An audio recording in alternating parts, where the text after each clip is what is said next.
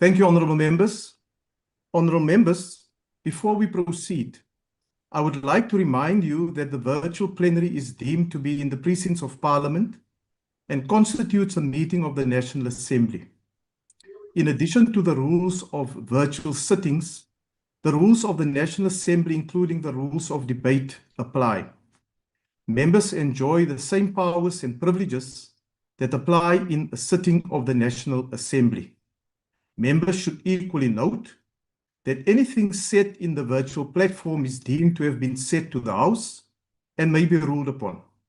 All members who have logged in shall be considered to be present and are requested to mute their microphones and only unmute when recognized to speak.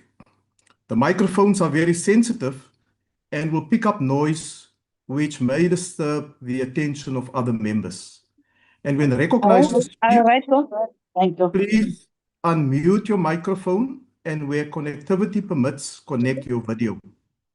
Members may make use of the icons on the bar at the bottom of their screens, which has an option that allows a member to put up her or his hand to raise a point of order. The Secretariat will assist in alerting the chairperson of the session to members requesting to speak. Lastly, when using the virtual system, members are urged to refrain or desist from unnecessary points of order or interjections.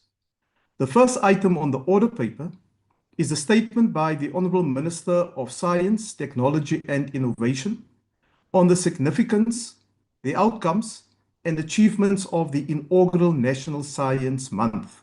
I now recognize the Honourable Minister.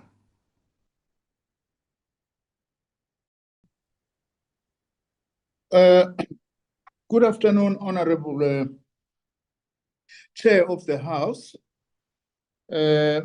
Honourable members and Cabinet colleagues. Thank you for this opportunity to inform this House of the outcomes of our inaugural edition of National Science Month and highlight some of the key advances in our country's public science system. On the 4th of July, 2026, we formally launched the inaugural edition we've been hosting annually since 2000. Honourable Chair, as the Minister responsible for Science, Technology and Innovation, I have often expressed my concern that much of the high-impact, transformative work done by our country's public science institutions remains little known across various sectors of society. This has crystallized a vital realization that the public communication of science has become just as critical as the pursuit of science itself. I now wish to focus on some of the key activities we implemented as part of the inaugural edition of the National Science Month.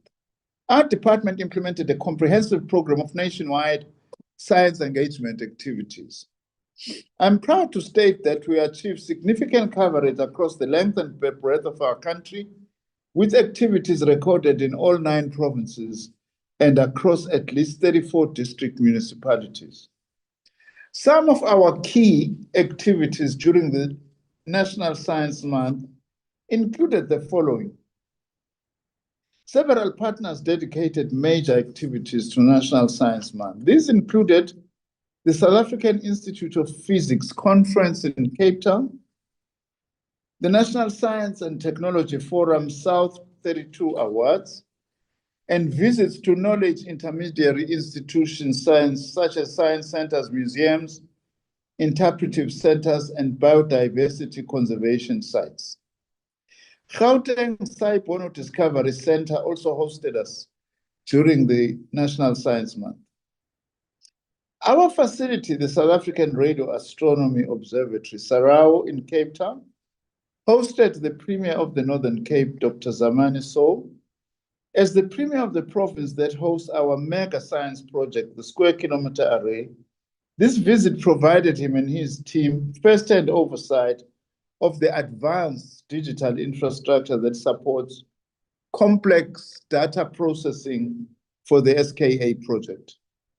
In the South African Karoo region, is nearing completion as of August 2026, with early engineering commissioning underway.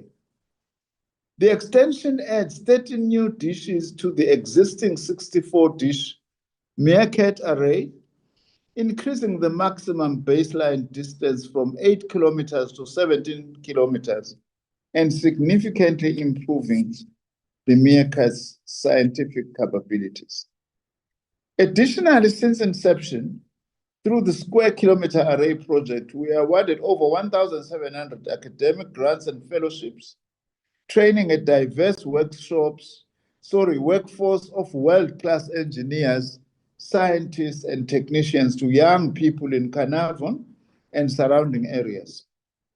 To close out the National Science Month, we launched a groundbreaking 2-kilowatt local laboratory scale proton exchange membrane electrolyzer facility at the Sasol plant in Sasolburg, developed entirely using publicly funded South African intellectual property. This lab-scale electrolyzer will serve as a critical research platform to evaluate clean energy technologies and renewable conditions and support our country's energy transition.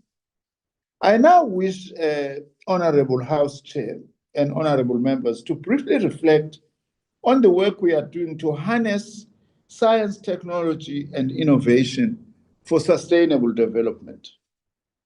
Firstly, to catalyze health innovation. Our department contributed over 500 million rands towards the establishment of the nuclear medicine research infrastructure, NUMERI, as we call it, located at the Steve Biko Academic Hospital. NUMERI is an advanced one-stop shop medical imaging facility dedicated to cancer and tuberculosis drug development and clinical trials. I'm proud to state that NUMERI's research productivity remains exceptional. It produced 43 peer-reviewed publications, 24 invited scientific lectures, and numerous conference presentations delivered nationally and internationally. NUMERI also supported 13 PhD students, 20 master's students, 6 IAEA fellows, and multiple interns and trainees from across Africa. NUMERI, I need to add, is the first facility of its kind. It's the first and only facility of its kind on the African continent.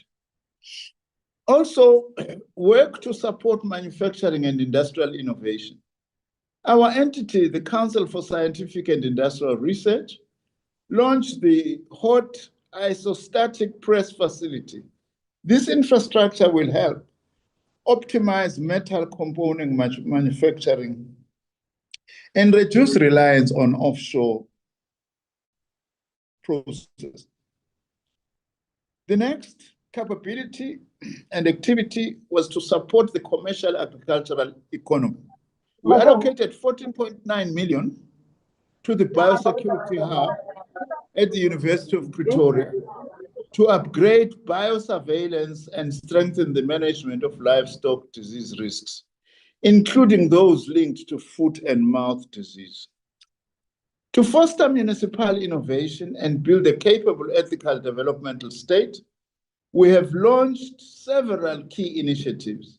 These include what we call the Viability and Validation of Innovations for Service Delivery Program at local government level, the Technology Acquisition and Deployment Fund, the Municipal Innovation Maturity Index, and the Municipal Innovation Fund. These programs assume extraordinary importance in view of the forthcoming local government elections and directly support the 6 action areas introduced during the launch of the ANC Local Government Manifesto by President Ramaphosa. These 6 action areas were delivering reliable quality and affordable basic services, driving local economic development and job creation, creating safe, healthy, and resilient communities, ensuring sustainable municipal finances, building a capable developmental local government with zero tolerance for corruption and promoting community participation and clear communication. To sustain and increase the scope of the strategic projects I've mentioned, our department is currently on a drive to strengthen strategic partnerships both within and outside government. Through the Interministerial Committee and the Presidential Science, Technology and Innovation Plenary, we are advancing the consolidation and streamlining of ST&I initiatives in government. In this regard, we will continue to deepen cooperation with all science and technology-intensive government departments. We are also strengthening our partnership with industry and our academic institutions.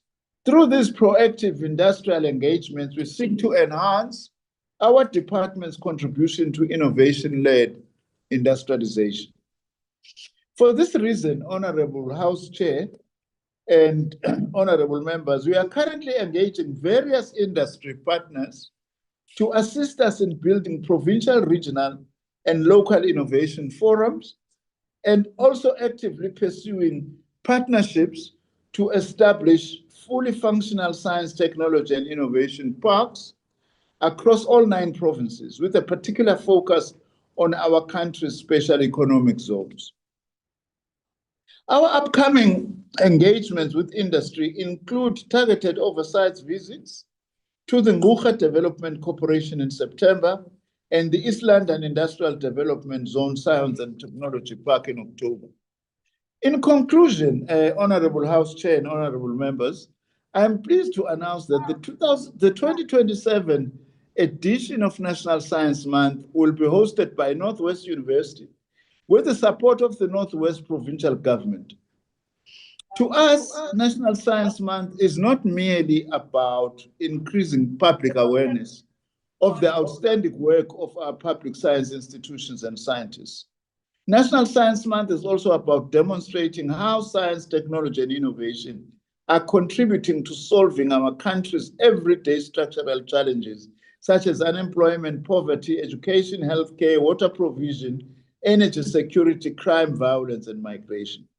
Honorable Chair and honorable members, our department's work is aimed at putting in place the essential building blocks for transforming South Africa into an innovation-driven country where science directly helps to ensure that all our people enjoy a life of dignity. I thank you very much. Thank you, Honorable Minister. The next speaker is the Honorable Mjadu.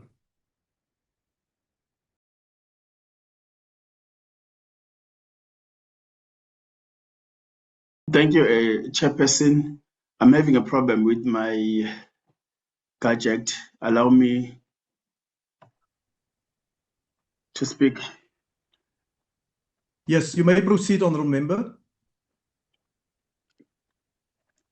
Honorable Chairperson, Honorable Minister, and Honorable Members, we as the Umkhonto weSizwe Party reject this ministerial statement.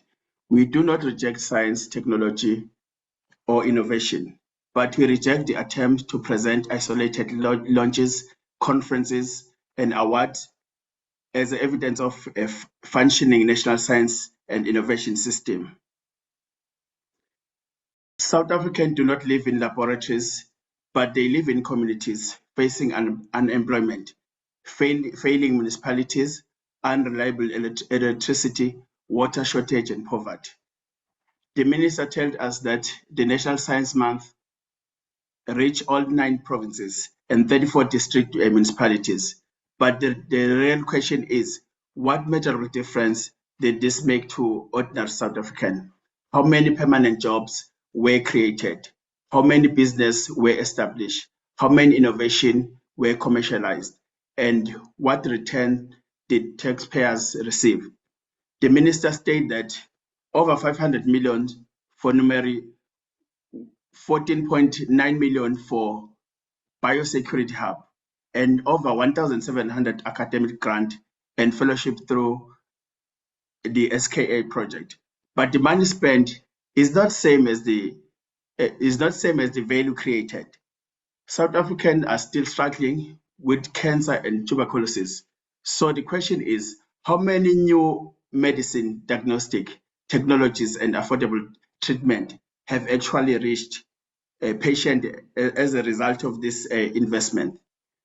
The same question applies to Meerkat. The minister indicated that the 13-dish extension is nearing completion, increasing the baseline from 8 to 17 kilometers. However, South Africans want to know what is the economic benefit of such? How many of these engineers, scientists, and technicians trained through this SKA project remain in South Africa? How many patents, companies, and sustainable jobs were emerged? Additional, the minister indicated that the Municipality Innovation Fund, the Technology Acquisition and Deployment Fund, and the Municipality Innovation Maturity Index for Service Delivery Program assume extraordinary importance because of the forthcoming local government elections and directly support the 6 action areas of the ANC local government manifesto. The MK party reject this. The resources of the state belong to people of South Africa, not to ANC. Public funds are allocated to municipality innovations cannot be presented as an instrument to support struggling ANC election manifesto. We understand that ANC desperate attempts to save itself from death, but it must never come from this usage of state resources. The minister speak of building innovation forums and science park across all 9 provinces with upcoming visit to Kucha and East London ITZ. As MK party, we want to know where is the actual implementation plan? Where is the measurable target or deadline? And who is accountable if these promises are not being delivered?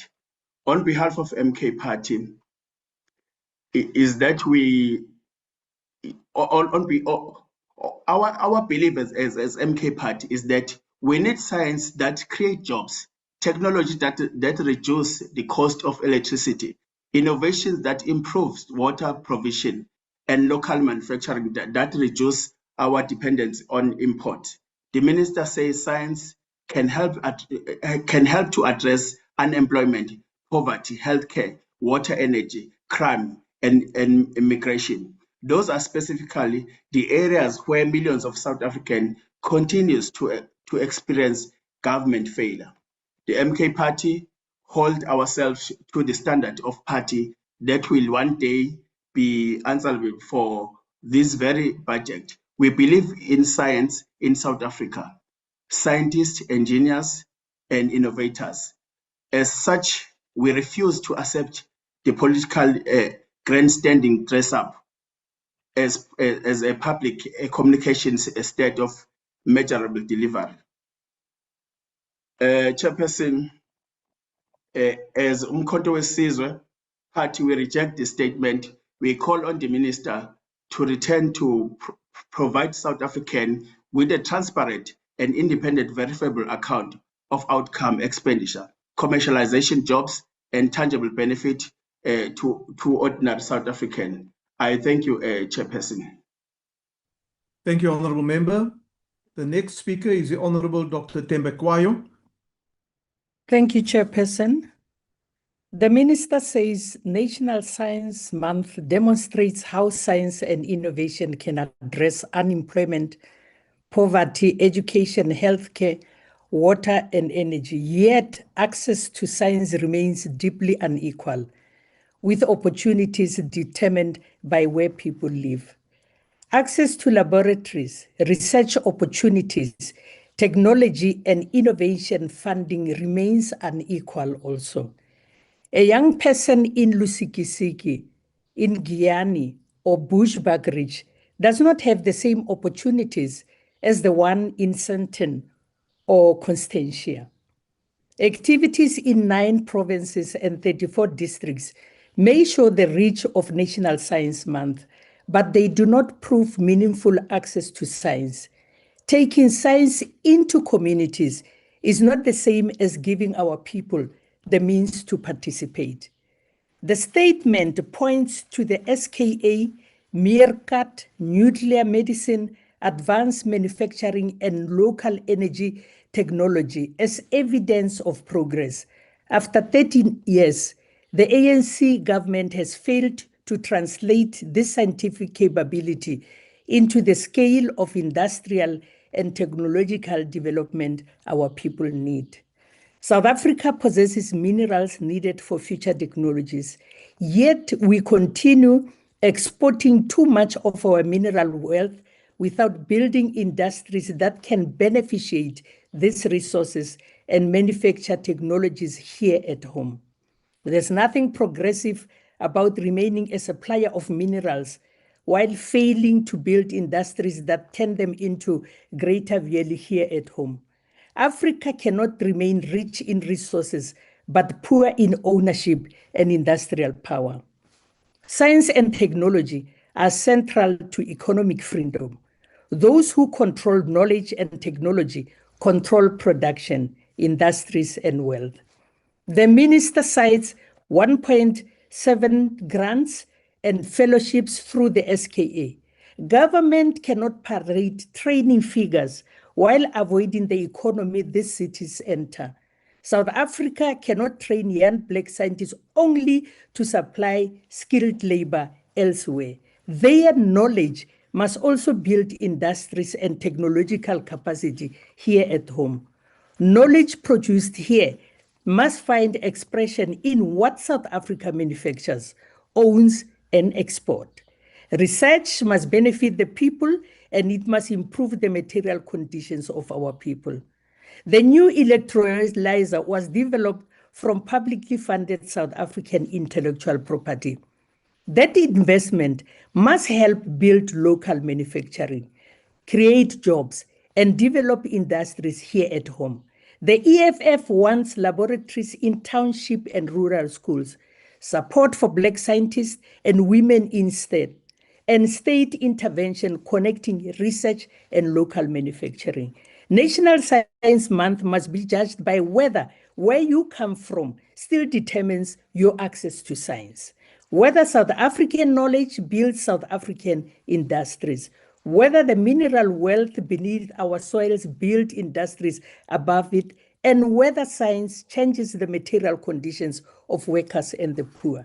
The EFF rejects a future where South Africa supplies minerals and African labor while multinational corporations dominate technologies and industries generating wealth. We want a South Africa that develops knowledge, owns technology, builds industries, and has the scientific capacity to determine its future. Therefore, the EFF rejects this statement. Thank you, Chair. Thank you, Honourable Member. The next speaker is the Honourable Zondo.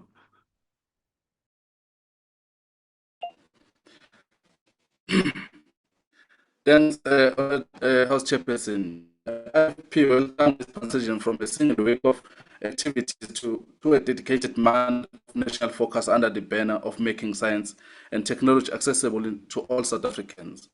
This proactive step towards showing that specific remain an idea on paper than limited to academic space. They must serve as the drivers of human dignity, economic empowerment, and a sustainable community development. We commend the department and its entities for expanding outreach and igniting curiosity amongst our youth during this month. Yet this celebration must be grounded in the realities of our people. A genuine culture of science cannot be built on exhibition and dialogues alone, while system inequality continues to lock rural and township youth out of the foundational disciplines.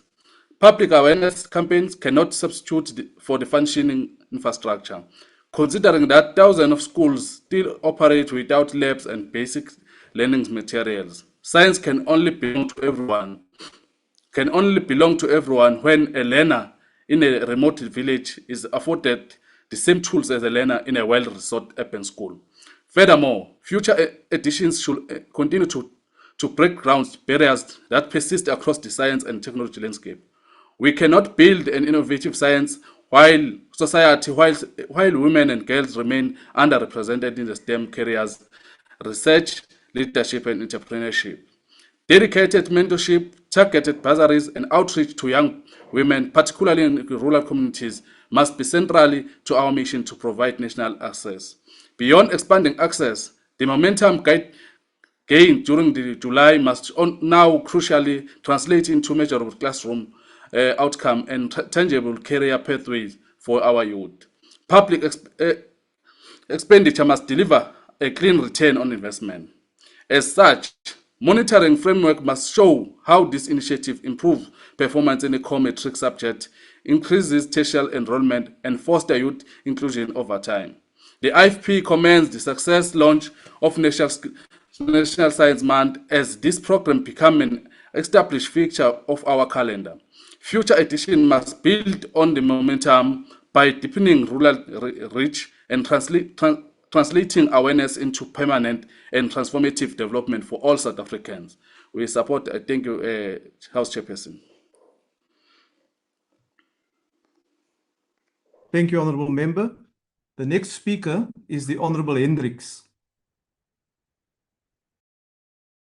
Thanks, Honourable Speaker, Honourable Members, Patriotic South Africans. The Patriotic Alliance rise in full support of the Minister, Mr. Nzimande, statement on the inaugural National Science Month. We support this bold step, expanding Science Week into a long-month national program, sends a clear message for everyone. It is for the township learner, the rural farmer, the young engineer, and the community seeking clean water and reliable energy. We commend the project, the Meerkat extension, the PEM electrolyzers facility, numerics, groundbreaking medical research,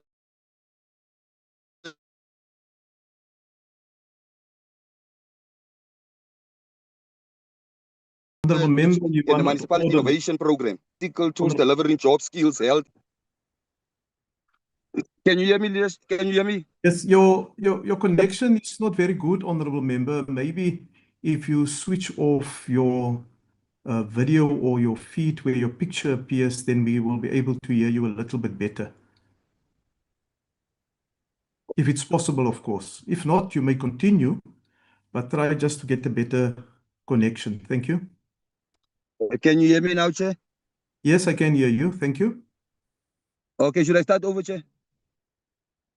No, you just continue where you left off, Honourable Oh, Member. the PA believes South Africa must invest in what works. We are not building a country on rhetoric. We build on science, technology, and innovation. The challenges are real.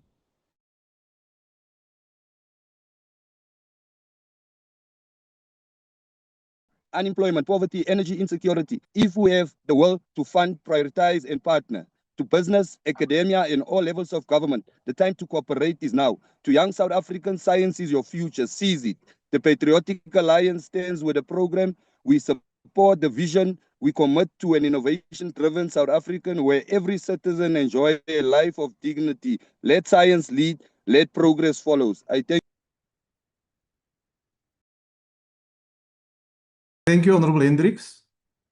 The next speaker is the Honourable Dr. Boshoff. Thank you, Honourable House Chair. The Freedom Front welcomes the statement of the Minister of Science, Technology and Innovation. Hierdie verklaring oor wetenskapsmaand dui op 'n strewe van die staat se kant af om wetenskapbeoefening na die mense te bring, om dit populêr te maak. Eerstens erkenning waar dit nodig is. Die departement en sy instellings doen uitstekende werk met 'n fiskale toekenning wat veel groter behoort te wees. Die klem tydens hierdie wetenskapsmaand is juis daarop. Wetenskap, dat mense dikwels net aan natuurwetenskappe dink en die uitvloeisel daarvan tegnologie. Dit skuif die mens en wetenskappe wat menslikheid ondersoek op die agtergrond. Net so groot as die vraag hoe en hoekom werk natuurverskynsels. Net so groot as die vraag hoekom wil ons weet en wat wil ons daarmee maak. Geesteswetenskappe is dus ten minste net so belangrik as natuurwetenskappe, hoewel die minister dit nou nie vandag genoem het nie. Dit bring ons by die vraag na die taal van wetenskapsbeoefening. As ons na die minister se verklaring kyk, is dit Engels, finish en klaar. Dis die taal van die wetenskap. Dit is nie net onwaar nie, daar word wêreldoor in talle tale wetenskap beoefen, maar die benadering is ook skadelik. onwaar omdat dit bloot nie so is nie, skadelik omdat dit toegang beperk. Nuuskierigheid word in die moedertaal geprikkel en basiese begrippe word in moedertaal begryp. Waar is die aksies wat wetenskap in isiZulu of Setswana bring, of watter taal ook al in Suid-Afrika, wat dit daaraan bekendstel? Waar is die handboeke wat die woordeskat ontwikkel? In die verlede was daar baie maniere om wetenskaplike kennis te populariseer. Die Afrikaanse skrywer C.J. Langehoven het skreeusnaakse stories vertel en dan wetenskaplike inligting daarin geweef. 'n Volk wat nie lees nie, is nog nie werklik vry nie, was sy slagspreuk. Hy het nie soveel omgegee of hy die beste boek is nie. Hy het omgegee of hy die regte boodskap oordra, of hy kennis uitbrei, of hy mense wat eintlik nie wetenskap sou lees nie, wetenskaplike inligting laat kry. Met lees het hy bedoel, lees vir inligting en in jou eie taal. Dit was dekolonisasie in aksie. 'n Vorige regering wou Afrika tale vir onderwys en wetenskap ontwikkel. Die ANC het dit verwerp en Engels as 'n samebindende krag verkies. Die gebruik van moedertaal is neerhalend as tribalism beskryf, as 'n tegniek van verdeel en heers. Dit is 'n geleentheid wat verbygegaan het, maar dit kan altyd weer aangegryp word. Ek dank u.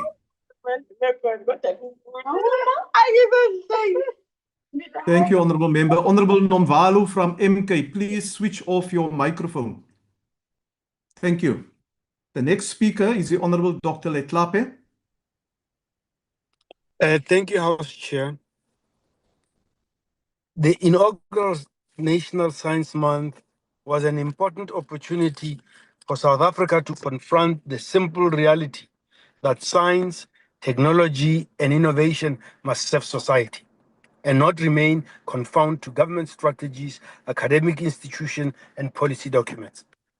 As Action SA, we recognize the potential of science and innovation to create jobs, strengthen our economy, improve public services, and equip our young people to compete in a rapidly changing world. But it would also play a critical role in ensuring that our education promotes critical thinking. It would therefore be important that during that month we do an assessment of access to facilities to be exposed to science in our basic education system. It should not just be about what happens at the top.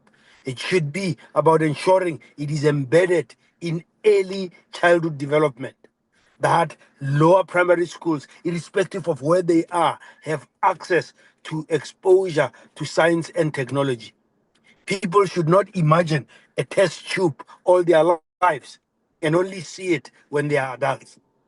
So we implore the minister to ensure that they cooperate with other ministries, in particular the Ministry of Basic Education, so that the exposure to science should be to all communities, to be to all our children, so that we encourage critical thinking and evidence-based inquiry. We applaud the minister for what has been started, but it can't just be just a fair for the elite schools. We need to ensure that no one is left behind. Minister, we support you, but Minister, we implore you to ensure that science exposure is to all citizens in all geographic areas of our society. I thank you, Chair. Thank you, Honorable Member. The next speaker is the Honorable Thring. Thank you, Honorable House Chairperson. The ACDP views the Minister's vision of a science-centered public-private partnership as attractive in principle, but we must judge the statement and government not by the elegance of policy language, but by its record of implementation. The Minister correctly acknowledges that South Africa cannot rely on public funding alone and that too many promising discoveries remain trapped between the laboratory and commercial application. But this is precisely where government's argument becomes vulnerable. The problem is not a shortage of strategies, frameworks, and partnerships. It is the persistent failure to translate them into measurable economic outcomes. For years, South Africans have been presented with ambitious plans for innovation, industrialization, digital transformation, and commercialization. Yet, unemployment remains devastatingly high, manufacturing capacity remains under pressure, and many small businesses and innovators struggle to access finance markets and state support. The Minister speaks of shared infrastructure, blended financing, and agile intellectual property arrangements, but missing are the hard targets for jobs created, technologies commercialized, patents translated into enterprises, and South African innovations actually manufactured at scale. The ACDP believes that public-private partnerships must be mutually beneficial. In this regard, government departments must guarantee transparency, competitive procurement, measurable public returns, and parliamentary oversight. The Minister rightfully highlights energy security, agriculture, mining, manufacturing, and the digital economy as strategic priorities. The ACDP gives that these priorities require more than conferences and policy dialogues. They require decisive implementation, institutional accountability, and an environment in which entrepreneurs can actually build businesses. Most importantly, innovation must not become the preserve of elite institutions, corporations, or technology hubs. And in acknowledging the need to include townships and rural innovators, women, youth, and SMMEs, the ACDP expects government to demonstrate how these commitments will be funded, measured, and enforced. As kingdom builders, the ACDP positions that South Africa does not need another grand innovation narrative, but it needs service delivery. Science must move from laboratories into factories, from patents into products, and from policy documents into jobs and livelihoods. Thank you, Honourable Chair. Thank you, Honourable Member. Is there a speaker from the UDM? If not, then I call upon the Honourable Ghana from Rise Mzansi. Nakensa Mthamashitulu, honourable members, we know that the science of today is the technology of tomorrow. We must seek to understand the world we live in today, and we must invest in technology we need to build the South Africa of the future. To that end, Minister, we welcome the extension of the traditional Science Week to a month where science and innovation is supported and celebrated. My own love for science and technology was sparked by the opportunity to participate in Science Week as a youngster. We need more for our children to see a future in science, to see how they can contribute to technological advancement in our country. This requires a clear prioritization of school-level awareness campaigns, but also targeted investment in educational infrastructure at rural and township schools. We commend the work of provincial education departments in this regard, but it is clear that more should be done to harness the potential of all our children in South Africa. It is also encouraging, Minister, to hear of the accolades that South African scientists and researchers are receiving across the world. We have a wealth of knowledge and talent in our country. However, Minister, we continue to bleed academic staff. We are losing our brightest minds because of uncertain tenures, a lack of funding, and the state of governance in our tertiary education. This undermines both children's future in STEM fields and our country's very own development. Our investment in science of today determines our technology of the future. This must be a priority to us all. Let us ensure that this Science Month celebrates our scientists, but also it leads to sustainable investment in building a South Africa of the future. May this Science Month continue long into the future. Thank you, Honourable Member. Is there a speaker from Bosa? Thank you, Honourable Chairperson. Let me highlight the fact that the Minister's statement today represents a significant achievement in the South African calendar, which we welcome, and we welcome the National Science Months. It is equally important that we celebrate science, for ultimately economies of the future will be dependent on how well we have young people who can compete, who can become scientists, engineers, researchers, and innovators. But Honorable Minister, I do wish to highlight that if this is going to mean anything, we have to ask the existential question is, where our future scientists come from? Cannot be just about exhibition speeches and celebrations. It's about really creating a pipeline where young people are able to participate and fully maximize the opportunities presented to them. I urge you, Honorable Minister, with your counterpart in the Minister of Basic Education, that only 873 public schools, in fact, the reality is that 873 public schools do not offer physical science as a matric subject. And where physical science is offered, too many learners are expected to imagine what a test tube is, or I asked without properly understanding the nature of science. Recent data indicates that 32% of schools only have laboratories, while 15,299 schools, of the 72.3% of those servers, do not even have science or a computer laboratory. So if we want to really make this a meaningful exercise, let us produce scientists of the future and stop that the majority of our citizens do not have an opportunity to study science. I want to also address the second myth, Honorable Minister. When you do a longitudinal study of learners, when they're in primary school, they do very well in maths and science. But when they get to school and maths and science is not offered, they struggle. And therefore, the third myth is that we have to address this question of why do we then ask young people to pass at 30%? We reject this idea that an assessment can be given at 30%. We accept that it's not the only thing that you need to do to achieve a national senior certificate, but it is one of the components, and it is far too low, and it is not helping our young people. We have to produce an education that will compete with anyone in the world, or these weeks will be for the elite, quintile 4 and 5 schools, and only for the benefit of some. So if we're going to produce future engineers, let us prioritize physical science and mathematics and make it available at every school. Let's accept that it's about our future. Let's properly train teachers who can teach the subjects. Let's have functioning laboratories and infrastructure at schools. And then National Science Week will therefore be meaningful. It'll be a place where all of us can say the talent in South Africa finds expression. It is able to develop, innovate, and show that science and technology is available for everybody. And in the future of AI, we could really make a difference. So, Minister, I congratulate you. I ask you now, let's build schools that produce scientists that we will need for tomorrow. Thank you very much. Thank you, Honourable Member. Is there a speaker from ATM? Al-Jama. Thank you, Honourable Speaker. I greet with the warmest of greetings of peace, love, unity and respect.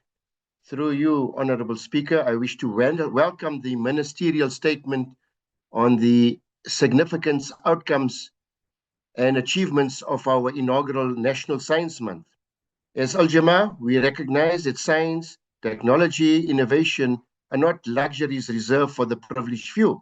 They are essential instruments for transforming our economy, improving service delivery, and creating opportunities for our young people.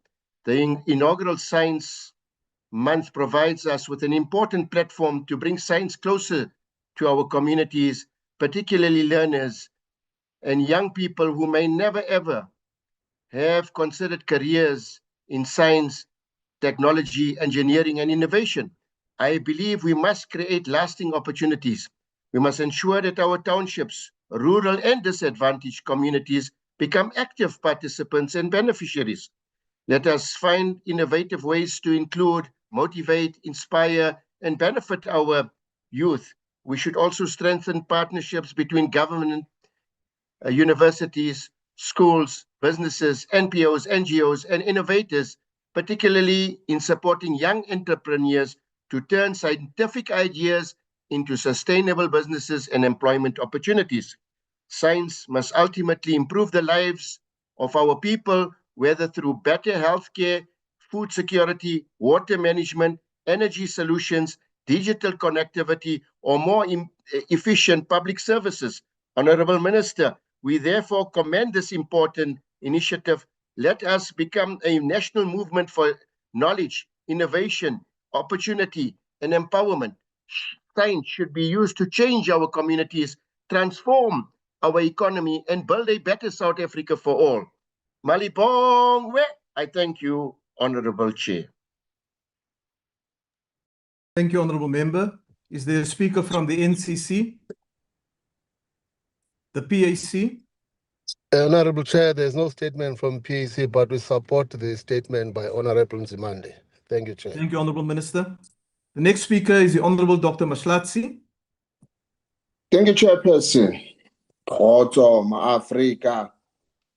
The UAT acknowledged the inaugural National Science Month and acknowledged the importance of moving beyond traditional National Science Week towards a month-long program designed to broaden public engagement with science, technology, and innovation. The theme science, technology, and innovation are for everyone. Is particularly important in a country where access to knowledge, technology, and science infrastructure remain deeply unequal. However, we must be careful not to measure the success of National Science Month merely by number of exhibitions, lectures, school visits, and people who attend activities. The real test must be whether the science and innovation change material condition of our people. Can it reach the children in Sekhukhune district, where the United African Transformation supported them with 3 water boreholes, despite being surrounded by grown mines? The department itself acknowledged that South Africa invests approximately 0.61% of GDP in research and development, substantially below the National Development Plan aspiration of 1.5%. This must concern us.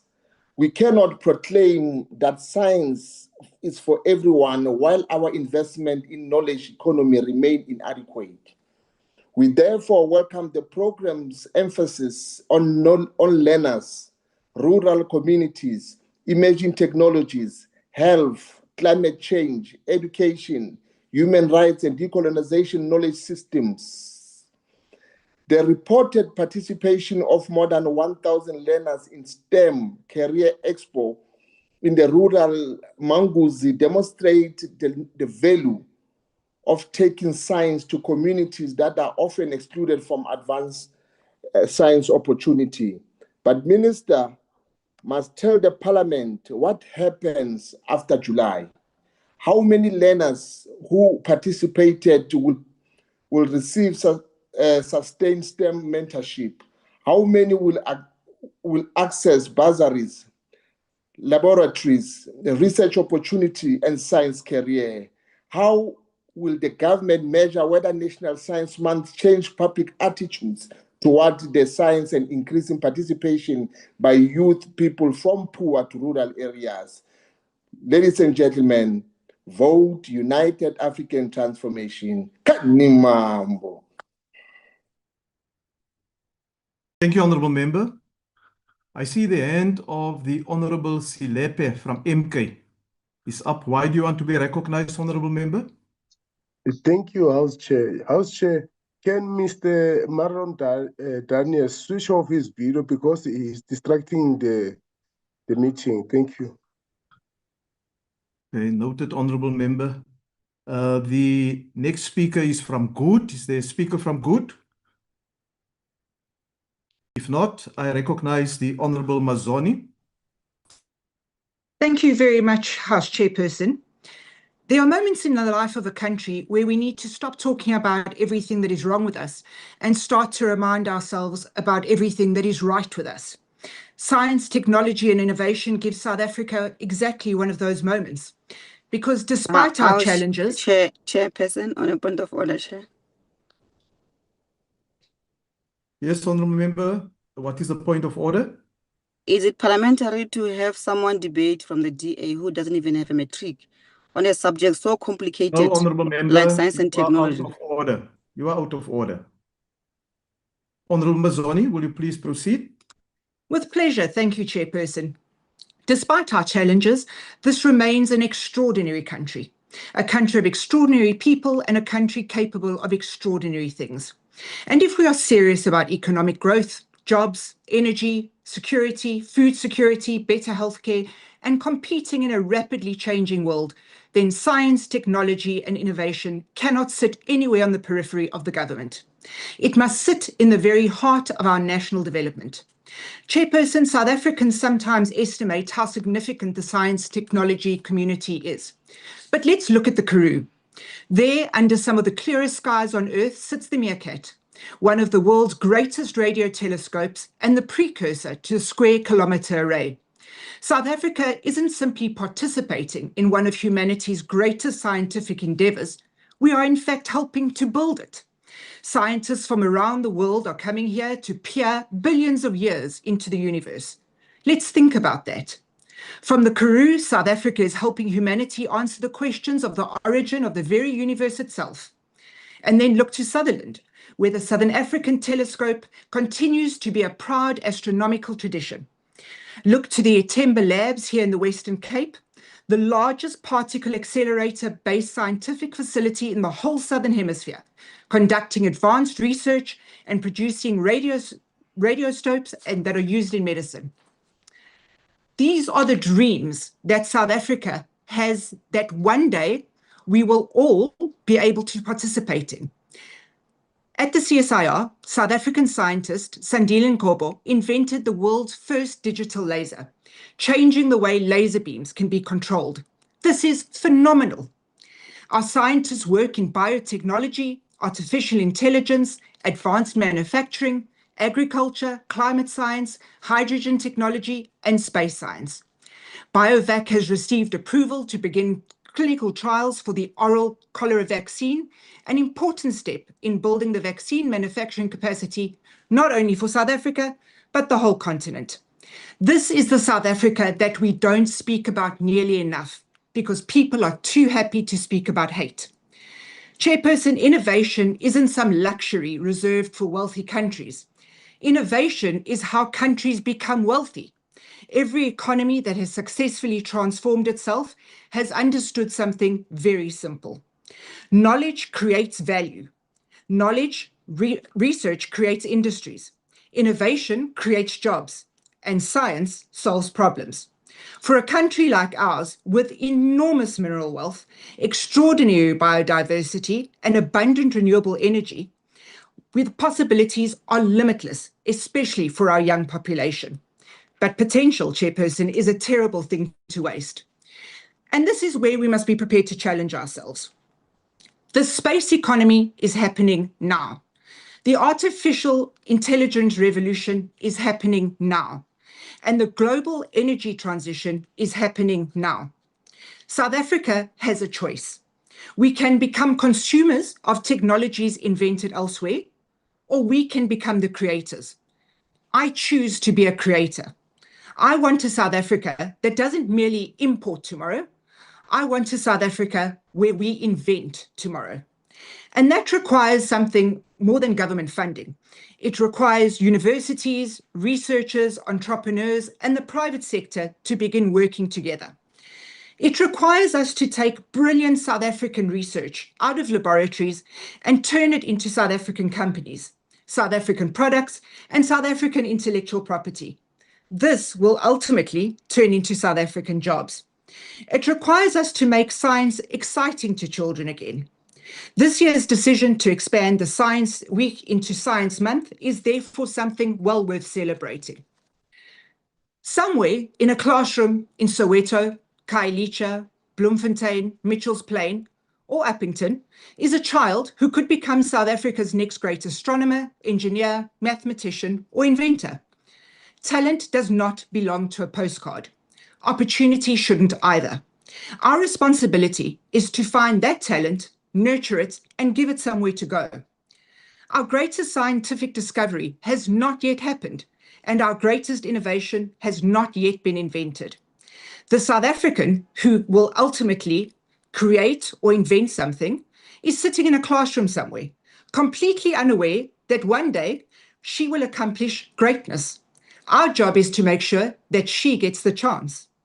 South Africa has the brains, we have the institution, we have the natural resources, we have the scientific heritage, and most importantly, we have the people.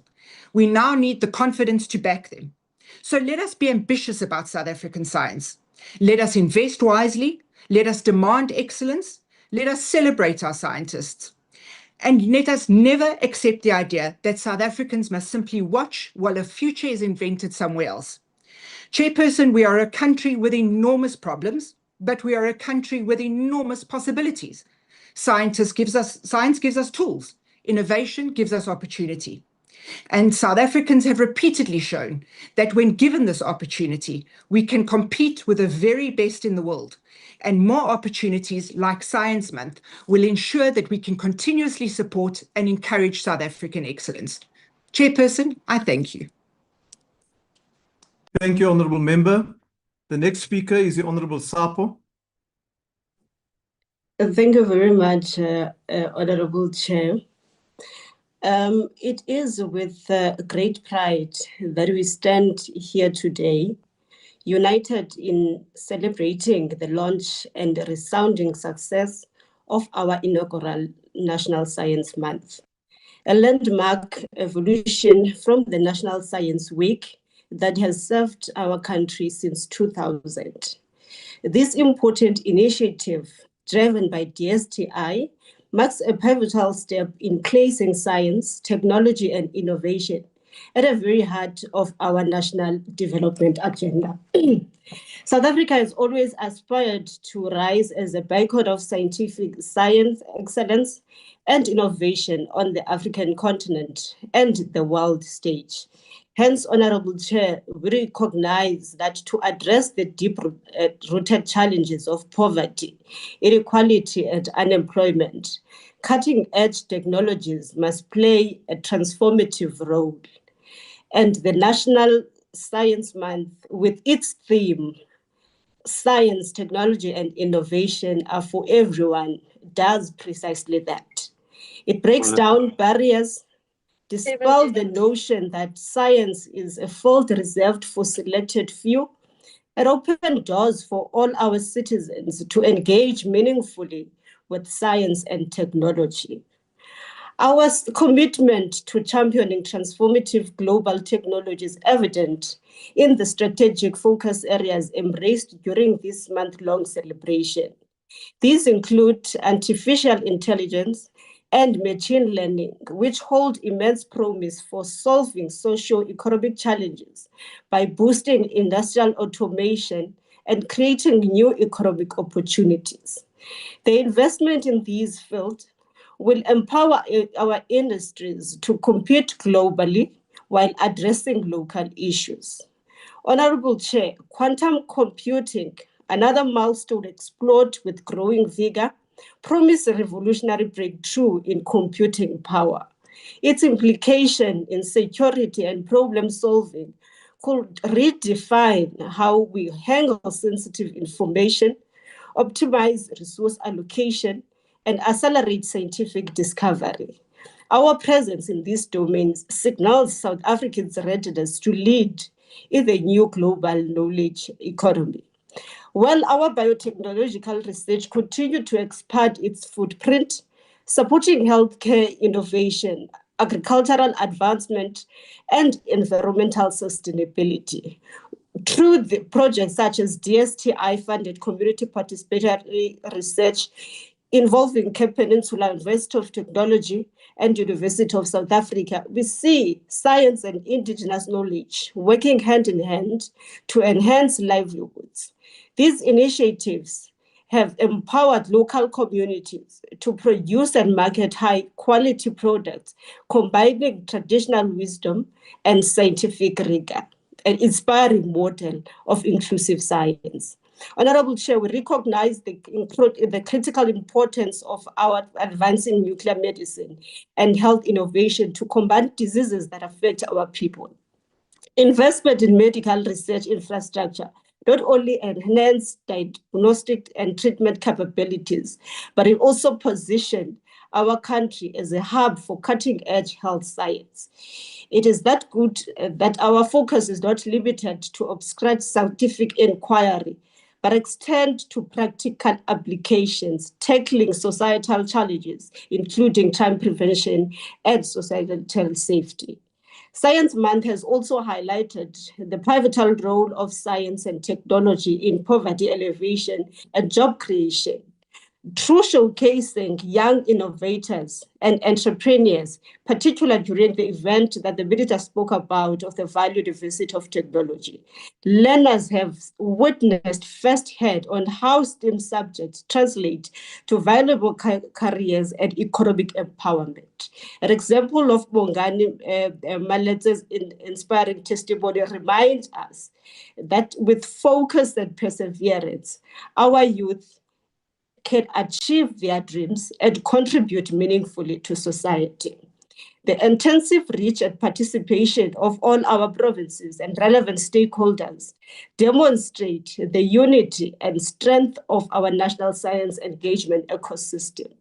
Activities that took place across the country and growing involvement of rural and underdeveloped community ensure that no community is left behind.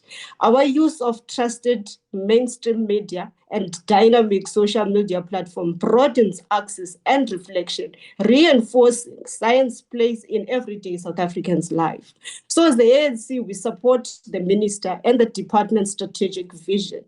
We recognize that elevating science, technology, and innovation to the center of government, education, industry, and society is fundamental to achieving our developmental goals. We believe that the Science Month is more than a public awareness campaign, but it is a vibrant platform for evidence-based solution addressing societal problems. Honorable Minister, we're looking forward to the second edition of the Science Month. We're of the view that early stakeholder engagement would lay the foundation for even more impactful event, building a lessons learned and successes achieved. Today, we celebrate a South Africa that is ready to harness the power of science and technology for the prosperity and well-being of all its people. Honorable Chair, as we prepare for local government elections, we urge all young people to exercise their constitutional right to vote and to vote for the liberation movement. It is only the ANC that believes that science, technology, and innovation are drivers of economic growth and local economic development. Thank you very much. Thank you, Honourable Member. I now call upon the Minister of Science, Technology and Innovation.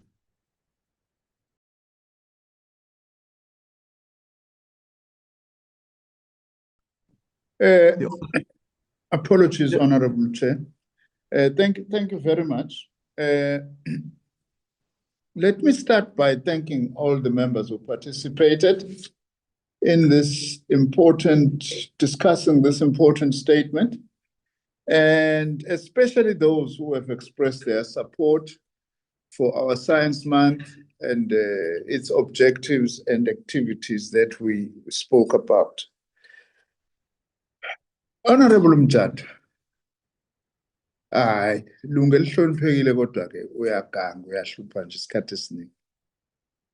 you know very well this was not a presentation on the state of science, technology, and innovation in our country. We're talking about the Science Month and highlighting some of the achievements and the things that we have done. Akekho umuntu ombuza umbuzo eParliament ukudlula wena. Zonke lezi zinto thasizenzi zihleli lapha empendulweni engakunika zona. All the answers are with you that I give you, and also attending the portfolio committee that I give updates on many things, including these things which you say we do not do. You know that is not true. We are just grandstanding, as the MKP normally does. So if you are engaging me honestly, I could also engage you seriously. So I won't engage you seriously because it's just grandstanding to try and say we don't do anything when we do a lot. Similarly, Dr. Thembekwayo, you also know that some of the things that we are saying, I think much as you are raising some points that I can agree with you. The importance of access to science, which is what we are partly addressing. But also you sit in the portfolio committee and get lots of answers on the things that we are actually talking about. I also do want to say, by the way, that we also do have a grassroots innovation program in our department, which is based on the assumption, which is a correct one, that much as science comes from highly educated, highly qualified scientists and researchers, but also innovation comes from the grassroots, from ordinary people who are able to, to come with very innovative things.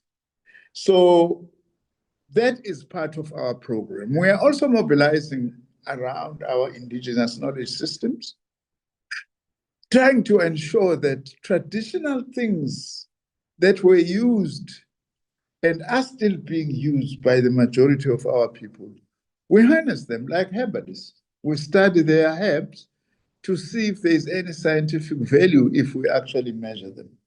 So there is lots that is happening, and I wasn't really talking about that, the entire state of science, technology, and innovation. We also promote local technologies.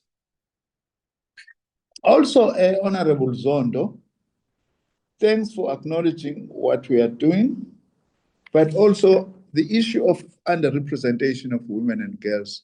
You know, it's a matter that we are dealing with through our programs, our scholarships, our bursaries that are biased towards women.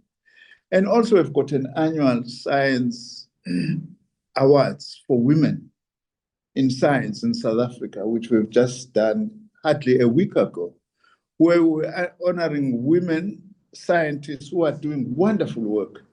Also to encourage young girls and women to be attracted to science. Honorable Boshoff, unfortunately, my Afrikaans is not that good coming from Pietermaritzburg, but I thought what you were saying is that you were protesting that we mustn't just make English the only language of science, Wetenskap, and that we do need to use African languages and other languages, and Afrikaans, I'm sure. We agree with you, but you know that we are trying to cover centuries and decades of colonialism and apartheid, which actually was suppressing our languages.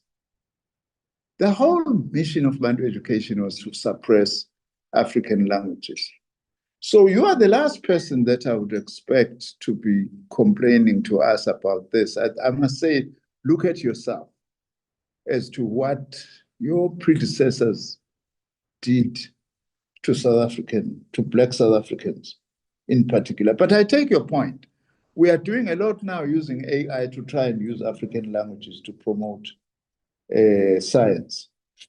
I also thank, as I have said, Letlapa, Wabugana, who have actually made some very important points. And also Honorable Maimane, for your point. I will debate with another platform about this passing of 30%. There is no such in metric. But I will debate you as to why do we have a differentiated education system that recognizes knowledge at different levels. I don't have time for that today. And we have, since 1994, significantly expanded access to mathematics, but we still have a lot to do in order to actually achieve that. I also thank Al-Jama, PAC, and UAT for your positive comments. In fact, Babu Mjad, the person who replied to you today is Honorable Matsoni, who actually then took all the issues that should have been debated and discussed. I think he gave a very good reply to yourself. DA. Honorable Member, Honorable Minister, your time is now expired. Thank you very much. Thank you very much, Honorable House Chair. Honorable members, that concludes party responses to the statement. The next item on the order paper is a motion in the name of the Honorable Mr. J.S. Malema. I now recognize the Honorable Malema.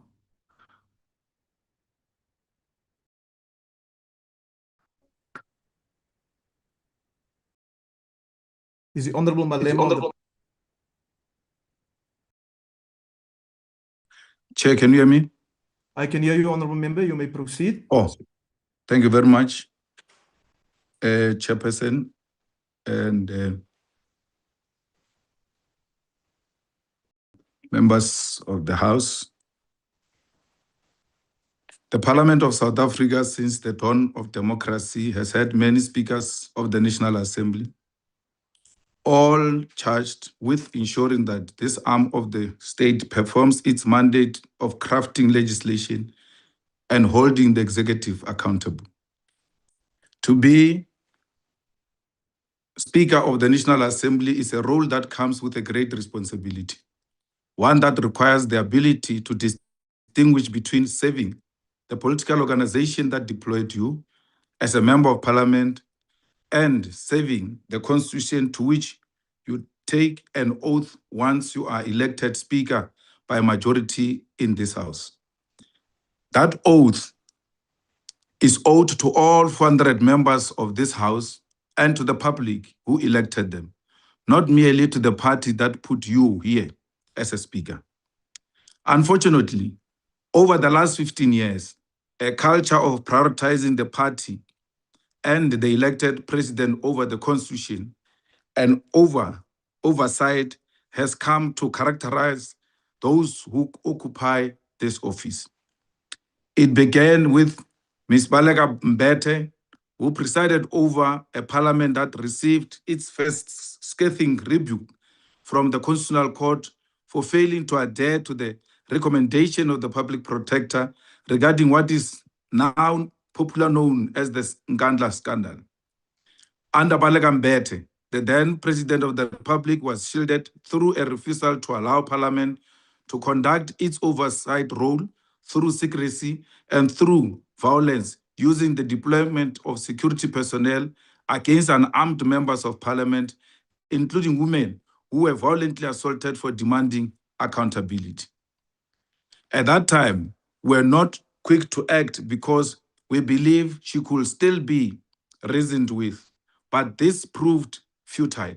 She has since, years later, come forward to confess that she regrets her actions and admits that she did not conduct herself in a manner consistent with her oath of office. That confession changed nothing. The damage had already been done, and it is this country that continues to carry the consequences. Ms. Nosiviwe Mapisa Ngakula followed in her footsteps and was a speaker who carried open disdain for members of parliament who raised the Phala saga in this house, calling us names and equally deploying security personnel to assault us, members who dare raise the matter. It was under Nosiviwe Mapisa Ngakula that this parliament conducted an unconstitutional and illegal vote to suppress the Section 89 independent panel report into Phala, which found that the president may have violated the constitution by bringing foreign currency into this country without following our laws. The report went further. It said that there was prima facie evidence that President Cyril Ramaphosa was subsequently have abused his office and state resources in trying to recover that foreign currency after it was stolen from him. Ms. Nosiviwe Mapisa Ngakula has since appeared on a podcast where she expressed regret for her conduct as a speaker, yet we remain stuck with the consequence of her actions. Chief amongst this is the current Secretary to Parliament, who was irregularly appointed under her watch and has since been awarded salary increases that amount to nothing less than the theft of public money.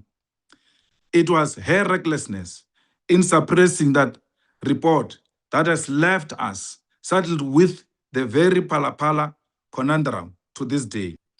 Had she simply allowed the matter to be referred to impeachment committee, as the constitution required, would have impeached Mr. Ramaphosa long ago and moved on as a nation. She too regretted her action, but that regret does not undo the harm this country has suffered. Ms. Thoko Didiza, the current speaker, now forms part of this generation of speakers who put president first and the constitution second. Not only has she dragged her feet, but she has actively failed to execute her responsibilities in defense of the oversight duties of Parliament. This 7th Parliament has, under her stewardship, been the most secretive since the dawn of democracy, with the Speaker controlling matters in a clandestine manner. She does not consult and she manipulates political parties in her efforts to protect the president. On occasions, despite her attempts to appear sophisticated about it, she has misled the public. And when we raised our concerns, she deployed Parliament's communication machinery in response, granting multiple interviews that offered multiple conflicting versions of the same story. When President Cyril Ramaphosa filed papers to take the Section 89 Independent Panel Report on review, following the Constitutional Court judgment that Parliament must establish an impeachment committee to test whether President violated his oath of office, the Speaker, as the head of Parliament, did not oppose that application. Similarly, when Mr. Ramaphosa filed an interdict application to stop the impeachment committee from doing its work pending the outcome of his opportunistic review application, the Speaker again decided not to oppose that application. These two instances are a grave abdication of duty because the Speaker, as head of the legislature, is ultimately the custodian of the Section 89 Independent Panel Report and ought to defend Parliament's process from being compromised and halted by the executive through the judiciary. She has failed to do this because she is partisan. All of these partisan decisions can be traced back to the fact that when Parliament voted on whether to establish an impeachment committee, the then Member of Parliament, Thoko Didiza, voted no and was part of those who voted illegally.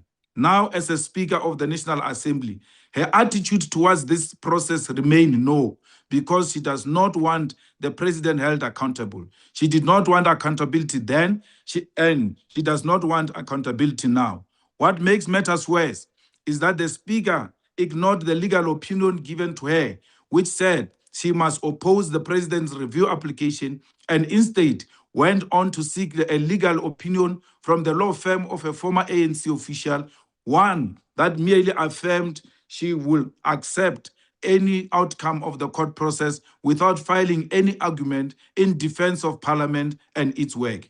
We must also say this plainly. We keep telling the former liberation movement that they are one of party majority rule in Parliament, in provincial legislature, in municipal councils is over, and that they remain in denial because they are refusing to accept this reality. It is precisely this denial that makes the Speaker's conduct look acceptable when it is not. If this seventh Parliament fails to confront this behavior, it risks becoming a permanent feature of Parliament that no longer commands majority and that cannot be accepted. It is for this reason, and in terms of Section 52, subsection 4 of the Constitution of the Republic of South Africa, that the EFF files this motion of no confidence because Ms. Didiza is not fit to preside over a legislature whose role and constitutional responsibility she is not willing to defend. We call on all political parties to appreciate this, that she has exhibited partisanship at a critical moment in our democracy, when we ought to be showing that no one is above the law, and this includes the president, no matter how powerful the political party that deployed him to that office. Ms. Thoko Didiza must go, and she must go now. I thank you, Chairperson. Since Floyd has left, the quality of debate has dropped.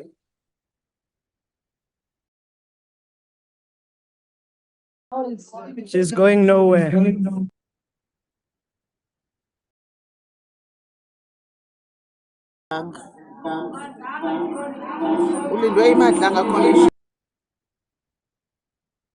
Order, honourable members. I now hand over the presiding to the Honourable Deputy Speaker. The Honourable Ntuli is the next speaker.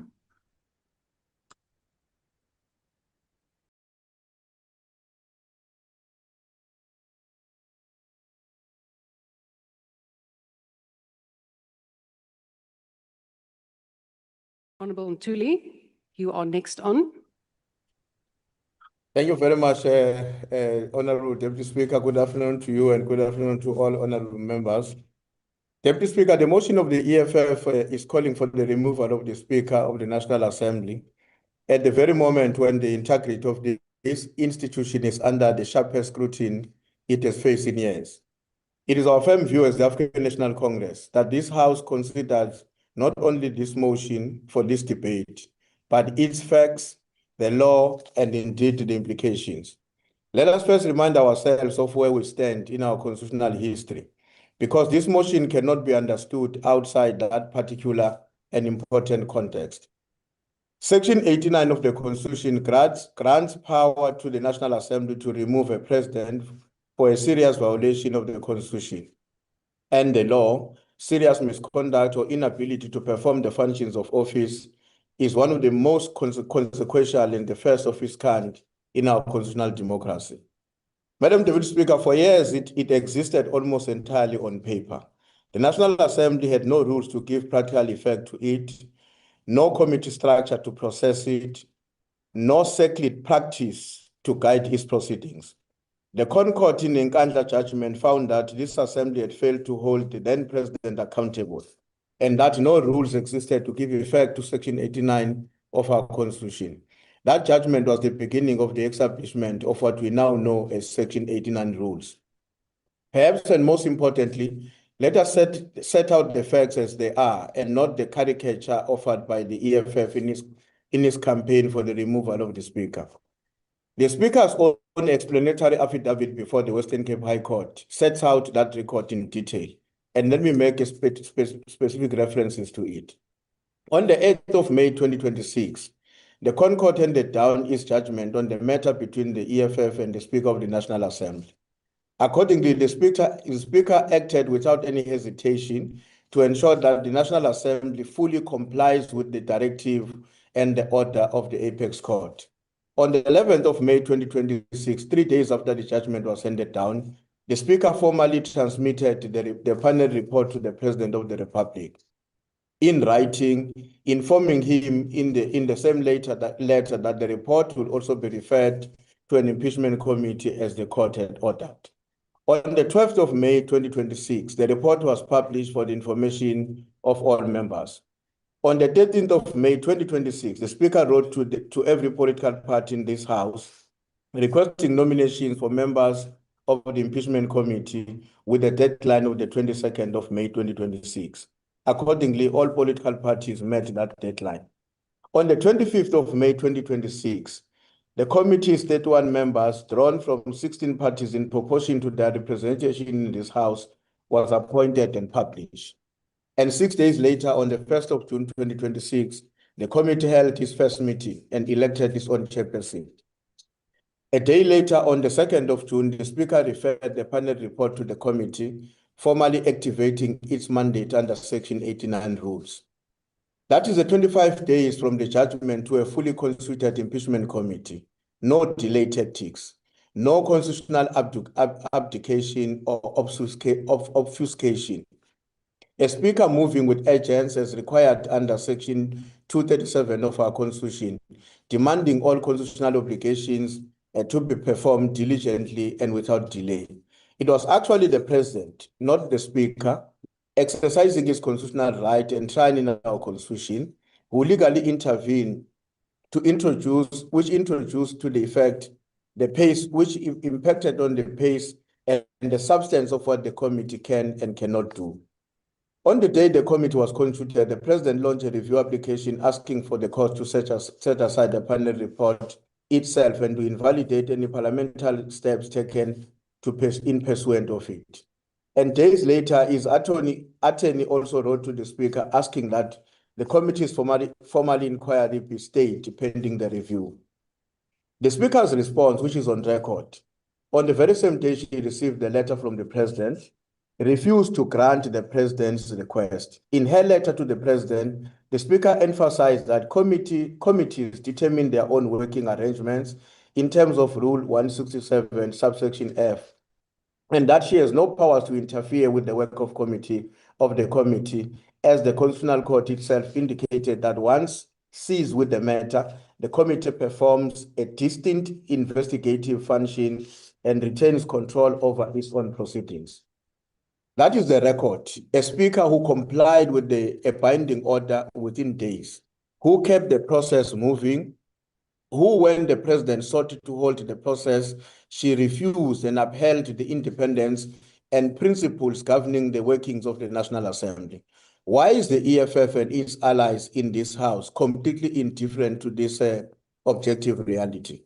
The record shows that the Speaker who tried to keep the Assembly within the four corners of his constitutional obligation. Number one, comply with the court order. Number two, constitute the committee. Number three, refer the report. And then, of course, and step back at the committee, step back and let the committee, not the Speaker, personally carry the constitutional obligations forward. This brings me to the heart of the legal complaint underlying this motion, that the Speaker's decision to file a notice to abide rather than to formally oppose the President's urgent application to halt the committee's work. The EFF in its motion indicates that the decision offends Rule 2026, which requires the Speaker to act fairly and impartially, and that she acted in a partisan manner in violation of her constitutional obligations. Madam Deputy Speaker, in reality, the opposite is actually the truth. Fairness and impartiality do not require the Speaker personally to become a litigant against the President in every matter before the Assembly. They require her to ensure that the correct constitutional actor, in this case, the impeachment committee itself, which is the body properly seized with the Section 89 inquiry, is able to make its case fully and without any interference. That is exactly what happened. The committee opposed the President's interdict application on its own papers and in its own name, as it was entitled and equipped to do so.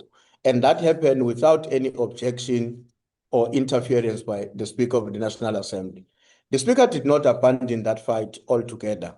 She supplemented it. She filed an explanatory affidavit to assist the adjudication of the matter before the court, and the steps she had already taken to comply with the Concord judgment and as well as her obligations.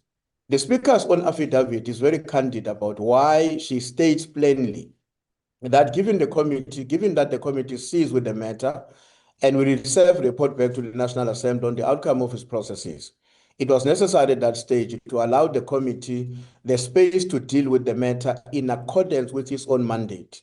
And she explicitly notes in the same breath that the committee had already elected to oppose the President's application. That cannot be construed, even by a stretch of imagination, as the Speaker's abdicating her responsibility and therefore acting in a partisan manner as alleged by the EFF. The Speaker did not contradict the committee's position. It is in the principle the same position aimed at supplementing and complementing the arguments of the committee, because the Speaker's constitutional role in this process is not identical to that of the committee, and it would have been improper for her to pretend otherwise. It must be noted that by law, to abide by the court's ultimate ruling is not to concede the merits. This motion asks us to remove a Speaker, not for defying the Constitutional Court, not for halting an impeachment inquiry, not for shielding a president from accountability, but for choosing a legally different, a procedurally sound way of assisting a court to understand the perspective, complementary roles of the two constitutional actors, both moving towards the same destination, which is the compliance with a binding judgment of our apex court. If we remove a Speaker, Madam Speaker, every time a losing party in a legal dispute dislikes how she understands her own constitutional and institutional role, we will have created a precedent far more dangerous than anything alleged in this motion. We would have told every future Speaker that their security of tenure depends not on lawful conduct, but on satisfying the loudest voices in the room on any given day, whether rational or irrational. This will plunge this institution, the National Assembly, into chaos and create a constitutional crisis. We cannot allow the EFF strange way of thinking to prevail. It is dangerous, it is unsustainable. This assembly has created the Section 9 committee with its own powers as defined in the rules 168 of the NA rules, which litigated in its own right, exactly stipulated by Section 23 of Powers and Privileges and Immunities of Parliament and Provincial Legislatures Act. Therefore, Madam Deputy Speaker, I ask this House to firmly reject the motion and the political gimmicks of the EFF. And the ANC stands on record before the National Assembly and the people of South Africa that we are firmly opposed to this motion, not only because it is against the Speaker, who happens to be a member and a leader of the African National Congress, but because the facts before us and before the people of South Africa confirm that to decide otherwise would be a dereliction of duty on our part as members of the National Assembly, and we will be acting on the basis of wrong information and wrong understanding of what precisely constitutes the task and the responsibility attended to the Speaker of the National Assembly. I do want to conclude, Madam Deputy Speaker, by saying the Speaker of the National Assembly, Honorable Thoko Didiza, enjoys the support of the African National Congress, and I am convinced, as the Chief Whip of the ANC, that she too also enjoys the support of all members who elected her in 2024. Thank you very much, Madam Speaker. The next speaker is the Honorable Mkhize.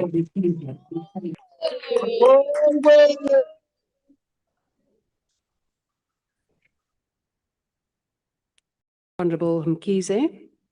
Honorable Chairperson, siyiqembu lomkhonto wesizwe sisukuma ngokungananazi futhi sifuna ukusho kuzwakale futhi kucace ukuthi siyaseseka isiphakamiso sokungathenjwa kukaSolomo wesishayamthetho sikazwelonke u-Honorable Thoko Didiza. Phecelezi, we rise in full support of the motion of no confidence in the Speaker of the National Assembly, Honorable Thoko Didiza, tabled in terms of Section 52, subsection 4 of the Constitution. Lokhu asikwenzi ngoba sizama ukususa uchuku noma ngoba siqhuba ipolitiki yamaqembu. Sikwenza ngoba sikhathazekile siwumkhonto wesizwe ukuthi ngabe lendlu yePhalamende isayisikhungo sikahulumeni esizimele ngempela na, njengoba kubekwe under uSection 42, subsection 3 somthethosisekelo, noma sesiphenduke nje isandiso seLuthuli House. The office of the Speaker is not ceremonial. The Speaker is the guardian of this House's institutional independence. Ngokuka Section 55, subsection 2 and Section 89 kwe-Constitution, eminye yemisebenzi yakhe njengoSpeaker ukuvikela igunya lePhalamende nokuqinisekisa ukuthi uhulumeni ophethe uyaphendula futhi nokuthi uyaziphendulela inini labantu. Akumeleke lokhu kuthanjiswe noma kuhlehliswe ngoba nakhu kungahambiselani noNomzana uLamaphosa kanye nomshado wakhe awakhe ne-DA noma ne-GNU yakhe. Yingakho-ke siwumkhonto wesizwe party sithi u-Honorable Thoko Didiza wehlulekile ukusimela njengosomlomo wesishayamthetho sikazwelonke. When the President of the Republic approached the Western Cape High Court to interdict a constitutionally mandated impeachment process flowing directly from a constitutional court order, he made Parliament the respondent. In that moment, there was no neutral ground. The Speaker had two options: to either defend his house or abandon it.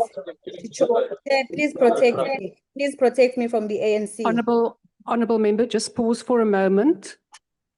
Minister Wait, Mantashe, I'm misbehaving. Honorable members, please mute your microphones.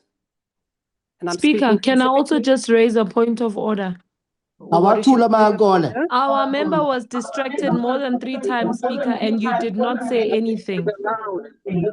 Honorable member, The that is my Speaker needs more discretion. I time. am now intervening. Honorable Reddy, you have not been recognized. Do not activate your microphone if you have not been recognized. I am requesting all members to mute their microphones. Minister Mantashe, please mute your microphone. Honorable Mkhize, please proceed. I see there is, right, that hand has been lowered. So Honorable Mkhize, please proceed. Thank you, House Chair. The Speaker had two options: to either defend this House or abandon it. She chose to abandon it as she filed a notice to abide. Abiding is not imperiality, it is abdication. Honorable members, an explanatory affidavit is not opposition. Assisting the court is not defending Parliament. When the executive seeks to freeze Parliament mid-function, a speaker who abides is not being restrained. She is capitulating. Secondly, she rejected her own institutional advice. This was not an error in a vacuum. The Speaker had before her sound, independent legal advice that she herself commissioned, which recommended unequivocally that Parliament must oppose the President's application. She set that advice aside. And in doing so, she instead leaned on counsel from an attorney whose own political history includes serving as former Treasurer General of the African National Congress, the very party of the sitting president who stood as an applicant. We make no aspersions on that individual's personal integrity, but for a speaker whose legitimacy depends entirely on the perception and reality of independence, the optics are constitutionally intolerable. She sought comfort from the ANC-aligned council rather than from the institutional advice that told her plainly, defend this House. The House defended itself despite having a speaker. What makes this indefensible is that this House's own Section 89 impeachment committee understood what the Speaker did not understand. By an overwhelming majority, that committee, chaired by Honorable Kekana, resolved to oppose the President's interdict application, guided by the same core principles the Speaker's own advisors had identified. A process mandated by the Constitutional Court cannot be suspended at the instance of the very person whose fitness to hold office is under investigation. The committee therefore acted to protect Parliament, but the Speaker did not.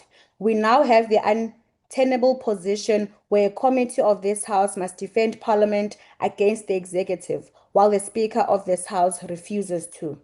This is a pattern, not an incident. Honorable Chairperson, we have seen this instinct before. In December 2022, the House voted to block any Phala inquiry altogether, a decision the Constitutional Court later declared unlawful and irrational.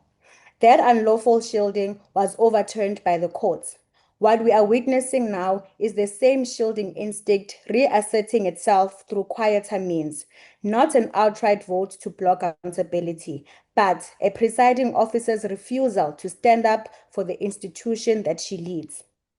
Selokhu kwaqala lolu daba lePhalaphala, siwumkhonto wesizwe phathi simi nje ephuzwini elilodwa lokuthi akekho umuntu ongaphezu komthetho kulabo abaphethe izikhundla zombuso, sisho naye uSpeaker kanye nomongameli wakhe uMnumzana uRamaphosa. No office bearer is above scrutiny under Section 89, and no speaker may use neutrality as a license to protect the executive from the consequences of its own conduct. Umuntu akavuni akutshalile. We have heard the defenses offered, that the Speaker complied with the Constitutional Court directive and that criticism is a false narrative. That filing an explanatory affidavit is sufficient, that the IFP and the ANC believe that the threshold for removal has not been met. We reject that defense in its entirety. Compliance with the order to establish the committee does not license abandonment of the committee when it comes under legal attack. Discretion exercised in favor for the executive at the direct expense of Parliament's institutional standing is not discretion, it is dereliction. And when the Speaker forfeits her ability to be seen as an independent, she forfeits the confidence of this House to preside over it.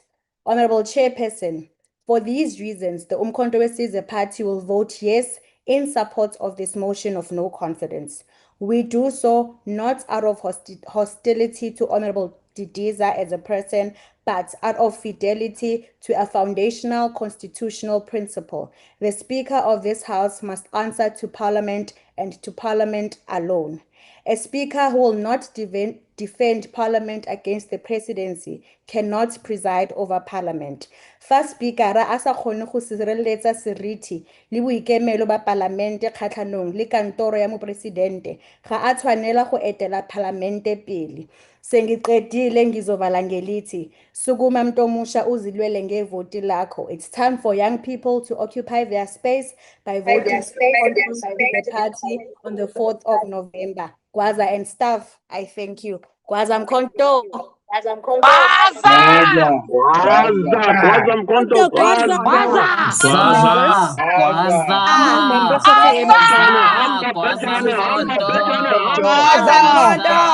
Members of the members of the MK. Please mute your microphones. We now proceed. The Honourable Breitenbach.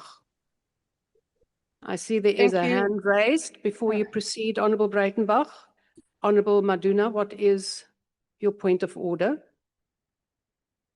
No, thank you, Speaker. I want to call a point of order. I think yes, I want to call a point of order. It's for the second time now, the honourable members from MKP making such noise, and you have not told them. Please, can you? Honourable members. Mr. Son is not going. Honourable members. Honourable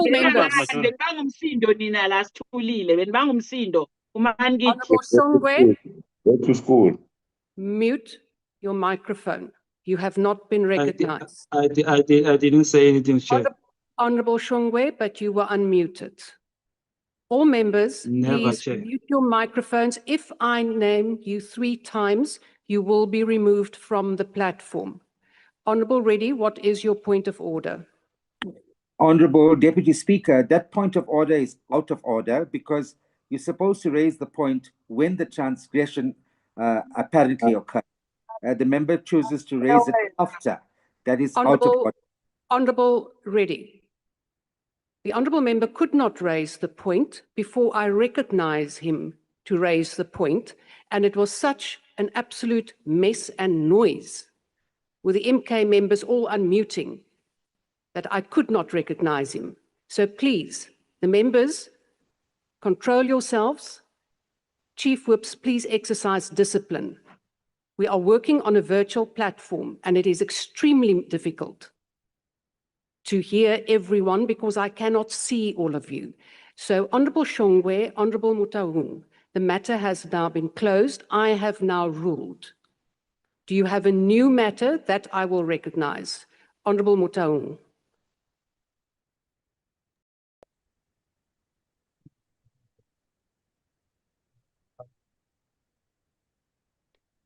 Honourable Mutaung, I cannot hear you, and there are no more hands. We will now proceed. Honourable Breitenbach, please proceed. Thank you, Honourable Deputy Speaker. Honourable members, we meet today to debate a motion of no confidence in the Speaker of the National Assembly, the Honourable Thoko Didiza. Let me begin by saying that this is an important motion, and it deserves to be treated with the seriousness that the office of the Speaker and this Parliament demands.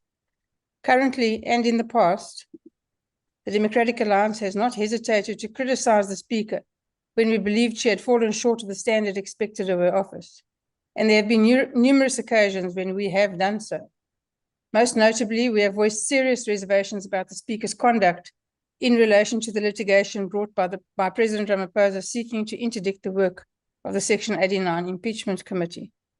The Speaker's decision to file a notice to abide rather than actively opposing the President's application raised legitimate questions about whether Parliament was sufficiently defending its own constitutional authority and independence. The Impeachment Committee itself had resolved to oppose that application. This was not a trivial matter. Parliament is not merely another litigant. It is one of the foundational institutions of our constitutional democracy. When Parliament's constitutional processes are challenged, the institution must be prepared to defend those processes robustly and without fear or favour. The Speaker's office therefore carries a particular responsibility to ensure that Parliament is never perceived to be subordinate to the executive and certainly not to the interests of any political party. Also, the Speaker must be the Speaker of the whole House. That means protecting the rights of the majority, but equally protecting the rights of minorities and opposition parties. It means allowing vigorous debate, even when that debate is uncomfortable. It means ensuring that the executive is properly held to account. And it means protecting the institutional independence and dignity of Parliament. There are, therefore, legitimate concerns about the manner in which the Speaker has executed her responsibilities. We have also disagreed with some of her decisions on the prioritization of matters for debate and on the manner in which Parliament responds to urgent matters of national importance. These concerns should not simply be dismissed.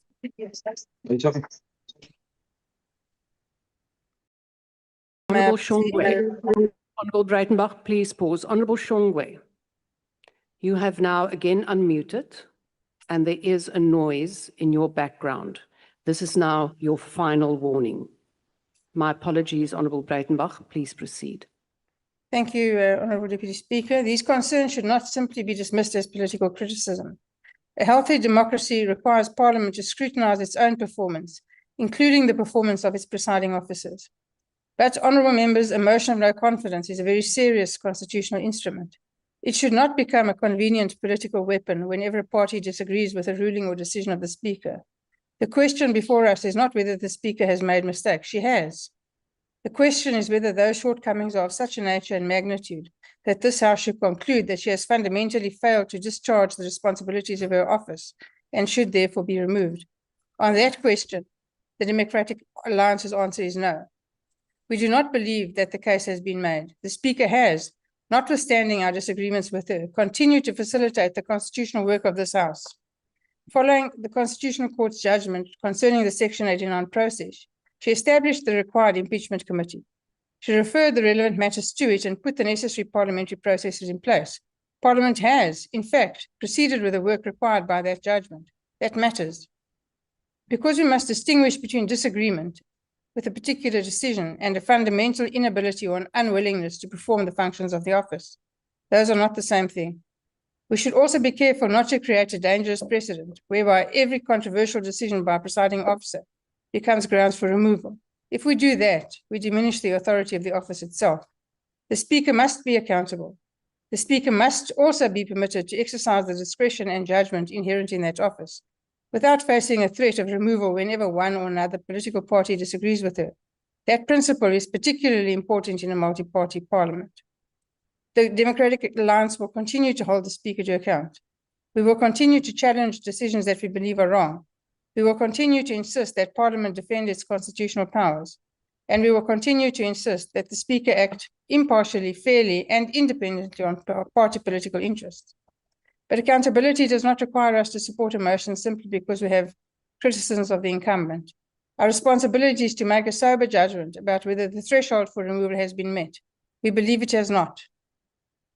Honourable members, South Africans have entrusted us with an institution that is central to their democracy. They expect us to disagree. They expect us to argue. They expect us to hold one another to account. But they also expect us to exercise judgment. The Democratic Alliance will therefore not support this motion of no confidence in the Speaker.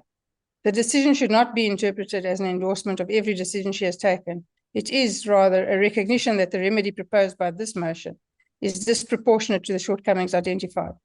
We will continue to scrutinize the Speaker. We will continue to defend the independence of this Parliament. And where we believe the Speaker gets it wrong, we will say so, firmly, clearly, and without fear. But today, in the interests of the institution we all serve, we will not support her removal. I thank you. And I invite the Honourable Hadebe.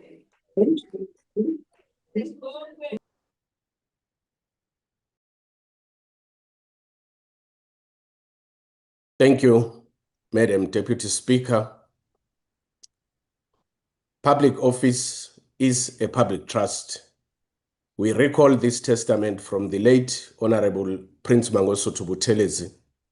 Public office is entrusted to us in service of the Constitution, our democracy, and ultimately South Africans. The IFP therefore welcomes scrutiny of the Speaker, but accountability must itself be grounded in evidence. The Speaker has duly implemented the Section 89 Constitutional Court judgment. She constituted the impeachment committee. referred the independent panel report to it, and put the institutional and administrative machinery in place for its work. When the President threatened the Speaker to halt this process in his review papers, the Speaker did not bow down to the President. The impeachment committee continued to operate independently and resolved to oppose the President's application. The Speaker has not abandoned Parliament's accountability process, nor has she prevented the committee from exercising its mandate independently and without favor. However, we appreciate there are concerns against the Speaker, which this House should not dismiss. The Speaker has obtained legal advice from the State Law Advisor, which concluded that she was under a duty to oppose the President's review application. She nevertheless chose to abide. The IFP does not contend that a legal opinion is binding, nor that seeking further advice is inherently improper. The Speaker is entitled to exercise independent judgment, but where she departs from expert advice obtained in relation to the constitutional obligations of her office, the standard of accountability must rise. More importantly, she must recognize that departing from clear legal advice on a matter of this magnitude creates legal and institutional vulnerability. A second supporting opinion justifying her decision to abide does not by itself remove that risk. Our Constitution requires this House to exercise oversight and ensure accountability. The National Assembly rules require the Speaker to protect the effective, transparent, and accountable functioning of the House and to act fairly and impartially. Those standards must apply to the Speaker herself, but they must also apply to this motion. The evidence does not establish that the Speaker abandoned the impeachment process, protected the President from parliamentary scrutiny, or failed to implement the Constitutional Court's judgment. In fact, it shows the opposite. We therefore distinguish between conduct that deserves scrutiny and conduct that warrants removal. The former has been demonstrated. The latter has not. The IFP will therefore not support this motion. To invoke the words of the Honorable Minister V.F. Hlabisa, I quote, "Leadership must set an ethical tone, leading by example in every action and decision," close quote. We will continue to ask this of the Speaker. I thank you, Honorable Deputy Speaker. The next speaker is the Honorable Daniels.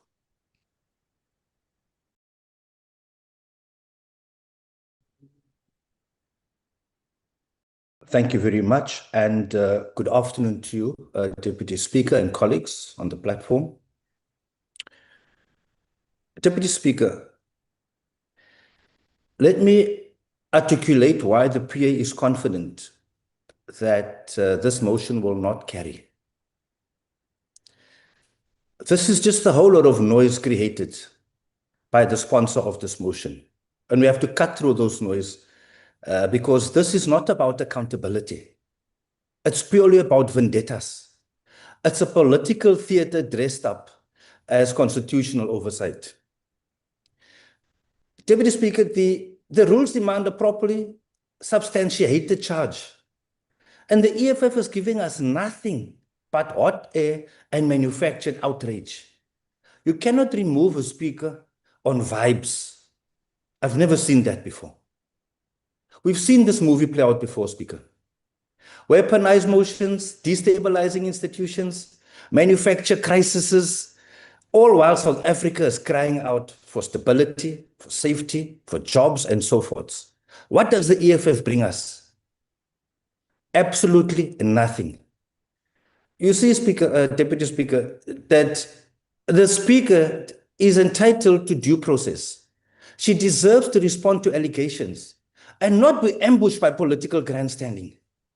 We cannot reduce this parliament to a circus, Deputy Speaker. We stand on governance based on facts and guided by principles, focus on stability.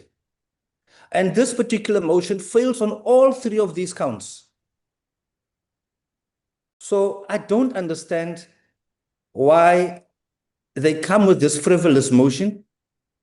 It's brought by somebody with a military title, Commander-in-Chief. But he himself can't even win a fight on PlayStation. What makes On a him point believe of order, Chair. that is Deputy going Speaker. to Deputy what Speaker. make him believe Honourable that is Daniels, going to Deputy win Speaker, on a point PlayStation of to have order. the speaker removed? Honourable Daniels, please Yes, pause. There's a Deputy point of Speaker. order. Honourable Motwe. You see, Deputy Speaker, I warned about this earlier. Having non-matriculants debating a very complex matter of science and technology.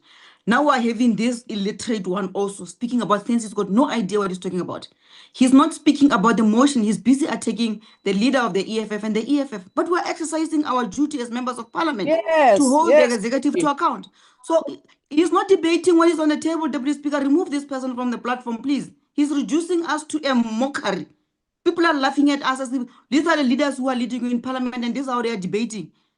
And he's consistent with his behavior, Deputy Speaker. We can't always honestly continue tolerating this behavior of PA.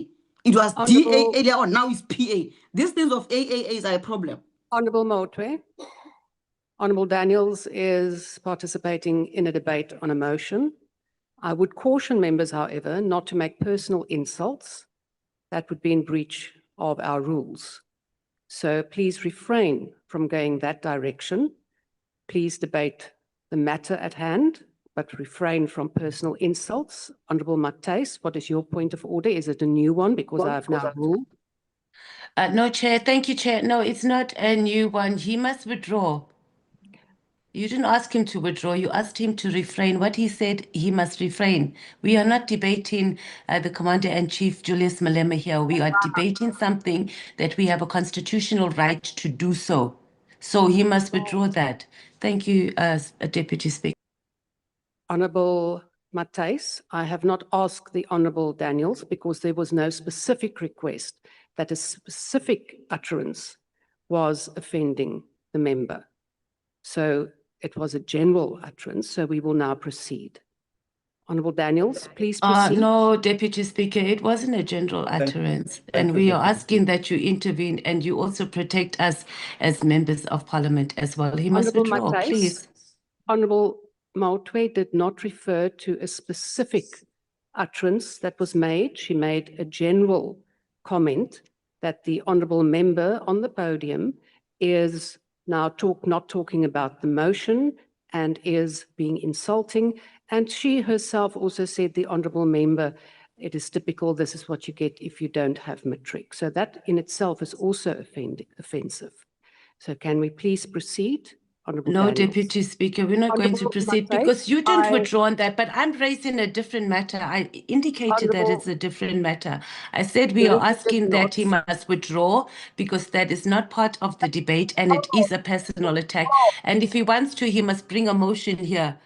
If he wants to debate members of other political parties and leaders of other political parties. We're here to debate something serious. He must withdraw it, Deputy Speaker. Honourable Matthys, I have now ruled. You also are well aware that in a procedure, you do not debate. In terms of the rules, you do not debate a ruling. That was my ruling. You can now write to the Speaker, the Office of the Speaker. It can be taken to the Rules Committee. But I have now made my ruling and we will now proceed. Honourable Ntlangwini, I am not entertaining any further matters on this particular ruling. I have now ruled and you are now out of order yourself. Honourable Ntlangwini, on a new matter, not on the one that I have just It's on a new matter, Deputy Speaker. What is the new matter? I want to assist you, Deputy Speaker. That Street Fighter of the PA said that the Commander-in-Chief are being referred to in military terms and he can't even win a PlayStation match.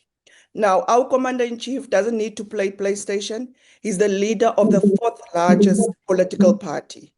That is a respect. So for him to say that, he needs to withdraw that. Honourable Ntlangwini, that is not a point of order. That is a point of a debate. And I'm not going to entertain it any further because the EFF... But Deputy Speaker, we're not Honourable debating members, people, Honourable members of Matthys, Parliament here. We're please debating mute your a motion microphone. of no confidence in this. Honourable Matthys, you are now, in fact, And surely we should also interfering have a in one the against motion of you no if you can't confidence. even Honourable Van Wyk, guide us correctly as a Honourable Van Deputy Wyk, Speaker. please mute your microphone. You are disrupting your motion. Honourable Van Wyk, I have not recognised you. Honourable Van Wyk, please mute your microphone. Honourable members, Honourable Van Wyk, I am still on the floor. Mute your microphone. I have not recognised you. I have not recognised any of the other speakers now. You can carry on. You are now interfering in your members' motion. So we can carry on with this, or we can proceed with the motion. No, Speaker, we can carry on. Honourable Van Wyk, I did not recognise you.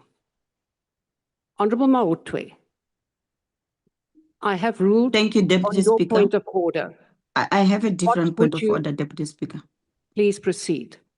Thank you, Deputy Speaker. Deputy Speaker, the honourable member said that the Commander-in-Chief and the leader of the EFF can't even win a PlayStation. That is very offensive, and we request your indulgence on this point, that he must withdraw that statement. It's offensive and it's unparliamentary.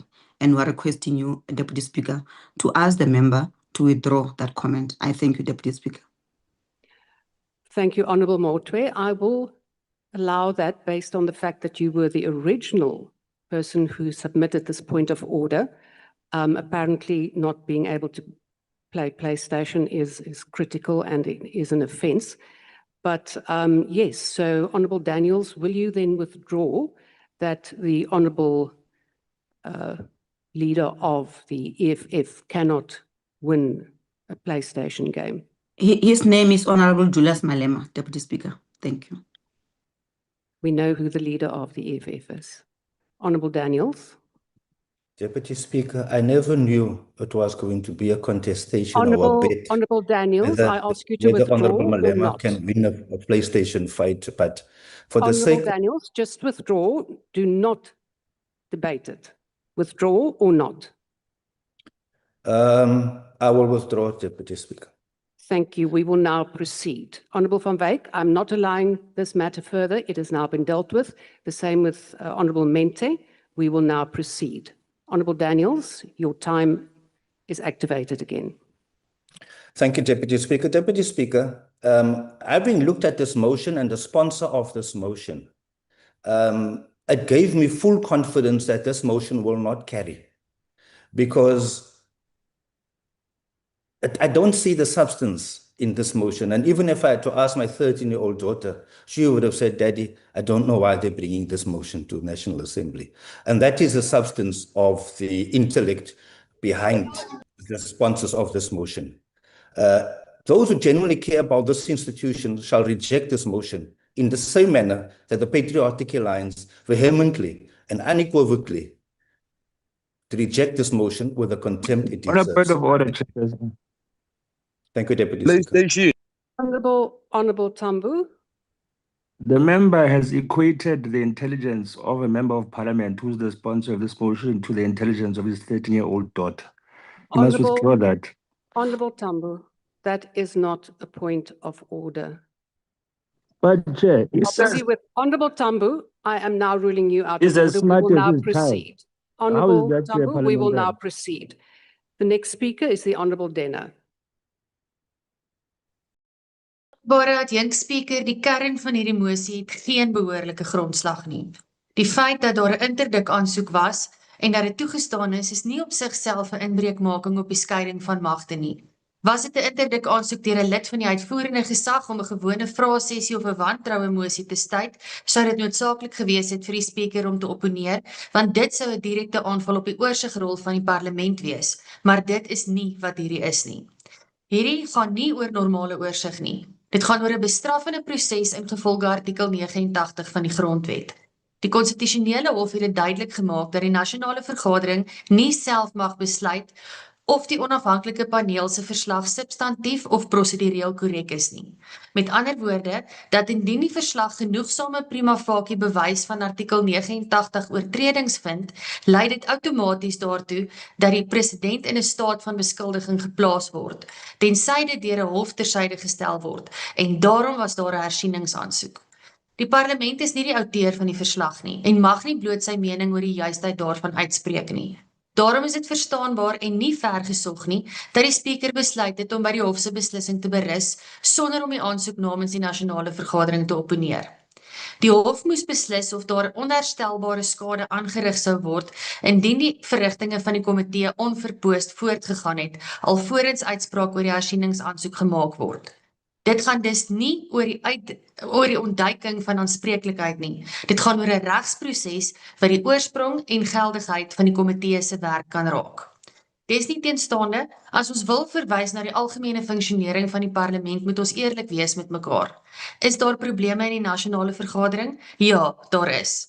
Is die nasionale vergadering onder leiding van die agbare Didiza perfek? Nee, dit is beslis nie. Daar is ernstige tekortkominge, sommige met historiese oorsprong wat nie behoorlik aangespreek word nie. Openbare vertroue in die parlement is op 'n rekordlaagtepunt. Wanneer verslae sloer, wetgewing vertraag word, petisies swak hanteer word, geld gemors word en daar steeds onbeantwoorde vrae oor die buitensporige salaris van die sekretaris van die parlement gevra word sonder antwoorde, word openbare vertroue in die parlement verder geskend en moet die speaker en ook ander voorsittende beamptes meer doen om dit te herstel. En is natuurlik nie slegs die speaker of ander voorsittende beamptes se optrede wat die publiek se vertroue in die parlement as instansie skend nie. Dis ook die gedrag van partye soos die EFF en die MK wat hierdie instelling te dikwels in 'n sirkus omskep, soos wat ons amper sopas weer gesien het. Maar ons stem nie vandag oor 'n mosie van wantroue in die speaker oor die algemene funksionering of wanfunksionering van die nasionale vergadering nie. Ons stem vandag in 'n ongegronde mosie, 'n oorlewingstaktiek van 'n irrelevante party wat politieke punte in die aanloop tot die verkiesing wil aanteken en ons sal hulle nie daarmee help nie. Ironically, the very party that has done so much to undermine the credibility of this House now brings this motion, a motion that is unsubstantiated and hypocritical, and therefore we cannot and will not support it. I thank you. And I invite the Honourable Trollip.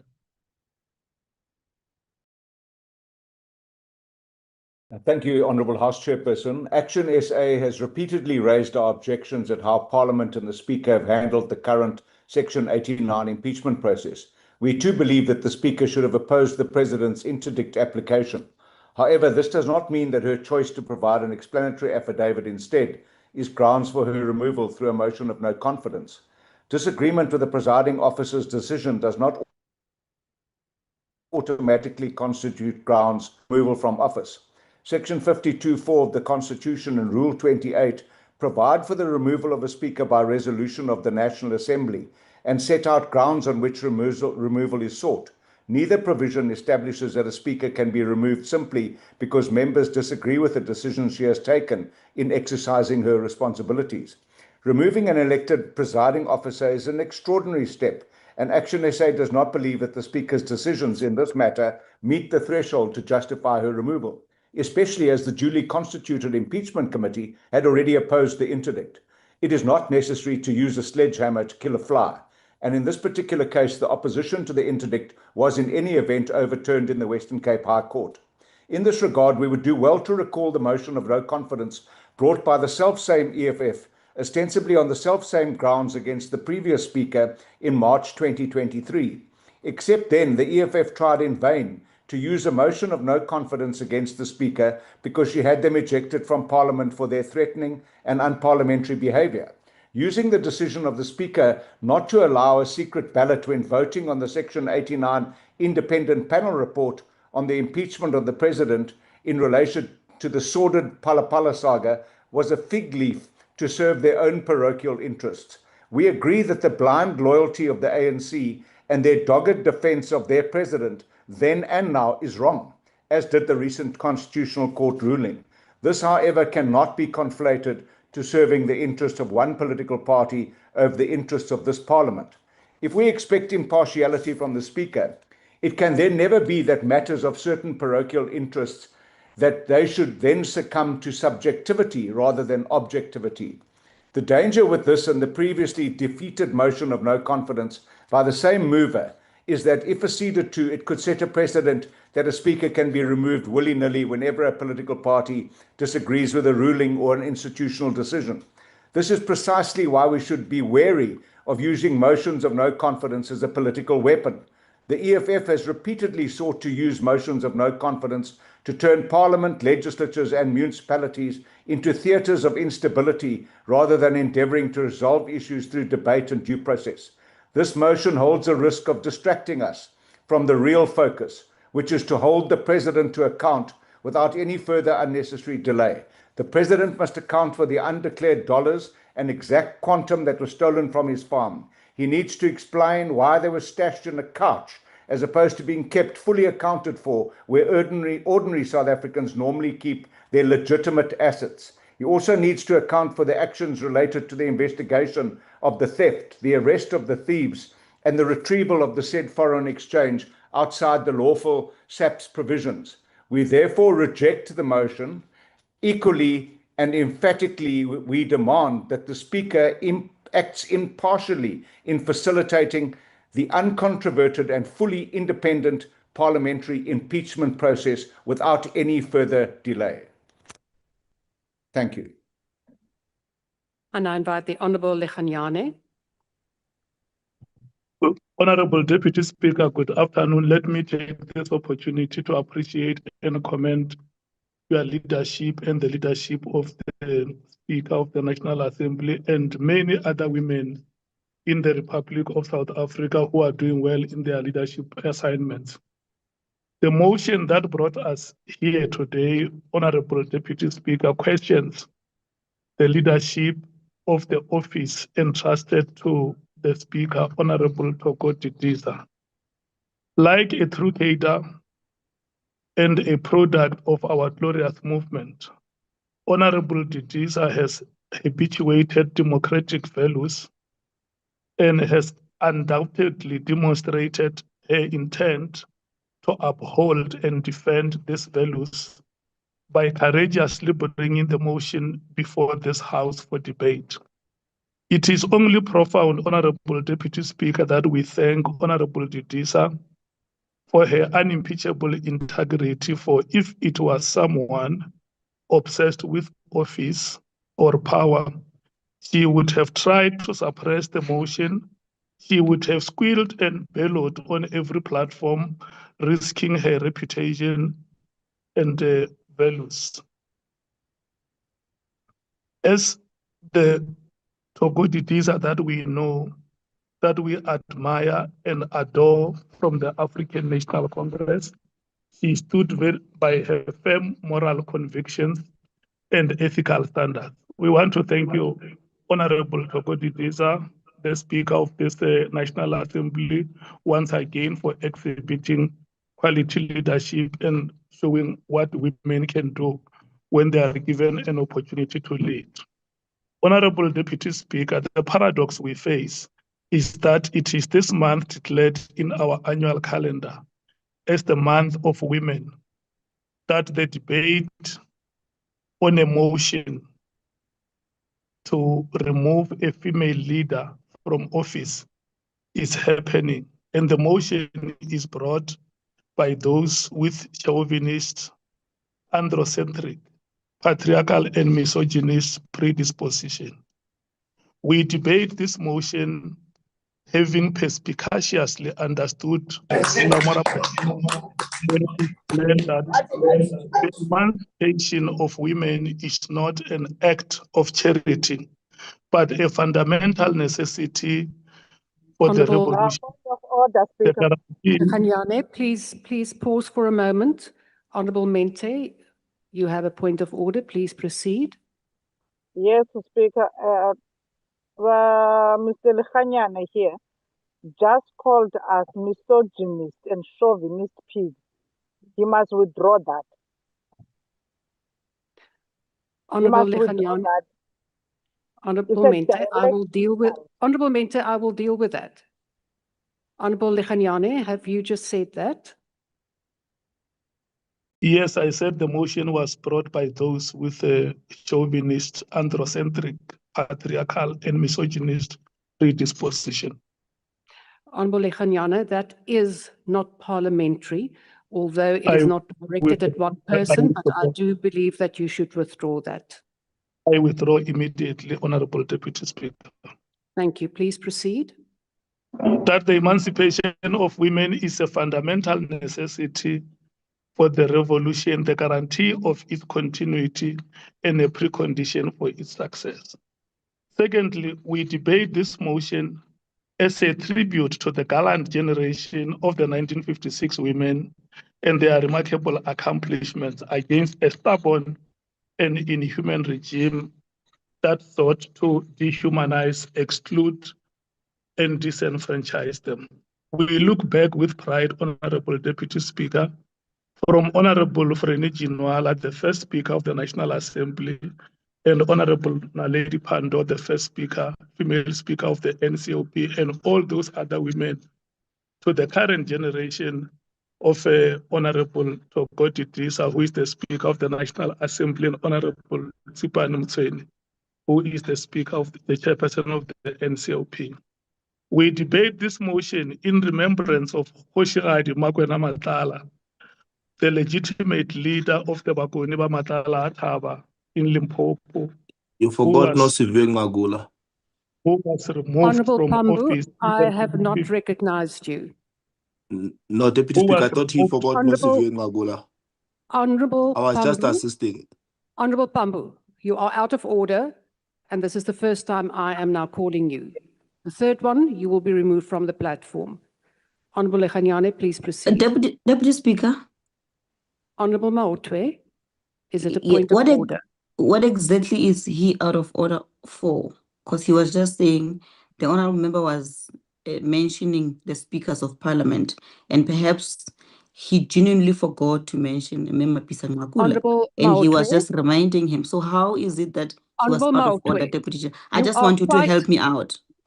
I will help you.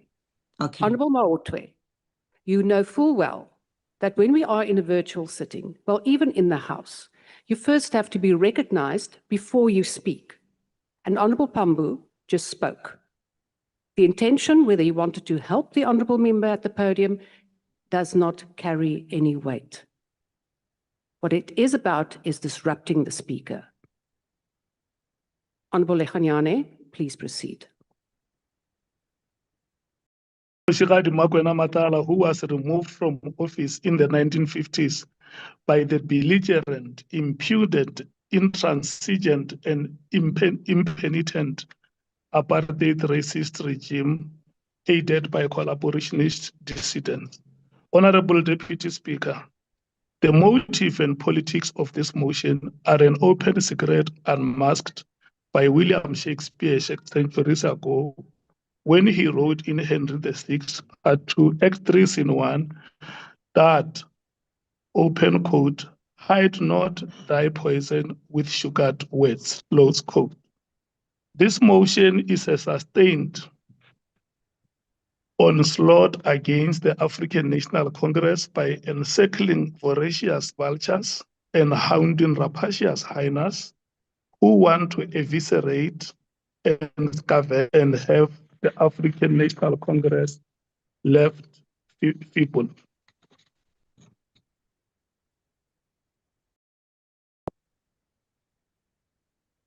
And we want to expose these devious machinations to delegitimize the ANC, unsettle its leadership of the GNU, and derail its strategic objective. We repeat the call to hide the poison by smattering prudential leadership and ethical standards. We expose the fallacy and Honorable injustice. Lekanyane, please pause. Honorable Reddy, what is your point of order? Deputy Speaker, can we get a translation, please? I'm not sure. I can't understand. If I can't, I don't know how the general public will understand some of the words being used here. Thank you. Honorable Reddy, that is not a point of order. The honorable member may use any register in a language that he wishes to. Honorable Lekanyane, please proceed. And can I also just caution members These are frivolous points of order. Please proceed. The injudicious rationale, which is against the provisions of Section 57 of the Constitution, which empowers Parliament to determine its internal arrangements, proceedings, and procedures. Read together with Section 11 of the Powers, Privileges, and Immunities of Parliament and Provincial Legislatures Act, which specifically distinguish the different legal standing of the office of the Speaker, who acts on behalf of the House, the National Assembly, and the chairpersons of committees who act on behalf of the committees they lead.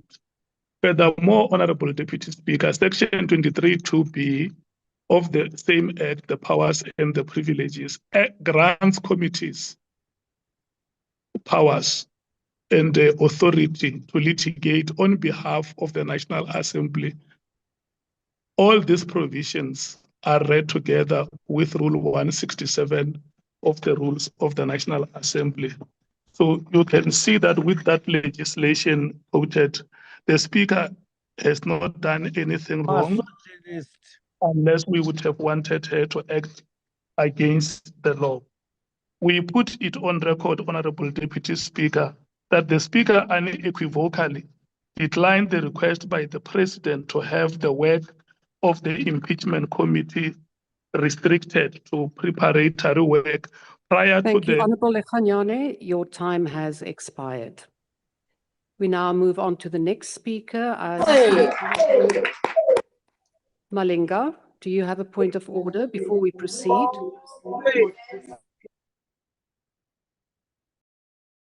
I don't. Honorable Deputy Chair. Yes. Yes, I rise on the point of order. What is your point of order? Rule 26, subsection 4. Yes. Deputy Speaker, when the members of the ANC are disturbing the Speaker, unmuting their microphone, you are not cautioning them. But when the members of NKP and EFF are unmuting, you caution them. You even gave Honorable Shongwe final warning. Honorable Mandashe, unmute his microphone 6 times in this house. You've never cautioned him. So can you treat everybody in this house in a fair manner? Thank you, Deputy Speaker. Honorable Malinga, I think you have perhaps just missed some of what I have said. I have indeed asked the Minister a few times to mute. So perhaps later on, listen to the YouTube recording, then you will see that. And it goes for all parties. Honorable Swart, please proceed. Deputy Speaker, in a damning judgment, the Constitutional Court found the Parliament had acted unlawfully in not holding the President to account for the Phala Phala scandal. In instructing it to continue with the impeachment, it emphasized that the National Assembly's oversight role over the President lies at the heart of our constitutional scheme. The ACDP agrees, and on Monday, 15 June, following the President's urgent application to interdict Parliament, wrote a letter to the Speaker urging her to oppose the interdict, pointing out that this is an unprecedented impeachment process, and every step of the process must be carefully considered, given the obvious legal and political precedent it will create, as well as the significant public interest in the outcome. Our view was supported by Senior Counsel Makara, who provided compelling reasons to oppose the interdict, concluding that the committee's compliance with the Concord's order was not optional. It was a legal and constitutional imperative. These reasons, we believe, applied even more forcibly to the Speaker, where she, as primary guardian of Parliament, has to ensure that Parliament fulfills its constitutional duty of holding the President accountable. One would then have expected her to stand side by side with the committee chair in opposing the interdict. Instead, we saw a limp-wristed response to abide the outcome, obviously in response to political pressure. This we find deeply disappointing. The Speaker, at great cost, to Parliament obtained her own senior counsel opinion from Advocate Pillay, advising her to oppose the interdict. Clearly not satisfied with this opinion, she then obtained a second opinion from a former ANC official, who obviously advised her she need not oppose. This at further cost to Parliament. Yet many today find this totally acceptable. We do not find it acceptable. The Speaker then aggravated matters by saying publicly she was relying on the committee's legal opinion, not divulging her own senior counsel opinion to oppose the interdict. This amounts to misleading the people of South Africa.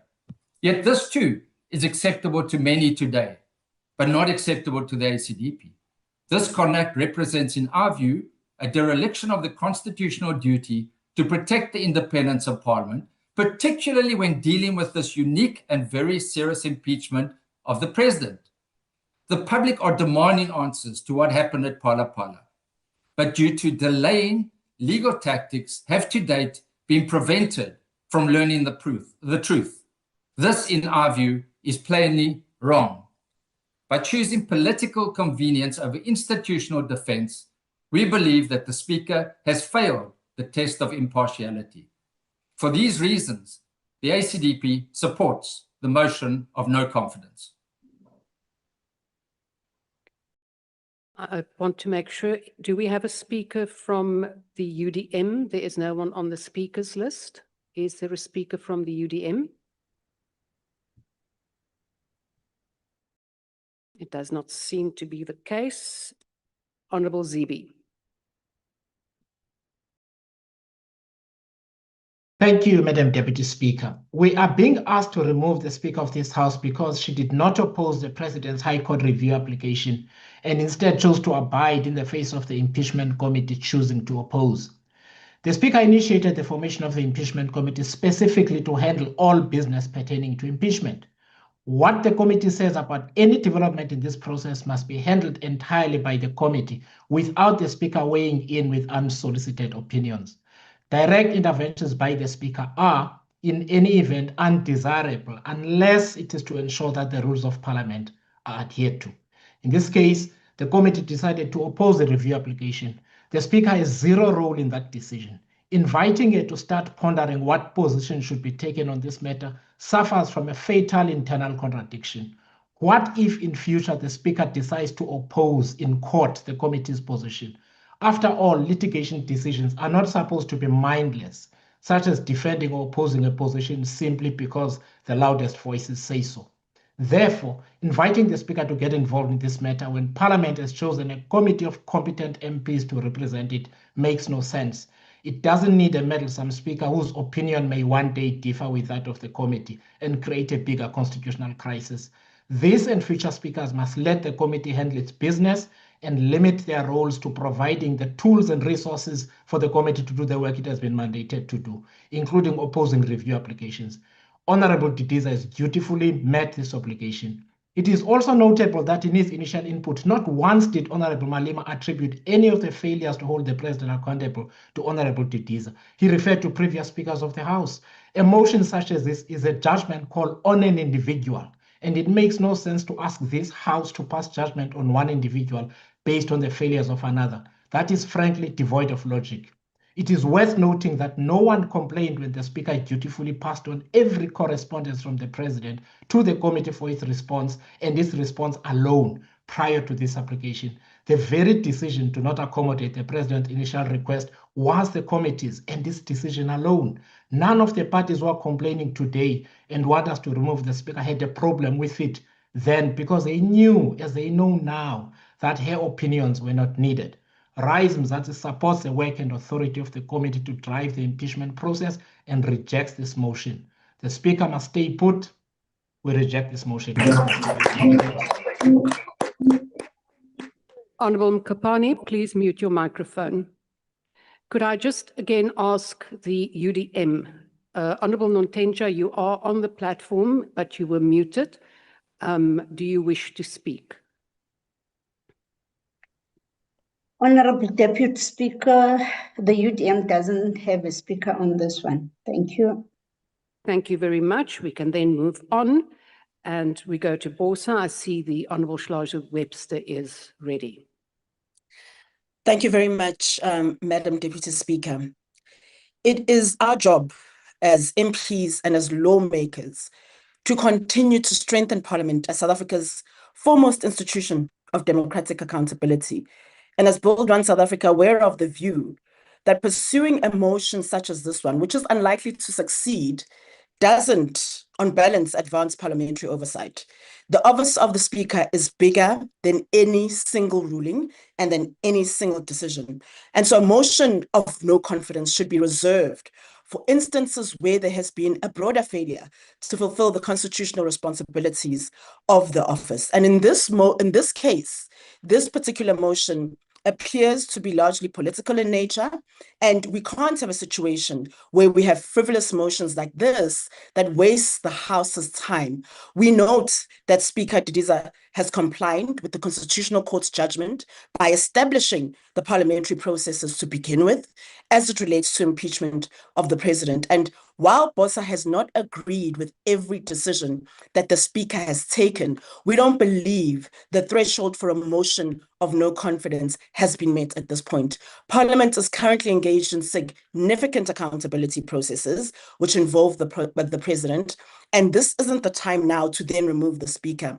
The priority now has got to be ensuring that Parliament is able to exercise its constitutional oversight responsibilities effectively. And that doesn't mean that the office of the Speaker should remain unchanged.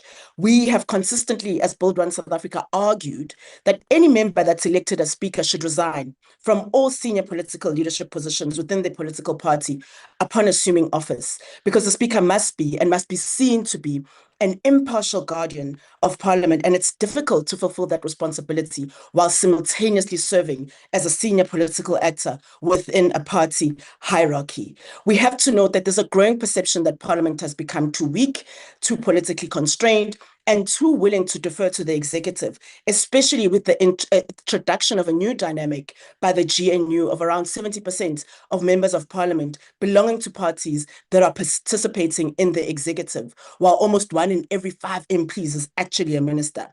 Parliament's rules and culture then have to evolve to ensure that coalition government doesn't come at the expense of accountability, because South Africans deserve a Parliament that legislates effectively, that scrutinizes government rigorously and holds those in power accountable. And that's the Parliament as Bosa will continue to fight for. We therefore, as Build One South Africa, do not support the EFF's motion of no confidence in the Speaker of the National Assembly, and will continue to call for an accountable Parliament. I thank you. The next speaker is the Honourable Marabu. Thank you very much, Honourable Deputy Speaker. The African Transformation Movement supports this motion of no confidence in the Speaker of the National Assembly. We do so because the Speaker must protect the integrity and independence of Parliament, not shield the executive from accountability. The facts are important. When President Cyril Ramaphosa approached the courts seeking to interdict the work of the Section 89 Impeachment Committee in relation to Phala, the committee resolved to oppose that application. The Speaker, however, chose to file a notice to abide rather than oppose the President's application. This is deeply concerning. The committee was exercising a constitutional mandate to investigate whether there were grounds for the impeachment of the President. Yet at the very moment, Parliament was required to defend that process. Its presiding officer chose not to oppose the President's attempt to stop it. We are told that the Speaker considered legal advice and that explanatory affidavit was intended to assist the court. We acknowledge that explanation, but the fundamental question remains, whose constitutional interest was the Speaker defending? The President had his legal team. The impeachment committee had its legal position and resolved to oppose the application. But the Speaker, who is supposed to protect Parliament as an institution, chose not to oppose the President. This is not about whether one supports President Ramaphosa or opposes him. It's about whether Parliament is independent enough to hold even the President accountable. The Constitutional Court has already reminded this Parliament that its constitutional duty is to hold the executive accountable. We cannot have one standard for ordinary public officials and another standard for the President. The Speaker must serve Parliament, the Constitution and the people of South Africa, not the interest of the governing party or individuals in the executive. The ATM therefore supports this motion. We need a Speaker who will defend Parliament when Parliament is challenged. We need a Speaker who will protect the constitutional principle of accountability. And above all, we need a Parliament that is not shield for those in powers, but a watchdog over those in powers. The Constitution must be bigger than the ANC, the Constitution must be bigger than the President, and the Constitution must be bigger than the Speaker. For this reason, honourable members, the African Transformation Movement support the motion of no confidence to the Speaker. Thank you. The next speaker is the Honourable Ismail Musa.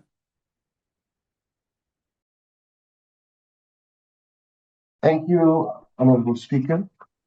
In the name of Almighty, the most gracious and the most merciful, I greet in the name of peace, love, respect and unity. Honourable Deputy Speaker, honourable members and beloved family of South Africans, Al-Jamaa rises to reject and vote against the motion of no confidence in our respected Speaker of Parliament, the Honourable Thoko Didiza.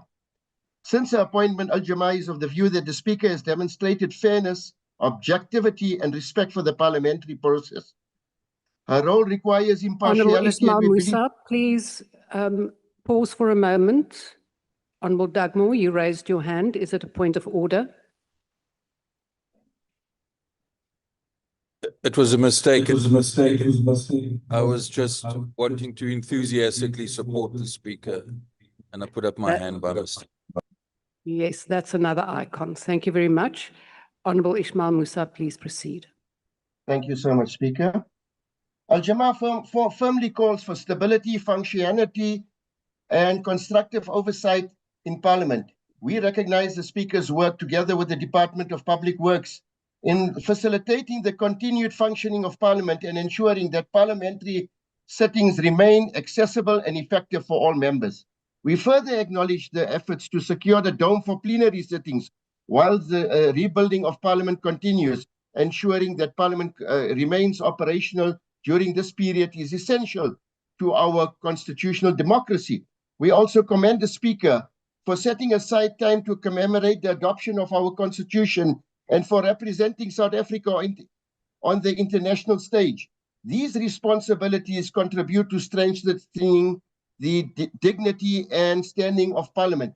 And I think just like many of the other parties and members, Al-Jamaa does not see sufficient merit in this motion.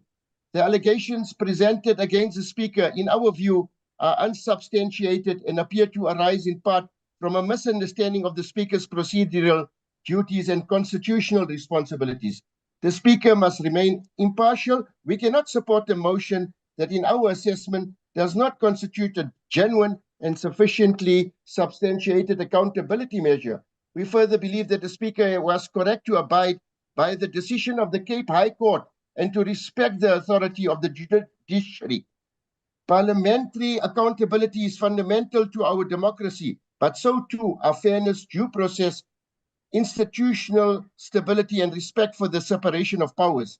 For these reasons, Al-Jamaa rejects the motion of no confidence and will vote against it. Let us protect the integrity and stability of Parliament and ensure that our work remains focused on serving the people of South Africa. In conclusion, to my respectable Madam Speaker, Thoko Didiza, stand strong. Viva Al-Jamaa, to also viva the Honourable Speaker of Parliament, Thoko Didiza. I thank you. Malibongwe! The NCC. Malibongwe! Thank you, Deputy Speaker. The NCC rise in support of this motion because our Constitution does not permit neutrality where the independence of this House is at stake. Section 42(3) tells us plainly that the National Assembly exists to represent the people and ensure government by the people. Section 52(2) commands us to maintain oversight of the executive and hold it accountable. These are not optional courtesies. They flow from Section 1(c), which entrenches the supremacy of the Constitution and the rule of law as founding values of our democracy. The Speaker sits in that chair not as an extension of the executive, but as the guardian of this House's independence from the very government it is duty-bound to scrutinize. Yet when the President moved to interdict the Section 89 Impeachment Committee, the very body this House constituted after the Constitutional Court struck down Rule 129 as constitutional, that committee itself resolved on June 18th this year to oppose the President's application and formally ask the Speaker to stand with it. She refused. She filed papers choosing to abide by the outcome, leaving Parliament's own impeachment process undefended in court. At the precise moment, the executive sought to halt it.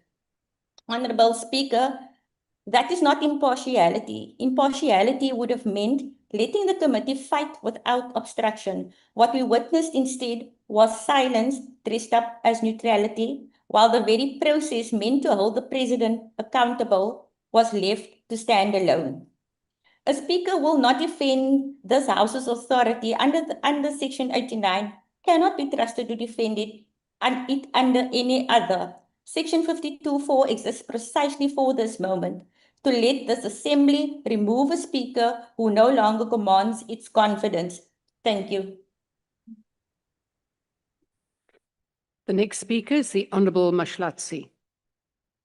Honourable Deputy Speaker, the PAC of Azania. Honourable Mashlatsi is before the PAC. Honourable Mashlatsi. Oh, I thought it's UAT. Right. Thank you very much, Chairperson. Khotso, Ma-Africa. This motion... Honourable Speaker, Deputy Speaker. Honourable Minister. Honourable Mashlatsi is always after PAC. It's a mistake on your part. Let me just check with the table. Honourable Minister. It is.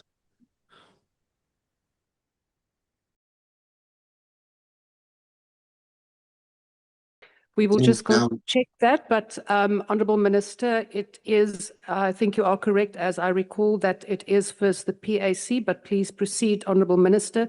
Honourable Mashlatsi, my apologies, but you will have your opportunity after the Minister. Thank you.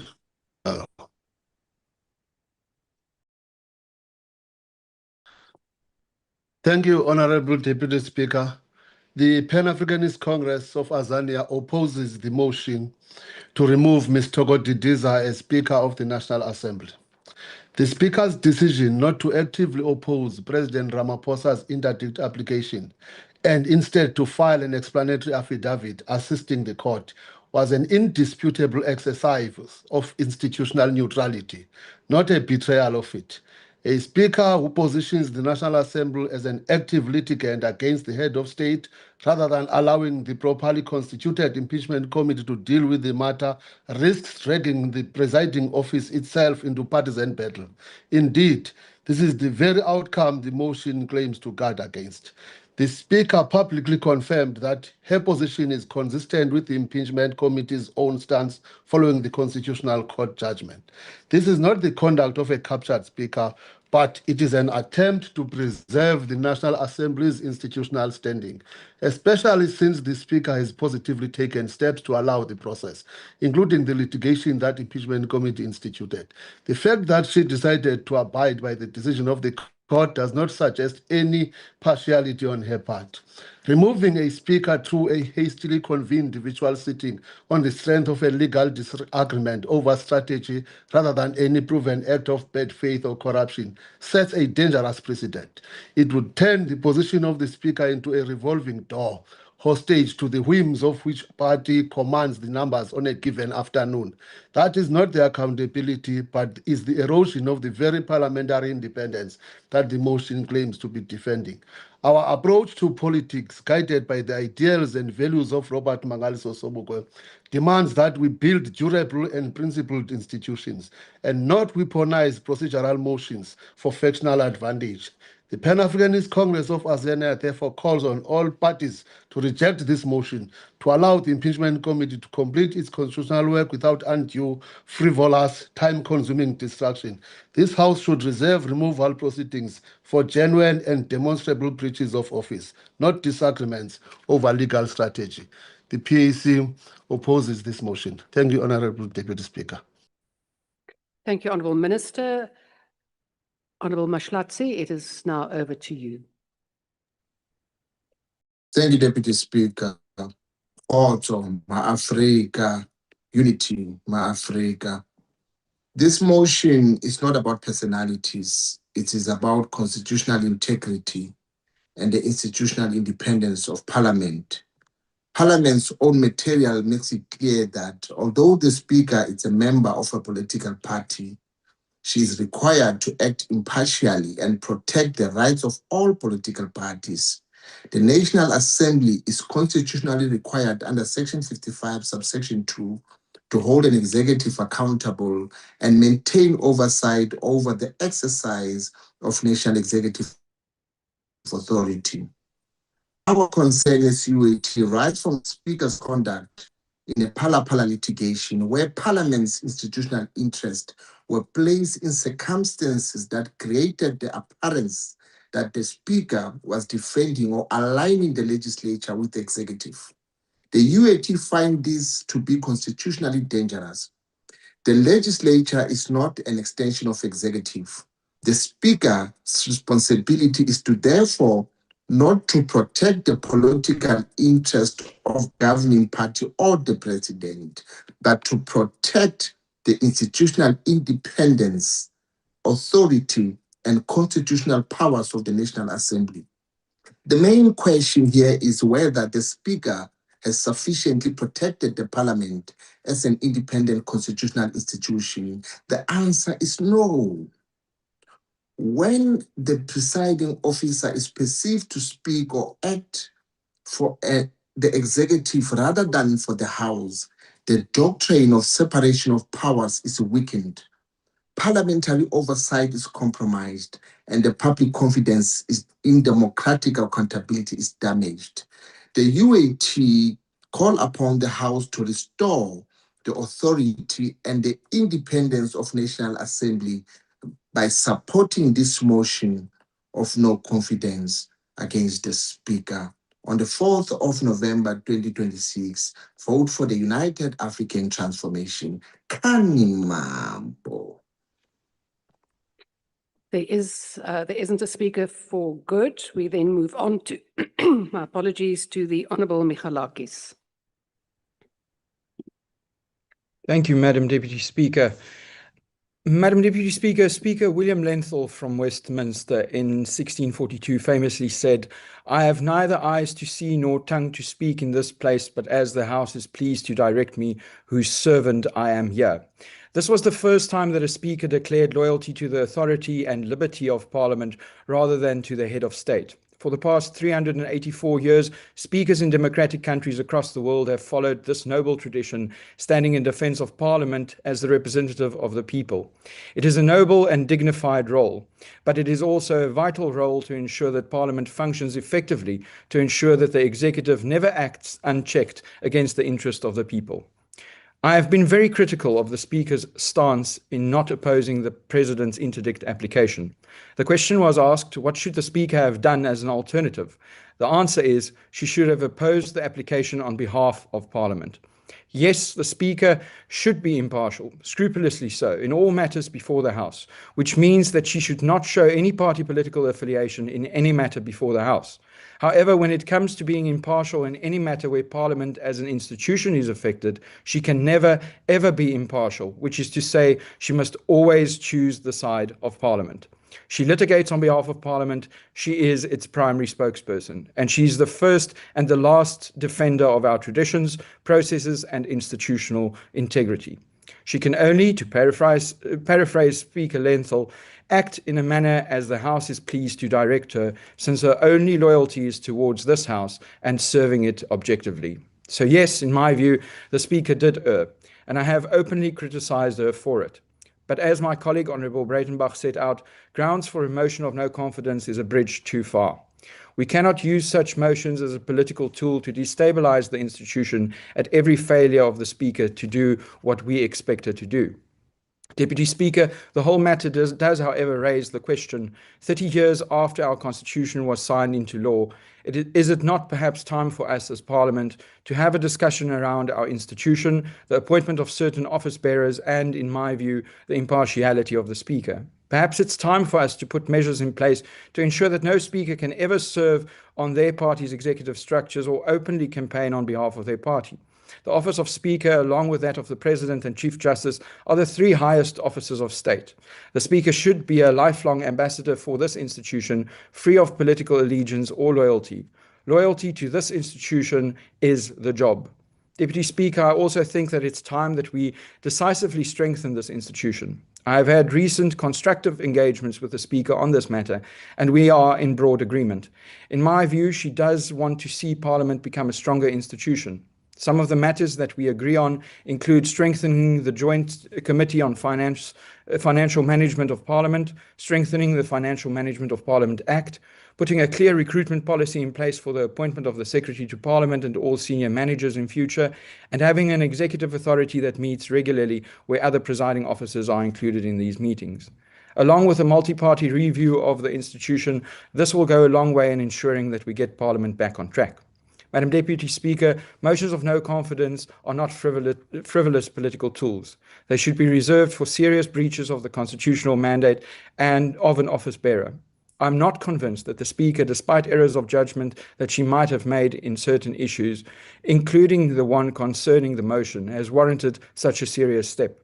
I base it on the fact that the Speaker has also allowed the impeachment committee to oppose the interdict and continue our work with the resources needed. There is also no credibility in some parties supporting this motion if their conduct overwhelmingly contribute to discredit and destabilize the institution. And I hope the media and public pick up on this. You cannot accuse the Speaker of not defending Parliament if you contribute to breaking it down. It then simply exposes this motion for what it is. Not a serious and sincere attempt to defend Parliament, but an underhanded attempt to use this mechanism as a tool to achieve a very narrow political goal. For now, the jury is out on whether Speaker Didiza is a Speaker willing to make good on her commitments to fix this institution. And the DA will call her out on it if she does not, and, in a manner that is appropriate, hold her accountable. However, she should have the opportunity to prove this first. We will not support the motion. Thank you, Madam Deputy Speaker. The next speaker is the Honourable Kubai.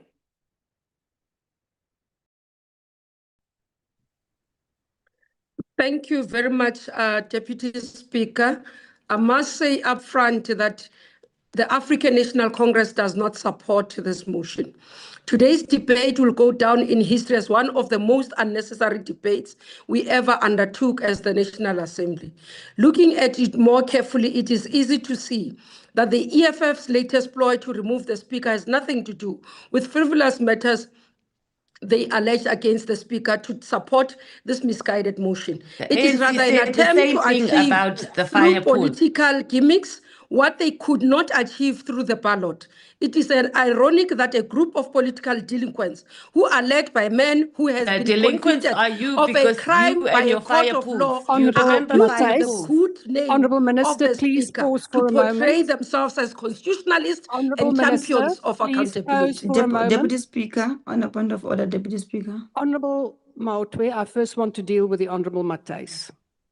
Honourable Matthys, you have now twice activated your microphone without being recognised. Refrain from that. Honourable Maotwe, do you have a point of order? Yes, the Speaker on the podium is saying the motion was tabled by a delinquent. I think she's misguided. The delinquent is not the honourable member who tabled the motion. It is the sitting president, actually, who is the president of the ANC. Honourable Minister, did you say that the person who tabled the motion is a delinquent? I'm a bit confused now, Honourable Maotwe, if you say that the motion was tabled by the President. Which President? Hello. Deputy Speaker, I'm saying the delinquent is President Ramaphosa, the president of the member who's on the podium. Honorable Maotwe, you have just rolled yourself out of order as well now by doing exactly the same thing. So I think that just cancels your point of order. Honorable Minister, please proceed. Thank you very much, Deputy Speaker. To prepare for this frivolous motion, the EFF started a campaign of lies against the Speaker. This lies sought to create a narrative that paints the Speaker's notice to abide by a court outcome in the President's interdict application a partisan stance against the position of the Parliament's Impeachment Committee, which challenged the President's court application. Honourable members, in his insightful essay titled Treatise on the Art of Political Lying, published in 1714, Dr. John Upworth-Knott sets out a set of rules on how one can get away with political lies created to defame a political opponent. One of the most important rules that he says should not be broken when creating a good lie is that defamatory lies should not be quite opposite to the qualities of the person you are lying about or supposed to have. In their unsuccessful effort to defame, in my line, the Speaker, the EFF has not only broken this important rule of political lying, they have also exposed and cemented their stance as political delinquents. It is easy to show that the EFF accuses the Speaker to have done which they've done is totally opposite to how she has acted, as I will demonstrate, and other members have been demonstrating here. This means that EFF's lies do not even pass the test of a good political lie or deception. In its motion, the EFF claims that the Speaker chose partisan political interest over Parliament's constitutional obligation by refusing to oppose the President's urgent application. This could not be further from the truth. If anything, the Speaker has done the opposite of what the EFF is claiming since the Constitutional Court issued its judgment.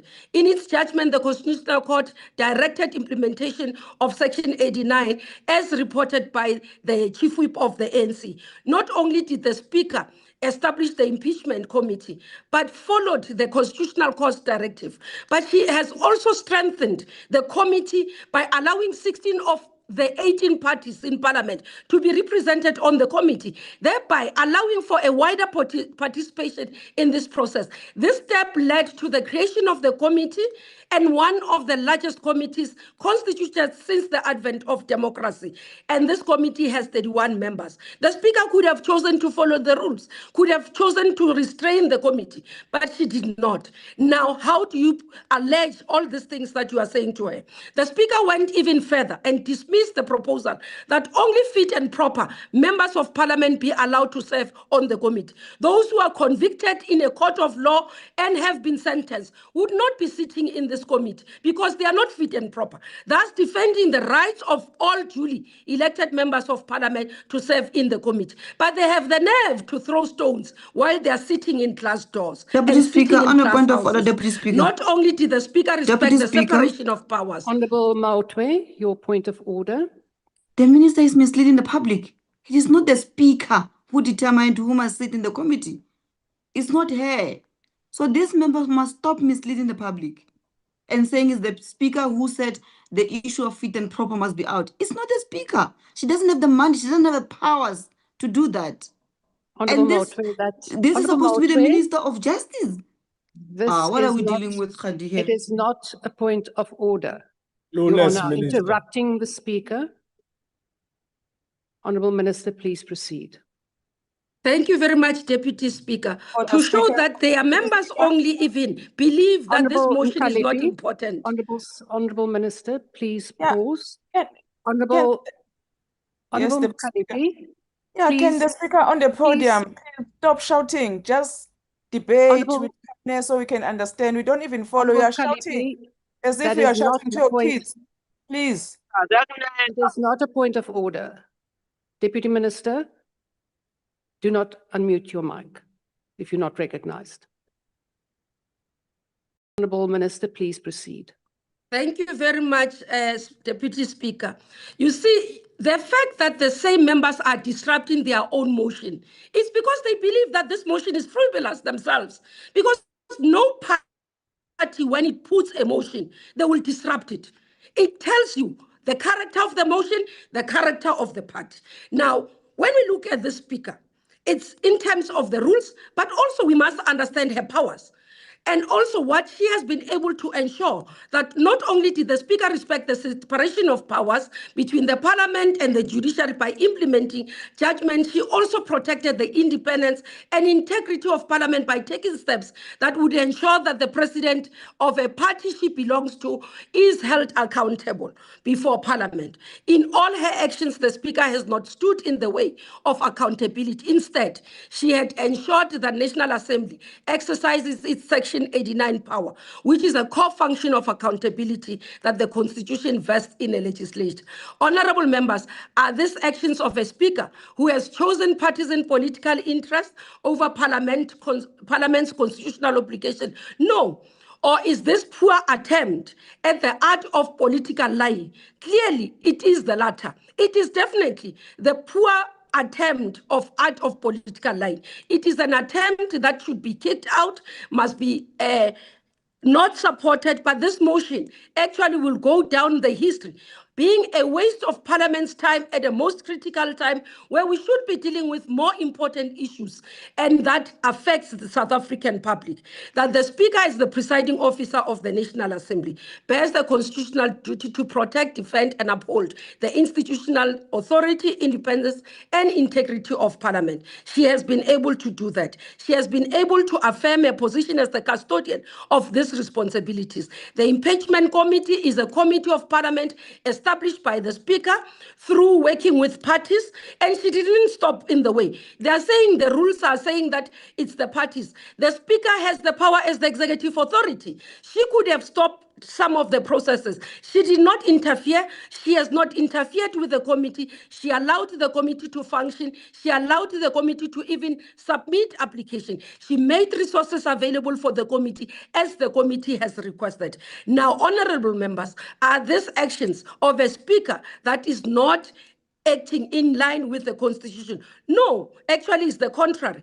The EFF in its motion makes an irrational claim that the speaker disregarded the legal advice obtained by her office, recommending that Parliament oppose litigation aimed at undermining the impeachment process. Please pause for a moment. Honorable Motwe, what is your point of order? Thank you, Deputy Speaker. I'm sorry I disrupted the howling minister. Deputy Speaker, the Honorable Malema, he's been kicked out and he's been trying to Honorable get... Minister, please proceed. Deputy Speaker, I'm asking that the table please let Honorable Malema back in because he wants to listen. He's going to close the debate and he wants to listen to all the speakers. So I'm requesting that you please ask the table staff to bring him back. He's been kicked out. Thank you, Deputy Speaker. Thank you. Yes, I have been alerted to the fact that he is not on the platform, and we will most definitely allow him back in because he is on in 3 minutes. Please proceed, Minister. You see, that's why I've been saying that they are not serious about this motion. They even leave the debate. Contrary to the EFF, you are being clownish now. You are being clownish now. But you are being no, I'm not clownish. You are not serious about this. This thing cuts me out, and then you make that a political point. You should have been in a proper childish. platform as a leader. You are so childish. If you are serious about you are so this childish. motion. I mean, this thing cuts me out. No, you are not serious. The whole yourself, you are not serious. You make a no issue an issue. You Be ashamed of yourself, man. Honorable Malema. Speaker, you this will thing have your opportunity after the minister. Speaker, this thing cuts me out, and then she makes a point as if it's a political point. I'm making her aware that she's been girlish. Malema, you will have your opportunity after the minister. Don't interrupt. Minister, please proceed. But she must stop being clownish. Speaker, you see, this is what Honorable Soviet Lekhanyan is saying. The chauvinist and patriarchal tendency of calling people girlish. Honorable Minister, I'm also now cautioning you. You do not speak directly to the members. You speak through the presiding officer. My apologies, I will not take any more points of order. We are now at the end of this debate. Honorable Mente, what is your point of order? I'm covered. Thank you. Honourable Minister, I am also requesting you to please stick to your debate and not interact directly with members. Thank you. Deputy Speaker, this is a political debate and I have a freedom of speech. You can't curtail me. Honorable members, as I say, you see, Honorable Soviet Lekhanyan spoke about the chauvinist and patriarchal tendencies. That's why you'd have articulation of girlish. In a Women's Month, it shows the tendencies of individuals that we have in this parliament. Honorable Speaker, as I conclude, the Speaker of this House has acted with the integrity that it deserves, is a woman of integrity that has a track record of never having anything accused against her. This is unfortunate that individuals will utilize this motion to tarnish her image and integrity that she has built over years. She has been able to work within the confines of the Constitution in all the roles that she has been. So it is not correct to sit here and watch individuals go and tarnish a black woman who has worked so hard for her career, her reputation, and her integrity. Half of them can never even match the quarter of who she is. So this motion must be dismissed with the contempt it deserves. Thank you, Speaker. Deputy Speaker. Honourable Mente, what is your point of order before I introduce the Honourable Malema? No, Deputy Speaker, you are not correcting the lie that's been peddled across this debate, that this motion was called upon on Women's Month. We have sent this motion months ago. It was not responded to. If anyone has to be blamed for when the motion is being heard, it's yourself and the Parliament and all presiding officers. So correct that lie that's been peddled. It's not correct. Honourable Mente, that was not a point of order. We will now proceed. Could I please ask the Deputy Minister Matlale please to or rather mute your microphone? Thank you very much. We will now proceed with the Honourable Malema. Honourable Malema, you have 4 minutes left of the global 14 minutes that you had allocated. Thank you very much, Deputy Speaker, and let me thank colleagues who made constructive contribution. We really are shocked by how others want to take this matter forward, because this is very simple. The Constitutional Court says to you, you must go and do impeachment committee. And the same person who hand over the document to say we're proceeding to impeachment processes takes Parliament to court. So you is challenging the decision you communicated to him, because you communicate on behalf of Parliament. You act in the best interest of Parliament. What do? You say, okay, how do you say that? She had a duty to defend the same papers she gave to the president, and the president says, I'm taking these papers to court. And meaning I'm taking your parliament, which you are heading, which has taken this decision to court. And you say, no, but she implemented what the court said she must do. We never said she's not competent because she did not implement what the court said she must implement. You are arguing a wrong point. We said she did not defend a decision which was well backed by court, well instructed by court. And when it was being challenged, she was nowhere to be found. And that person who acts like that acts irrationally and not in the best interest of Parliament. You can say whatever you want to say. That is the point. And there's no political point we want to take from this debate that this is point scoring. No, it's not about that. It's about defending the integrity, the impartiality of the Speaker, and to hold this Parliament accountable, because the decisions she takes, we are duty-bound as members of Parliament to challenge them. And this is another way of challenging some of those decisions. This is a provision which is being made available to make sure that there is a robust engagement and holding both the executive and Parliament itself accountable. The rest of the other issues, Speaker, are peripheral. I mean, she can quote Soviet the way the Soviets spoke, because Soviet said the things he said because he wants to be a mayor in Polokwane. That's the only thing. That was out of character and unlike him, to a point of reading a dictionary because you are desperately wanting to prove that you can be a mayor in Polokwane, to a point where you get called to order and you withdraw because you accept you have done something wrong. Let opportunism not make you who you are.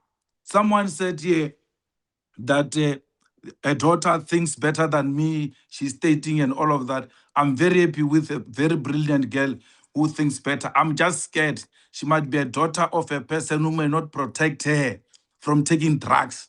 So it's important that we pray and extend our hands of prayer to that child who's growing up under a character which is very questionable. So we must ensure that the president is held accountable and Parliament must hold him Honorable accountable. Malema, please pause. Point of order, Honorable Chairman. Daniels, do you have a point of order? Yes, indeed, Deputy Speaker. Please proceed. The aspersions casted by Honorable Malema, considering that I was the person that made reference to my 13-year-old daughter, Deputy that she must Speaker, be which role protected, is he talking about? that she what doesn't role? take Honorable drugs. Mkalipi, you are out of order. No, which role? Honorable Mkalipi, I'm still listening to the Honorable Daniels. Please proceed, Honorable Daniels. Thank you, Deputy Speaker. So the insinuations made by Honorable Malema, referencing that she must be protected from myself, from not taking drugs, is insinuating that I'm taking drugs, which I'm not, Honorable Speaker. So I find that very unparliamentary. And I would like you to rule on it and also invite Honorable Malema and myself for a public drug test, both of us, so that we can see who is the one. Honorable taking Daniels, drugs. I'm going to stop you Deputy right there. Speaker, That is this man is wasting Honorable- our time. The president wants to speak. Honorable members, The president wants to speak. The drunkard. The drunkard. Mananga, Speaker, Honorable Paulson, Speaker, you my are hand out is of up, order. Madam. Honorable Van Wyk, I am still busy dealing My with this hand has been matter. up. Honorable Speaker. Van Wyk, Honorable Van Wyk, Speaker. when I am on the platform, you do not interrupt. Honorable Minister Mackenzie, you will also not interrupt me. I am busy dealing with this point of order. I'm But my sure hand the was Honorable up. Daniels made his point, and I will now deal with it. Honorable Malema, indeed, what you have said in the reference you have made does cast aspersions on the Member of Parliament. So I am cautioning you to please refrain from doing that. I have not been requested that you withdraw it, but your reference to the Honorable Daniels is offensive and casts aspersions on the dignity of a member. We will now proceed. Honorable Van Wyk, I have now ruled. I'm not going to entertain the matter further. We will now conclude with this debate. But why do you keep Honorable on doing Malema, that to me? I'm raising my hand. Honorable Van Wyk, I have now ruled. Honorable Daniels, I have also ruled, and we will now proceed. Honorable Malema, please conclude. You have 22 seconds left. Thank you very much, Speaker. But also, I will not win a PlayStation in a competition because I don't play. I don't get involved in competitions of PlayStations. I buy them. I don't go for competitions. So I'm unlike others who go to competitions, win PlayStations, and go sell the same PlayStation and buy drugs. So I don't have a problem. I don't have a history of drugs. Thank you, I will never Honorable go Malema. public Your time and has do a test expired. with a small boy about drugs. Honorable I don't have a Malema, your history of time drugs. has now expired, and this debate. Honorable members, honorable members, honorable Don't laugh at the fool. honorable members. Honorable Paulson, Honorable Van Wyk, if I call you again, you will be removed from the platform. Speaker. Anyone who speaks now, Honorable Hendricks, if you do not unmute, I'm going to remove you from the platform. No, maar Speaker, you did the insinuation. Honorable Hendricks, I am not recognizing you. We will now proceed. Honorable Daniels, I'm not going to recognize you. Honorable Van Wyk, the same. We will now proceed. This is the end of this debate. It is now concluded. I am now going to put the motion. I'm putting the motion as moved by the Honourable J.S. Malema. Are there any objections? Deputy Yes. Speaker, Yes. please note the objection of the EFF and we are calling for a division. Honourable Mautwe, I just want to get this clear. Are you objecting to the motion? Deputy Speaker, we are in agreement with the motion. We are calling for a division. A division having been called, the bells will be rung for 5 minutes. And then members have to be on the platform in 5 minutes.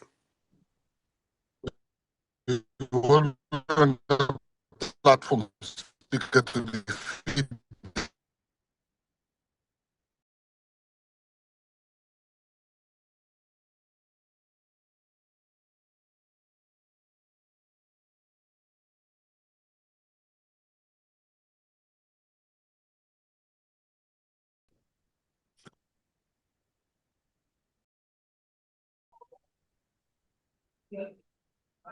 Deputy Speaker, can you hear me? Yes, Honourable Ntuli. Yes, there is a matter that I would like to raise before you start the voting. So I didn't know whether I should raise it now or I must wait for the House to resume. It's not a long issue. It's a very brief matter in relation to two of my members. Members, we will now resume. I also want to please ask members to make sure that their microphones are not on. Honourable members, no member will be admitted on the virtual platform until this division is concluded. The rules of the National Assembly provide for different procedures for members to cast their votes. These include voting by electronic means or a manual voting procedure by way of a whip or a voice. In this instance, the rules stipulate that the Deputy Speaker predetermines the voting procedure. Honourable Ntuli, I will get to your point within a minute. For this division, the Deputy Speaker has determined that a manual voting system will be used, whereby each member will be called upon and requested to voice his or her vote.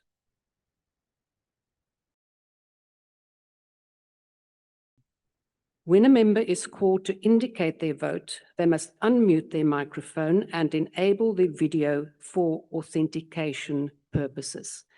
Honourable Ntuli, if you have anything now to add in terms of members of the ANC who are not available or who have lost connectivity or who will not be able to activate their cameras, please indicate now. Honourable Ntuli. Thank you very much, Honourable Deputy Speaker. I have two members, Deputy Speaker. The one is the Minister of Health, Minister Aaron Mswaledi, who is on the platform, but due to illness will not be in the position now to add in terms of members of the as ANC well as to open his available or who have lost connectivity. Honourable Deputy Minister.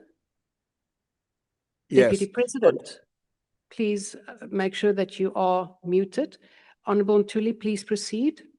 Yes, so the first one is Minister Aaron Mswaledi, who is by no means in a position to either speak or show the video or the camera because of his current condition. But he's online as we speak. He's not removed. The second one is Deputy Minister Nongceba Mhlawule. Deputy Minister is currently under the supervision of the doctors. He can speak. Please make sure Honourable Deputy President. Muted. Honourable Deputy President, please mute. So please the Deputy Minister, thanks, Deputy Speaker. The Deputy Minister can actually speak. She is on the platform.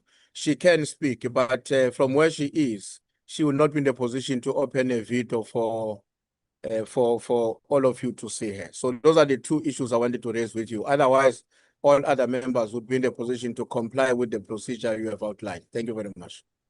Thank you. We have taken note of that. Honourable Swart. Thank you, Madam Deputy Speaker. Madam Deputy Speaker, I have a challenge that one of our members, Honourable Thring, is waiting to board a plane. So he is online now. He is online. He is able to vote, but it might be that by the time you call him and the ACDP, he might not be able to vote. So I just wanted to bring that to your attention. Thank you so much. Thank you. That is noted. Honourable Ntlangwini. Thank you very much, Deputy Speaker. Deputy Speaker, I have 4 members of the EFF that will not be able to vote on camera. We have already given the names to the table staff. And then I have 1 member that was just at when you closed the bell was locked out, Honorable Kaula. She was in the house but locked out.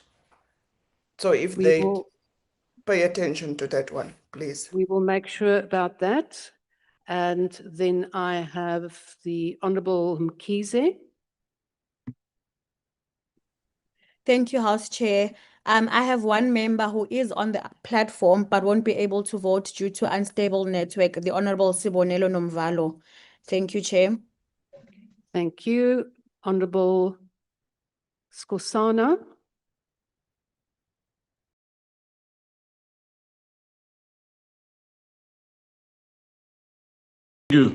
Thank you, Deputy Speaker. I just want to find out for the future, if members are not going to show their faces here. I'm talking about the future, I'm not talking about now. If we were physical, what would have happened? You know, I just want to find out for the future. Thank you. Thank you, Honourable Skosana. Not that the time is now to discuss the future, but I will indulge you in this situation. We have in fact discussed this matter, and it was also discussed with the Chief Whips. So this is an extraordinary situation because the Chief Whips had decided that the plenaries will be virtual up until the election. So if the matter was dealt with in person, everyone would have been here and those members would not have been deemed to be in the House. But our rules also make provision for the fact that you may, as I have just read, either vote by voice, preferably with your camera, but we know that we have connectivity problems. Honourable Mkhize, is that a new point? Yes, House Chair. My apologies. The member will be able to vote, just won't be able to show his camera. Thank you. Thank you. Honourable Breitenbach. Thank you, Honourable Deputy Speaker. I just want to bring it to your attention that Honourable van der Walt will board a flight in about an hour. I hope we get to her before then, but if not, then she may not be present when she's called. Thank you, Honourable Deputy. Thank you very much. We will now proceed, honourable members. Before you proceed, Deputy Speaker, before you proceed, I've raised my hand. I'm saying, understanding that you've discussed that, I'm still saying to you, you have not answered me. You not answered me. I'm not talking about us, you know, I'm talking about this parliament is not going to end with us here. Generations to come. I'm saying to you, if members, if we were in parliament, what would have happened? If we were physical and somebody is sick, is in hospital, he's saying, no, I'm in hospital or is suspended. Whatever a reason is it, no, I don't want us in the future for anyone to object because we are setting a precedent here. We are setting a precedent here to say people can participate even if they are in hospital. Honourable Member, I'm going to answer you now, and I think this is a matter that you must take up with your Chief Whip. This has been discussed by the Chief Whips. It was approved, so it is not setting a precedent.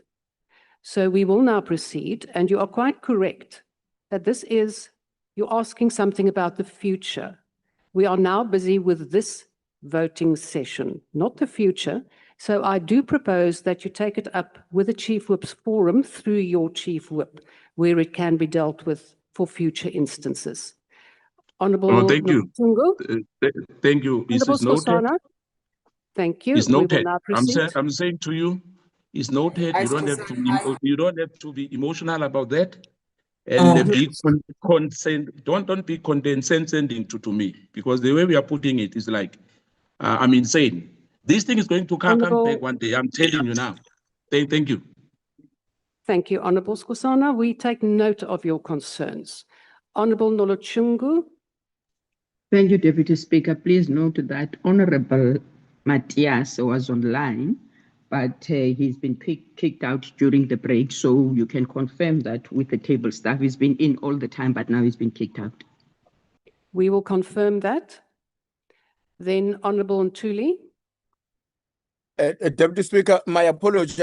I've just been alerted that two of my members, the Deputy Minister of Communication, Gungubele, as well as the chairperson of the Home Affairs Portfolio Committee, Chabane, were locked out, but they are at the same venue with the Deputy Chief Whip of the ANC. So with your permission, if that would be acceptable, they can show themselves on the screen using the gadget of the Deputy Chief Whip for them to confirm how they are voting on the motion.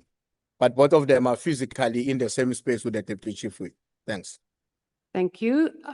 We will deal with that when we get there, and I think that will be acceptable as long as they do show their faces. Honourable members, please mute your microphones. Honourable Mkhize, is that another matter? Honourable Skosana, I'm not going to entertain a debate with you now on voting procedure for today or for the future. This has been decided by the Chief Whips. So, Honourable Mkhize, is there another member? No, Yes, I'm not raising my hand because of that. Please. Honourable Mkhize, is there another member? Yes, House Chair, there's actually two other members, which is the Honorable Siyabonga Mkhize and the Honorable Carol Mafachane. They are on the platform. Can they be considered but won't be able to vote? Yes, we will be able going to through. speak, but they are on the platform. Thank you, Chair. We will be calling all the names, and I will explain the procedure now. All the names will be called, and if you cannot switch on your microphone, or rather your camera, it is acceptable. We would prefer that you work through your Chief Whip as you have done now, but we will now proceed with the voting. Honourable members, I've raised my hand on another matter, Chair. Now, what is I've your raised my other hand matter? on another Skosana? I've been abused now. What? Honourable Skosana, you are not going to Deputy delay Speaker. the voting on this matter. The Deputy Speaker, I'm not delaying anything. I've got the right, Deputy Speaker, to raise an issue. You can't say to me, I'm delaying a matter. I'm saying to you, in fact say that to you. You are now in The Chief contempt Whip of the MK voting must assist procedure. us. Chair, Deputy Speaker, I'm raising another matter. I'm not talking about this. There's a matter which was raised by the Deputy. I am now busy with the voting procedure. So this is a final warning. Honourable You will be Gungubela removed from the platform. is going to be allowed. Honourable Papane, what is your point? On a point of order. Honourable Deputy Speaker, I think we are being abused here. A procedure have been outlined and all Chief Whips have agreed on how to handle the matters of voting today. I just want to plead with you, Honourable Deputy Speaker, that we proceed with voting. Thank you very much. Honourable Papane, that is exactly what I'm trying to do. Honourable Dugmore, I hope that you have been covered by the Honourable Papane. We will now proceed. Honourable Skosana, I am not entertaining a discussion on this now. This was discussed by the Chief Whips, and there are no other matters that you have to raise right now. You can take it up with your Chief Whip, and we will now proceed. Honourable members, in terms of the rules, all members present on the virtual platform, when the question is put with the admissions to the platform being closed, must vote or record an abstention. Honourable members, please mute your microphones. This rule does not apply to a minister or deputy minister who is not a member of the House. The secretary will call each member from the membership list, starting with those from the largest party. Members will be called by their surname, followed by their initials. To facilitate this process, I will appeal to honourable members to indicate only their vote, not add a preamble, a statement, and also without delay. We have to be very sure that we hear every vote. Members must simply indicate yes, no, or abstain. In the event a member's name is called and they are present, but for whatever reason do not indicate their vote, an opportunity will be provided for such members to raise their hands after the last member is called from the list, at which point they will be recognized to cast their vote. So, honourable members, we will now proceed. The question before the House is that the motion as moved by Mr. J.S. Malema for the removal from office of the Speaker be agreed to. Those in favour of the removal of the Speaker from office in terms of section 52(4) of the Constitution will say yes. Those against the removal of the Speaker from office will say no. Those who want to abstain will record their vote as such. Voting will now commence. As mentioned earlier, no member will be admitted on the virtual platform until this division is concluded. The Secretary will now proceed to call members. Adams, RC. Yes. Speaker, my vote. Are you in disbelief that he voted yes? Honourable members. My vote is no. Speaker, my correction, my vote is no. Your No, correction, no correction, you voted yes. How many times must people vote yes? This person said yes. It's a yes. No correction, no It's a correction yes. here. Yes. Members must not be Voting bullied yes. here. She said yes. Yes. Yes, She yes. no, Voted such. Allow the member to say yes. Honourable members. Honourable No, members. no. I think the member is quite adamant that it is a no. We will now proceed, so members, please concentrate what you have to do and show your faces, except those that we have been indicated will not show their faces. Appearing, MJ. No. Bila, TJ.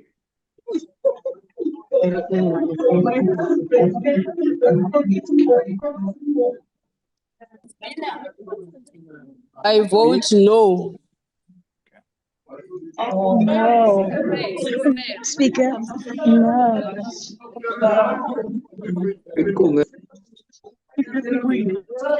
ANC. No. Sharon Davids, no. Abantu abadala bayamosha nge-technology. Honourable members, please wait your turn. I don't know Please what to say. mute. Honourable Bila, please mute. Do not switch on. Honourable Bila, Honourable David, please mute.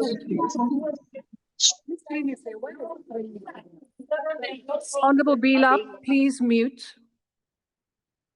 Could I just explain to you members that you only unmute once your name is called? Honourable Ndabane, please mute. You do not switch on your camera before your name is called. What is happening is that there is an echo.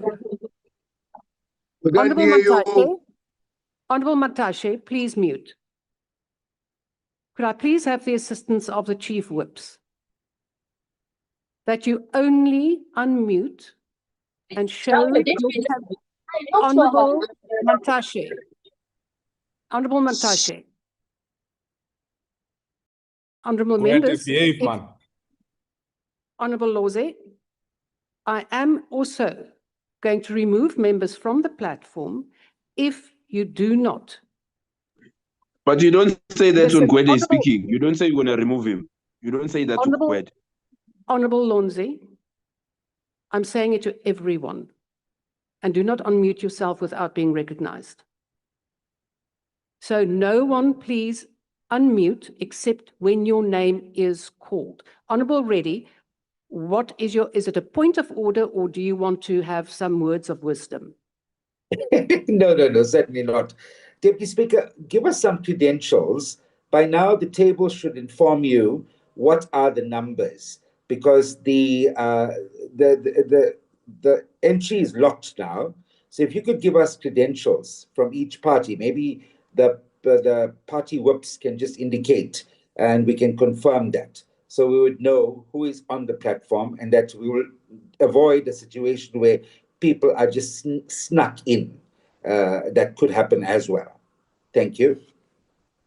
Honourable Reddy, the platform is closed. No one can sneak in because they have to be admitted.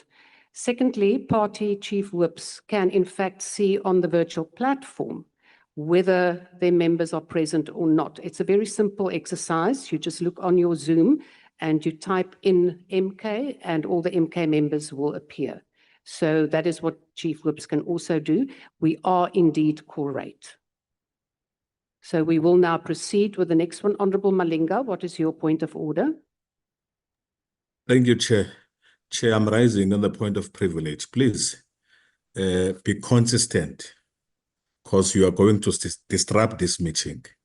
Other political parties, when they are speaking unmuted, you don't discipline them. And the others, you are doing that. Please, I'm pleading with you. Please, the principle of consistency, please deal with it. Thank you.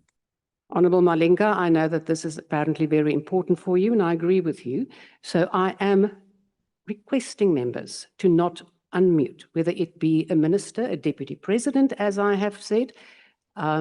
Please do not unmute unless your name is called. We will now proceed. The table will now continue with the names.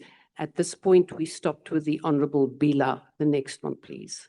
Bilankulu NK.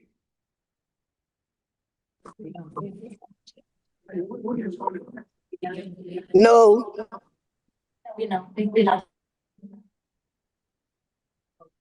Oshielo SP.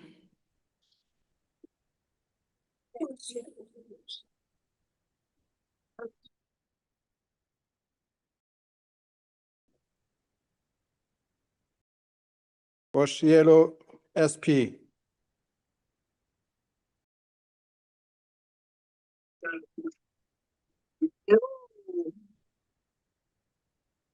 Markets as healthy products.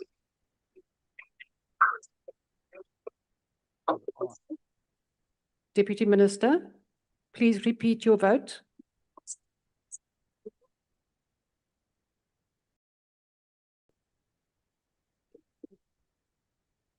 Okay.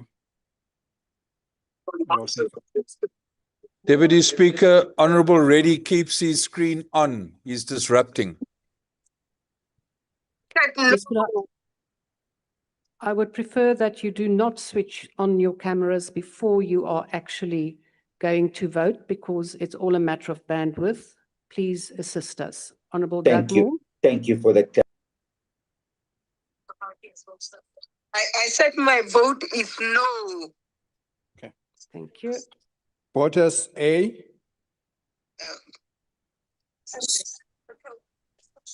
No. No. Thank you. Burns Namashe Z. No. Thank you. Kapa RN.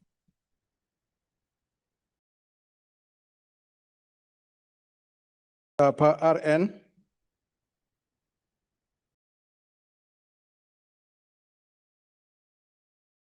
Kapa RN.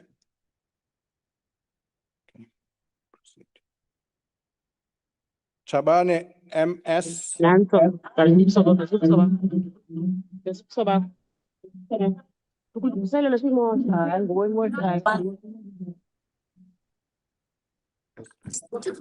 No. No. These old people are going to be a problem here. Honourable members, Honourable Lonzi, honourable members. Speaker, are these deputy ministers of the country? Honourable member, I did not recognize you. Could I please ask all the deputy ministers and ministers in the same venue? It is extremely difficult if you keep the camera and the microphone on. When you have voted, just give your vote and switch off the camera and the microphone until the next person is called, because I can see that you are all in the same venue, and it is very disruptive. Deputy Minister, please proceed. Deputy Minister Kapa, RN. No. Yeah. Chabane, MS.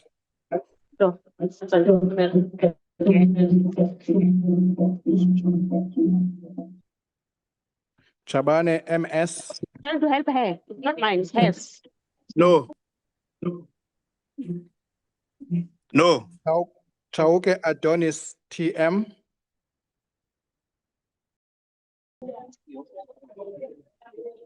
Voting no. Voting no. Voting no. Chikunga, LS.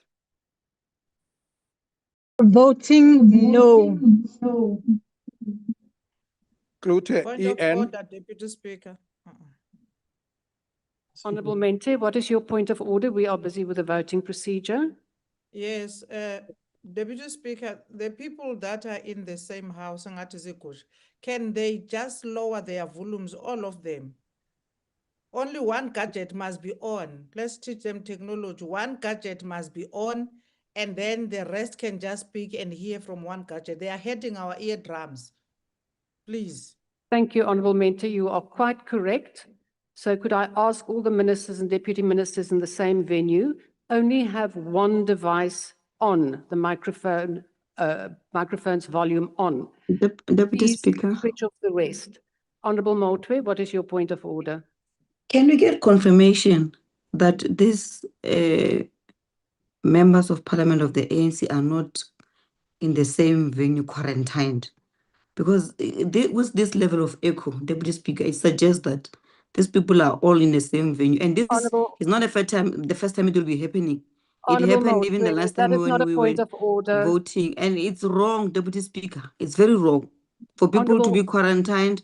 Honourable Motwe, you are now being disruptive and we're busy voting. We will now proceed. Klute, EA, sorry.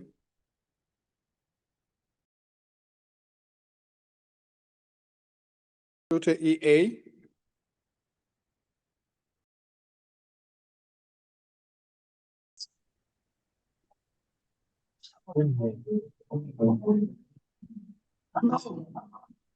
No, all right.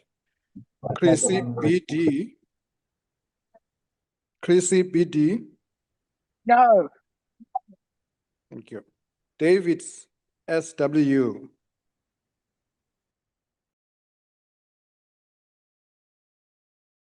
David SW.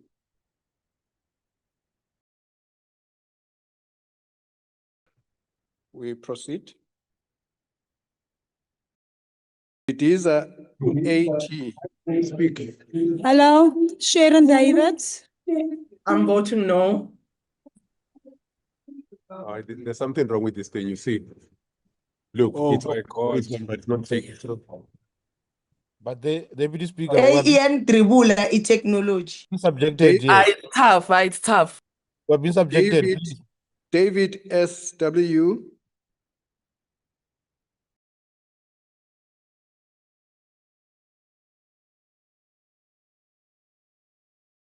Did you vote no?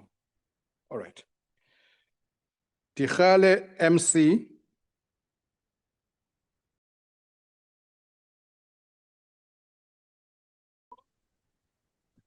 Tikhale vote no. I vote no.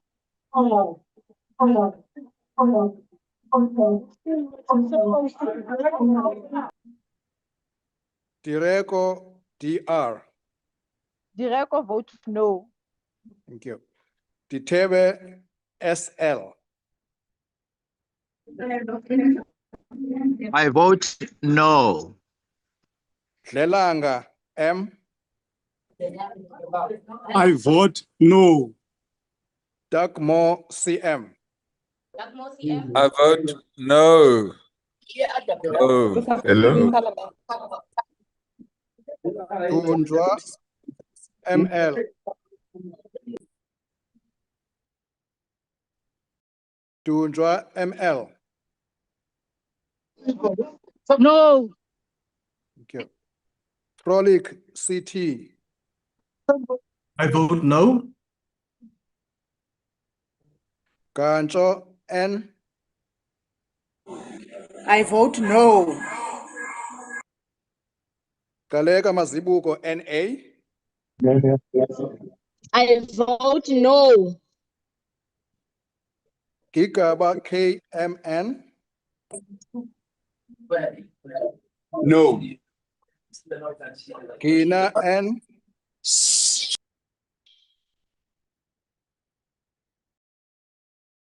Gina M. Gina N.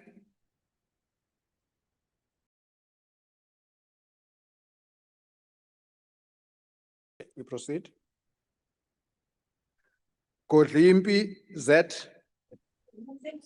No.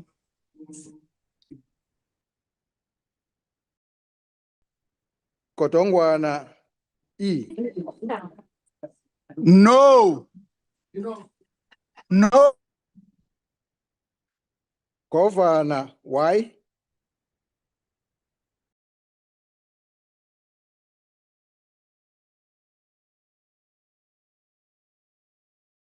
Governor Y.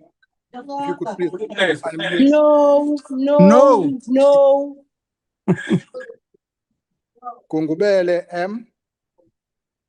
Show your face. No. Hala MM. Hey, I'm done. No.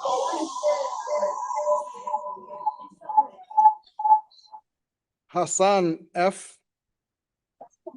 No. Klongo AS. No. Isaacs SE. I vote no. Jama SP.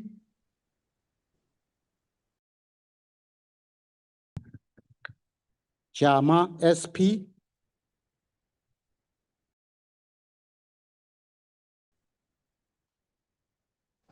No. Kihakilwe BM. I vote no. Kekana PS. I vote no. Habu GD. I vote no. Near, no. Kanyase Z. I vote no. Kumalo JQ. I vote no. Kuranov GW. I vote no. Kubai MT. I vote no.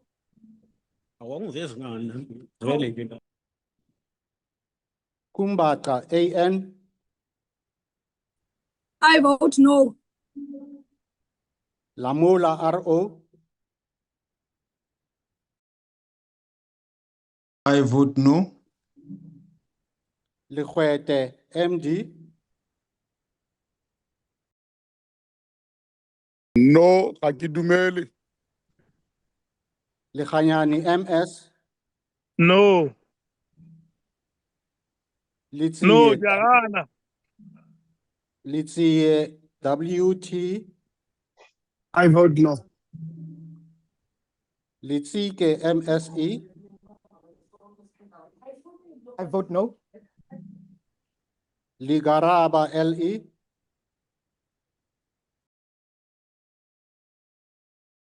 Ligaraba LE.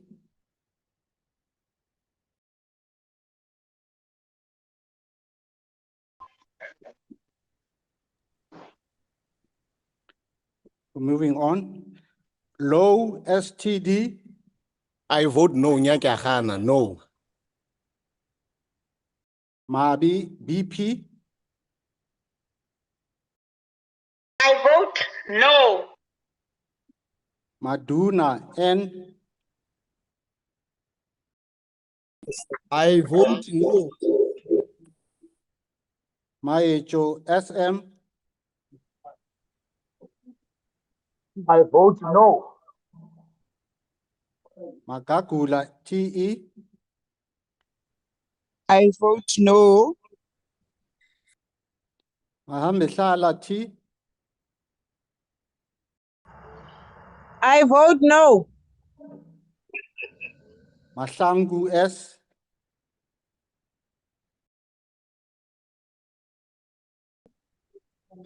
I vote no. Awan, yeah. Thank you. Mahlaule MG. I vote no.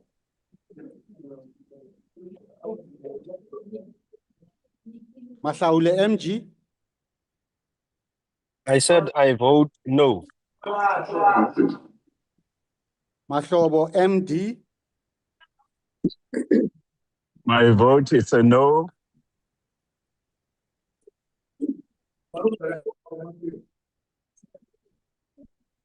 Mahumapelo SOR.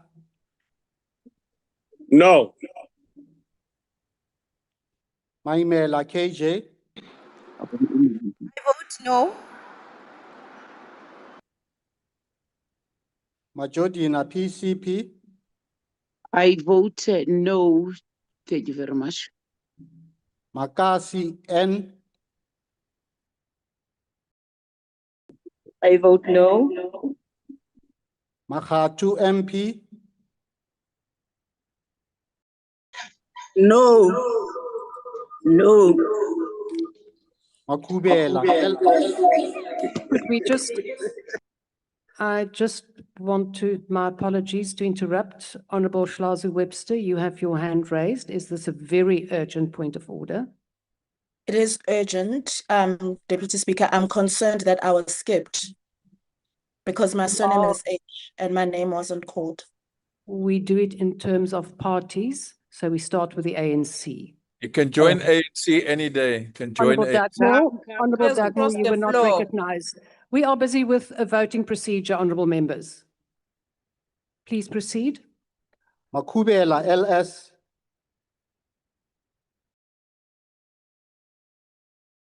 Makubela LS.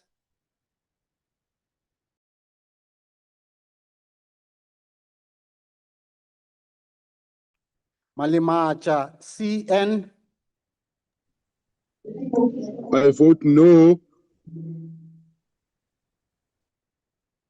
Manamela KB.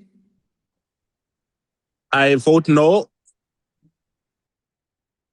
Maneli BM.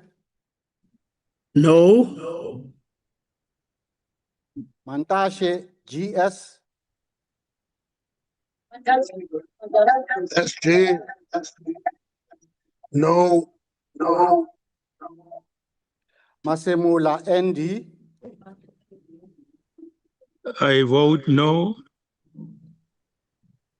Mashatile SP. I vote no. Masina MC. I vote no. Asondo D. No. Maswangani MJ. I vote no. Matabata CS. I vote no. I vote no. Matafa Okay, my OM. hand is up. Honorable Mkhize, what is your point of order? Chair, I am very concerned. In terms of the rule book that you read, it said that members should be logged in. Now, when you make the ruling that members can use one cellular phone if they're in the same venue, that means even a member that was logged out before the windows were closed can now make a vote. So I'm confused. How are you going to deal with that? Thank you. Honorable Mkhize, I only refer to members putting down the volume on their own individual devices because they are in the same venue. So it doesn't mean they are not logged on. We are also checking at the table as a member votes whether their name is in fact on the participant screen. And at this point, we have all the members who have in fact been called have been voting on their own devices except where they show their face and they vote, because then we can see them and we can verify and we have confirmation. Honorable Dagmore, is that another point of order? Yes, Speaker, it's a point of order. It's clear that other honorable members are delaying this process. They know they're going to lose. Can they please stop delaying this process because they are losing and they know That's it? not a point of order, Delaying Speaker. it yourself. That's not a point of order. That is not That's not a point of order. Not a point of Honorable order. members. Honorable This one. Once Honorable you learn to keep quiet when I talk. Just keep quiet for once. You behave like a CEO It's here. because you know you are voting from other people's. Honorable members, this is totally unacceptable. And Honorable Dagmore, that was also unacceptable. You are really making a disgrace. On the point of order, Speaker. I Deputy am busy Speaker. speaking. Do you follow that I am speaking right now and that the rules say you do not interrupt the presiding officer? It is unacceptable that you are interfering and disrupting, all of you, the voting procedure. This is a motion that was brought by the Honorable Malema, and we are now voting on it. We are trying to make do as best we can with all the challenges we do have. So I do request members to now please act in a way befitting for a parliament when you vote. All of the procedures have been approved by the chief whips, and we will proceed according to the agreed upon procedure. Honorable Mtetwa.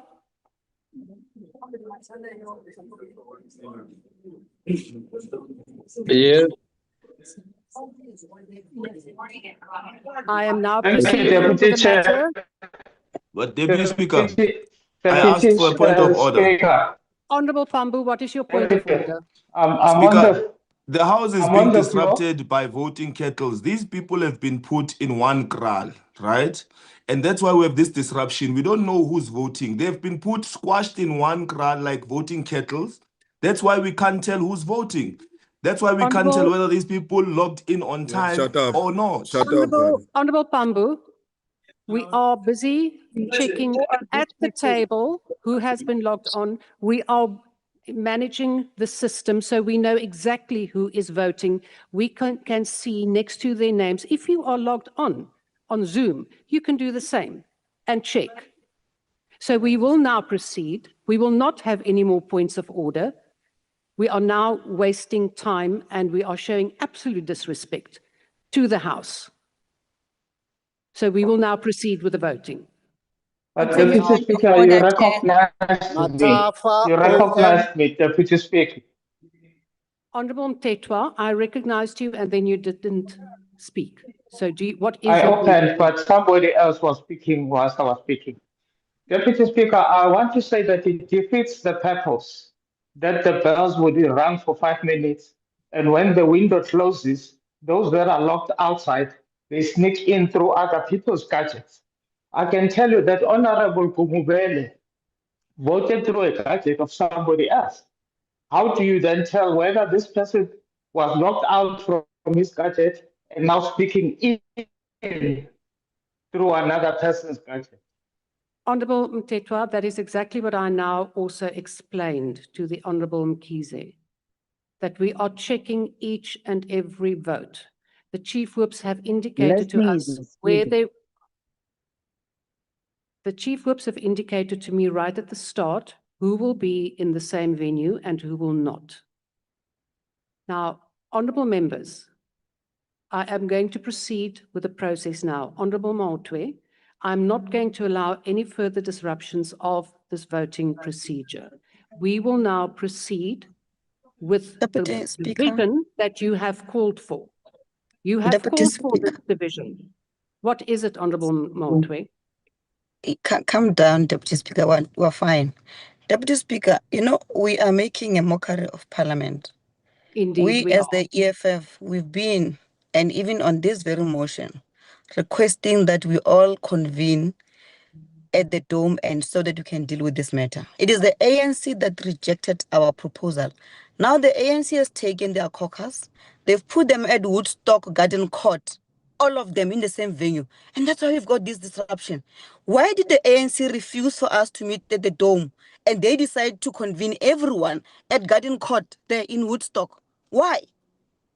Why are we having Parliament at Garden Court as opposed to the Parliament that we have at the Dome, where we are even paying for furniture, we are paying for air conditioning units, we are paying for ablution facilities?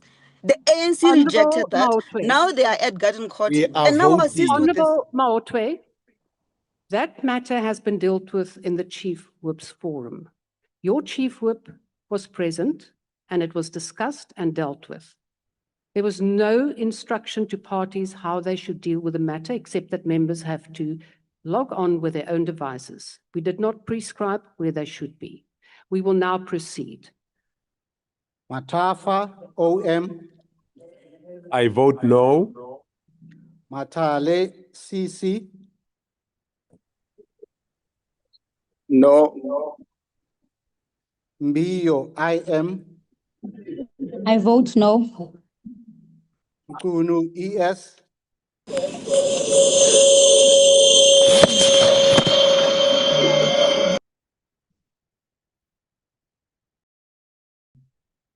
Nkunu, ES.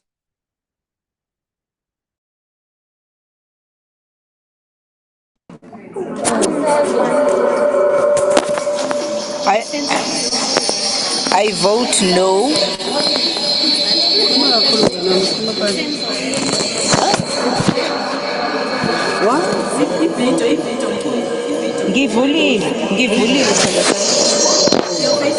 Honourable member, please. Please mute. I vote no. Nkunu, TVB. House Chair, please note my hand. House Chair. Honourable Mkhize, what is it now? House Chair, I have two members who have been kicked out of the platform. Can the table please check? It's Honourable Mngadi and the Honourable Gamete. We will check whether they were on the platform when we closed it. Please just give the names again. Honourable Pinky Mngadi and Honourable Tulani Gamete. Thank you. We will check. And then there is Honourable Taibosh. My hand was up. Okay, Thank you, House Honourable Chair. Wali. Okay, let me just, I deal with the hands as I see them raised. Yes, it's me, Honourable Speaker. Wali. Yes. Deputy Speaker, the table was calling Honourable E.S. Mchunu, and then Honourable T. Mchunu voted instead. Now the table is just called Honourable T. Mchunu, and she has already voted where the table was calling Honourable E.S. Mchunu. Please check. Yes, we are quite aware of that because the Honourable E.S. Mchunu did not reply immediately. So we are quite aware. Thank you. Honourable Mente. Deputy Speaker, so the entire ANC cannot master the art of just lowering a volume. But why are you so that interested we in the can ANC like proceed. this? Why are you interested in the ANC like this? Shut up. Because they're running the country and they can't switch on microphones. Shut up. Allow Shut the up. deputy speaker to run the meeting. Yes, yes, you are Stop your such a useless obsession. But no one with was the talking to ANC. you. Even run this Stop your obsession with the ANC. Let the deputy speaker run It's the not an meeting. obsession. How? Yeah, you see? These old people will need to go to an old age Deputy home. Speaker, what happens now? They just unmute and speak. They are useless like that.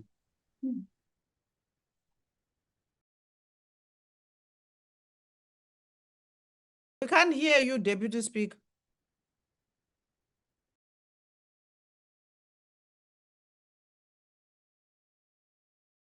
Honourable Ntuli, I have not recognized you. Honourable members, we will now proceed with the voting. And this is my ruling. There will be no comments now. Honourable Deputy Speaker, I've raised my hand long time ago. Honourable members, you are raising frivolous points. You are raising points about a party that can't turn down the volume on devices. That is not a point of order. How did you know? Because you have not. Honourable Matulewa, you are now disrupting the procedure. Deputy Speaker. Honourable Mashlatsi.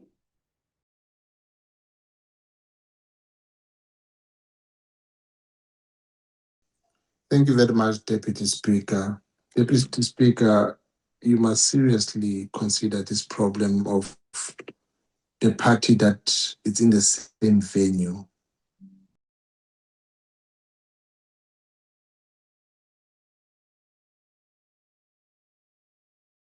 Of the party that is this? This guy's always. Honourable Letsie. Thank you very Honourable much, members, Deputy Speaker. thank you, Honourable Mashlatsi. Honourable members, as I have said now a number of times, this procedure was decided on by the Chief Whips. There was no decision on how parties would individually deal with a matter, whether they are in one venue or whether they are in separate venues.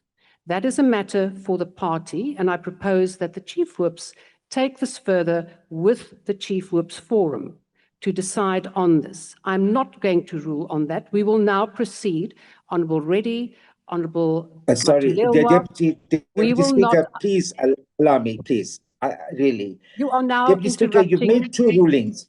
No, you've made two rulings. One, you said members must not put on their cameras, and members are putting on their camera. It's affecting the bandwidth. And the second one, you said you're not going to entertain points of orders. And yet we are having a whole lot of this. Now, the point that's being raised is a very valid point. The Chief Whips Forum discussed everything else except this. And I see that there's a loophole that's being created here, and we must be aware of this. We don't want processes of parliament to become farcical, because now you have a situation where members are sitting in one place using one device. We never thought that somebody would be such big crooks when we had the Chief Whips Forum, but this crookery has now come to light. What are we doing about this? Honourable Reddy, I sit with the Zoom in front of me. I have the participants list, and the members of the ANC are on separate devices. So your point is not valid. And we will now proceed because you are now interrupting the process. You are in fact now trying to stop the process, which I will not allow because we are in a voting procedure. So, Honourable Ntuli, I am not entertaining any more points of order. We will now proceed.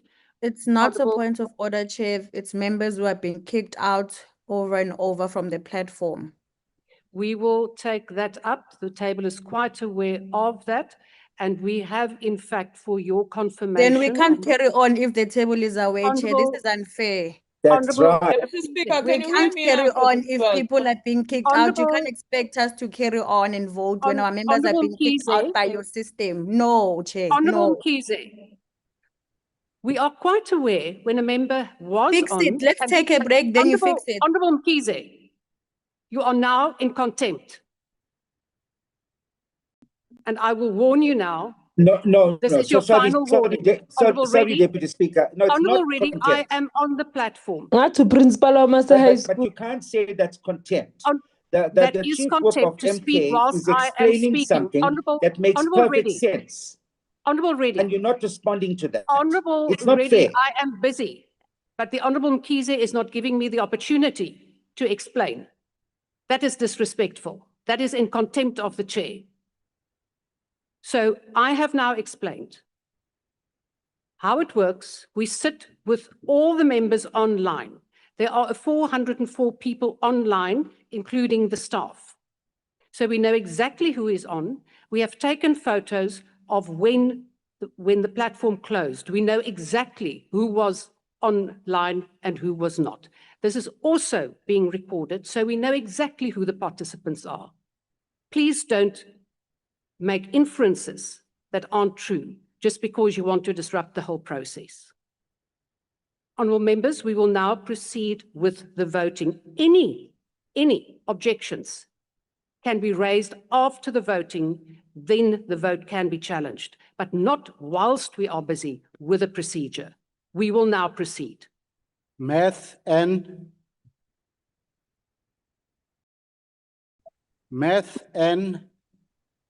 No. Mqina, PS.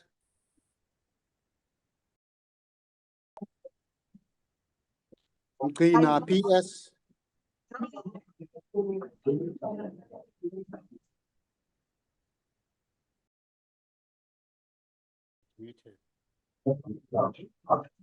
You are muted, member. Honourable member, you are muted. You're muted. No. Mkweba, T. No. Mhaule, MR. Chair. Sorry, Chair. The last vote was Honorable Mkhize, the chair. That was not a lady. Can we revert back, please?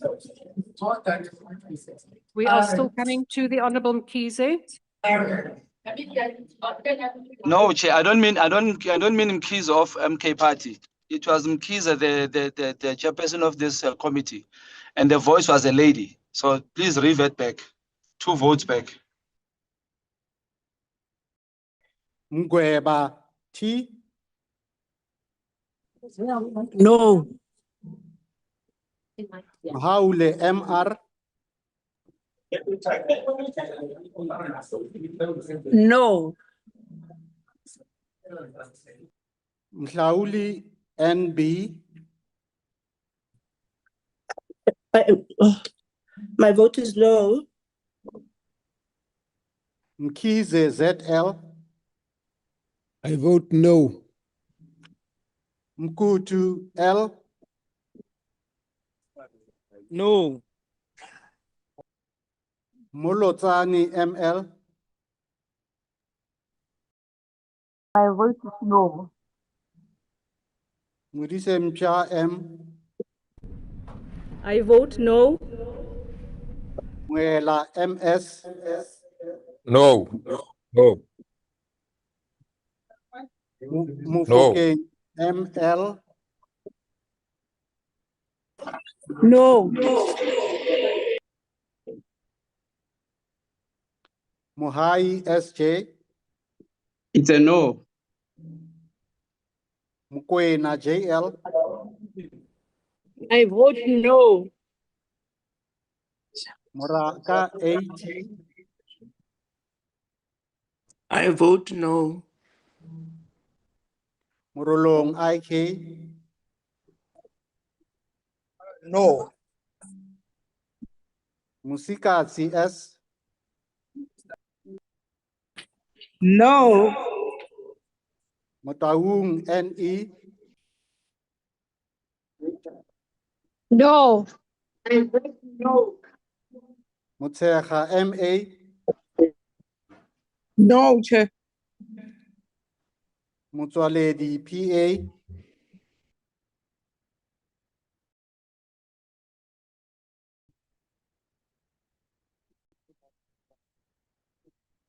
Deputy Speaker, you will recall that I had pointed out the situation about Mpofu-Walsh. Thanks. I just wanted to also now alert you that you can vote on behalf of the Honorable Mpofu-Walsh. He is voting no. Mpapani DE. I vote no.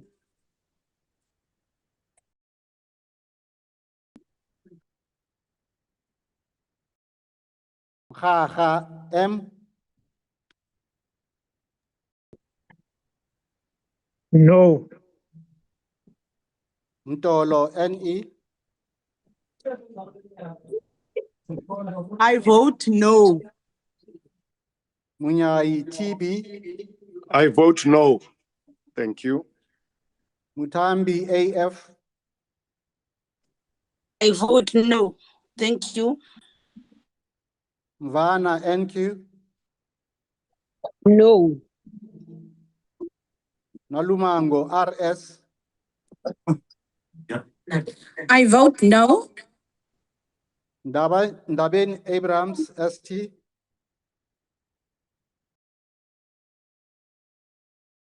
Ndabeni Abrahams ST.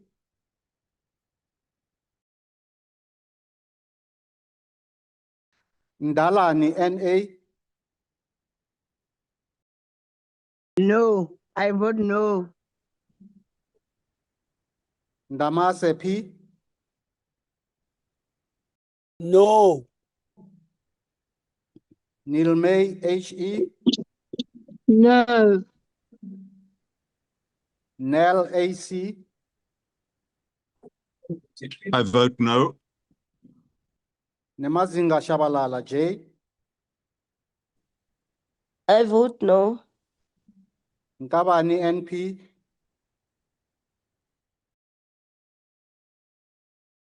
I Nkabani vote NP. no.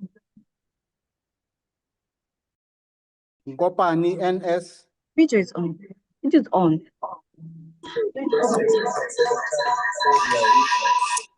But that was Pasia's gadget. I Deputy. vote no.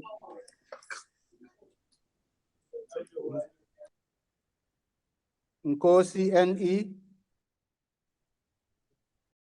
No. I vote no. Nkosi VA. My vote is no. Nonsele M. I vote no. Ngola X. I vote no. Nchalinchali LL. I vote no.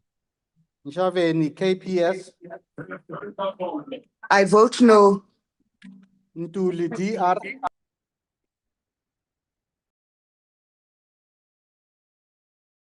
Ntuli DR.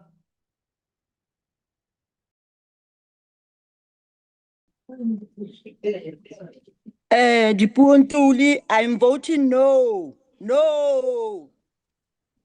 Ntuli M. My vote is no. Thank you. Zimande BE. I vote no. Nzuza NB. I vote no. Phahla MJ.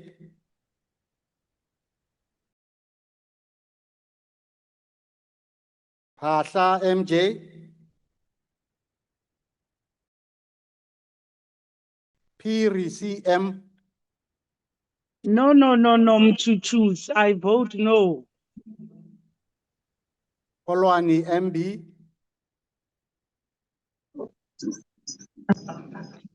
Kekana, I vote no. Lakis WTD. No. Pule DD.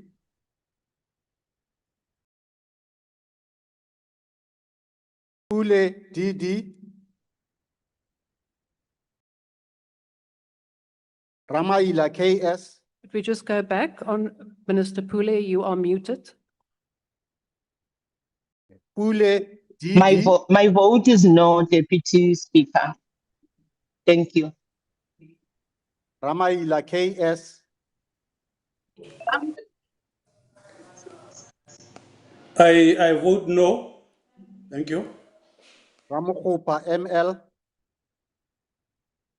Hi, I Josephine. vote no. I vote no. 8549. Okay. Ramokopa KD. I vote no. Ramulubeng KA. I vote no. Sangoni KLN. It's a no from me. Sapo L. No. Siebi AM. Siabi No. AM. I vote Siete. no. Siete MO. Voting no. Sikite M. No. Sikwati SC. I vote no. Silamulela SD. What? I vote no. No, it's fine. Sine MM. I vote no. Shabangu FL. It's a no. Sibia NM. It's a no. Simelane TP. No. Siweya RT.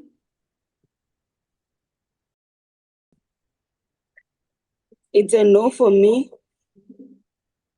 Skosana GJ. I vote no.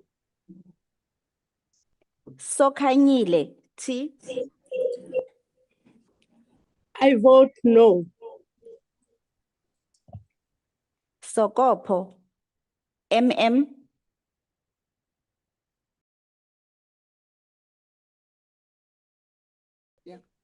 I vote no.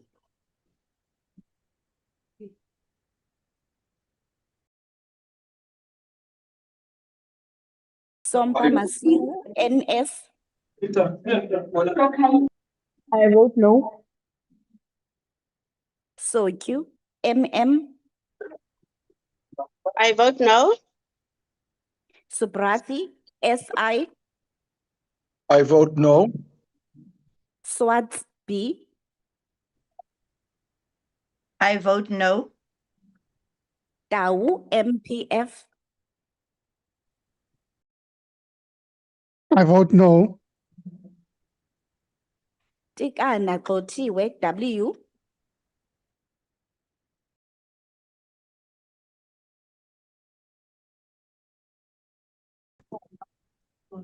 I vote no. Long KC.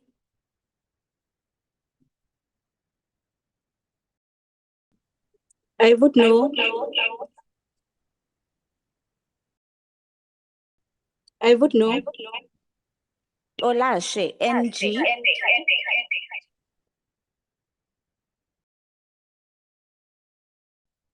Olashe NG.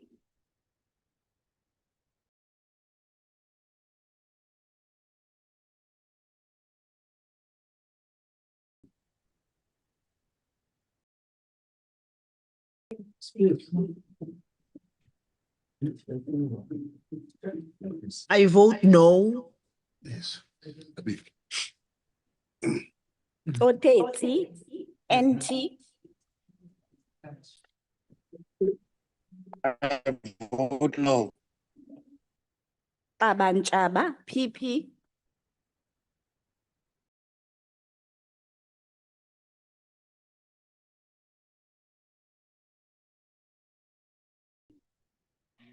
Aba Nchaba PP. Please unmute an honourable member.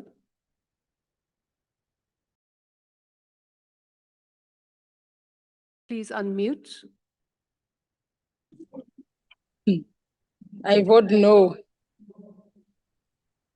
Thoko, ST.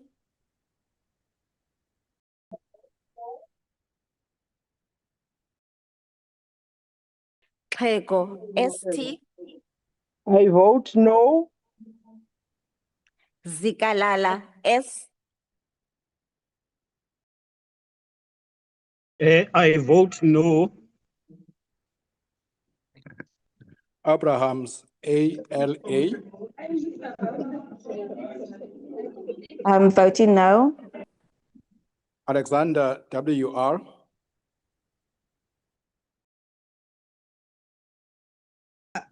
I vote no. Atkinson, PG.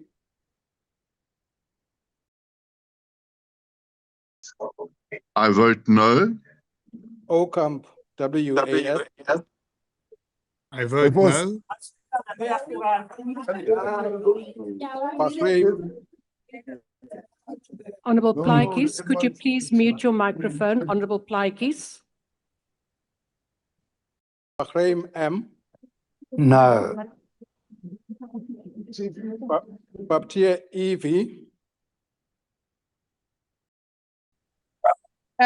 Honourable Deputy Speaker, Honourable Bapti was thrown off the platform after the doors closed, so I'm voting no on his behalf.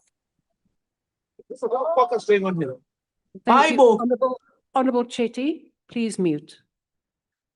Honourable Breitenbach, we will look into the matter, so we will just check Honourable Bapti if he was thrown afterwards, and then you, as Chief Whip, you may vote on his behalf. Thank you. Basson LJ. I vote no. Bateman AG. I vote no. Bath EM. I vote no. Bergman D. I vote no. Bloom JB. I vote no. Botlani TK. No. Ballman NJ. I vote no. Breitenbach G. No. Berg MJ. Voting against.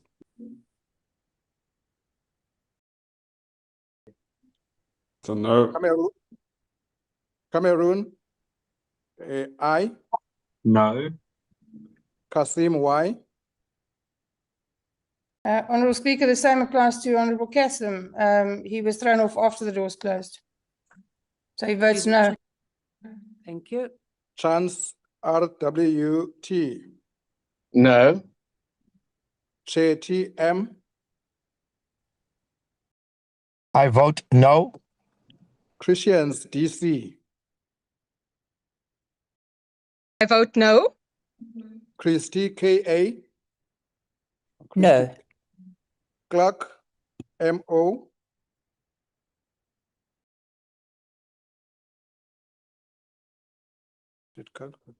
Clark MO. I vote no. De Blok van Skeltinga AD. I vote no. No. De Villiers JN. No. Engelbrecht J.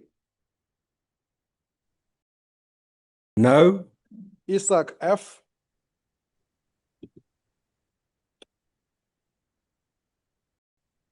No. Gondwe MM.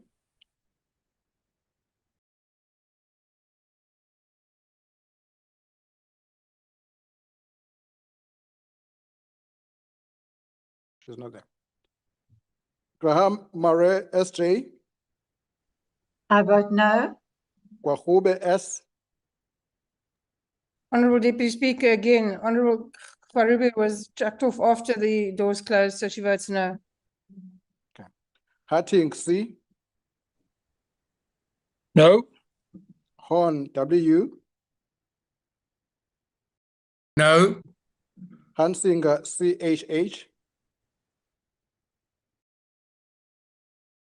I vote no. Ismail H. Honourable Deputy Speaker, Honourable Ismail was also thrown off after the doors closed, so she votes no. Jordan C. No. Khobisa Ngaba K.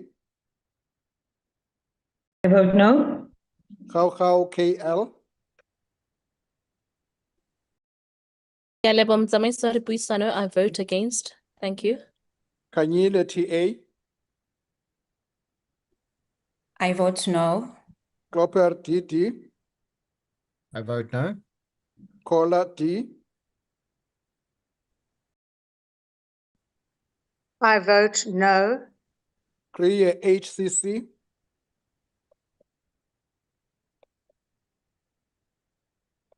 I vote no. Lapaskakni C. I vote no. Leroux KWD. I vote no. Lindet E. No. Lorima JRB. No. Mabena TB. I vote no. McPherson DW, sorry. No. Matikizela BS. No. Malatsi MS. I vote no. Mare EJ. No. Masango BS. No. Maseko LM. No. Manier DJ. I vote no. Mazone NWA. I vote no. Mbiko F. I vote no. Maglua JJ. I vote no. Mdluli MM. I vote no. Michalakis G. No. Milham KJ. I vote no. Moore SJ. I vote no. PTL.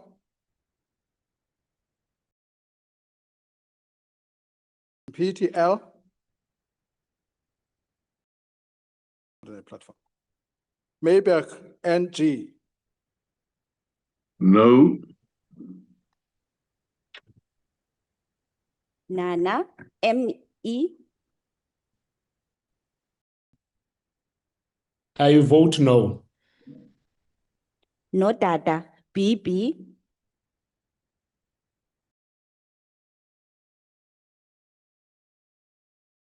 I vote no.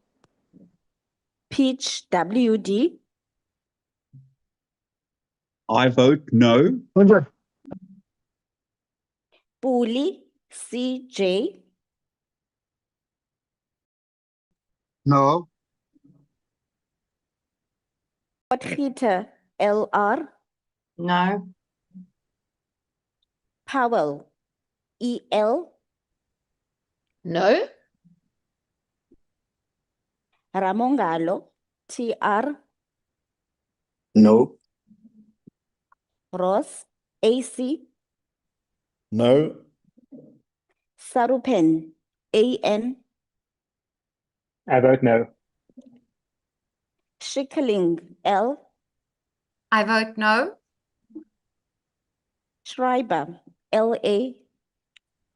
No. Sitlolo IS. I vote no. Sheriff NK. I vote no.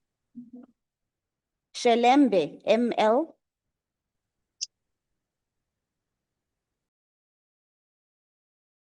Shelembe ML.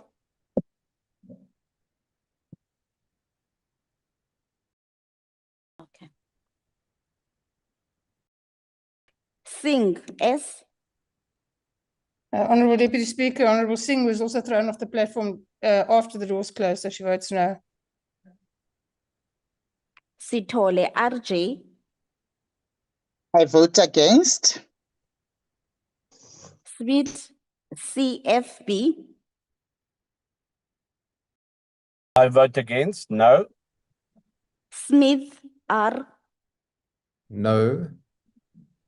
Spies ERJ. No. Steinhazen JH.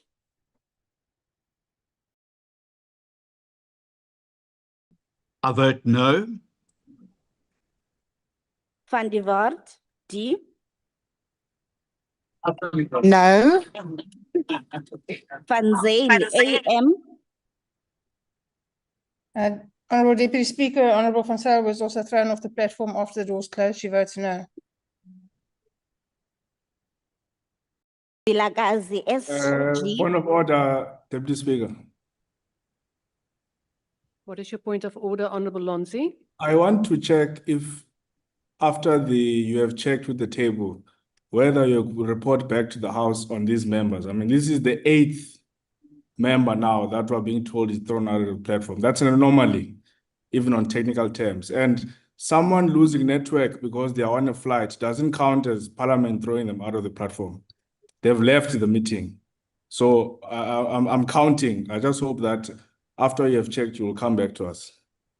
Yes, I'm also counting. Thank you, Honourable Lonzi. We are checking as we go along, and I will definitely come back to you. Thank you. Vilakazi SG.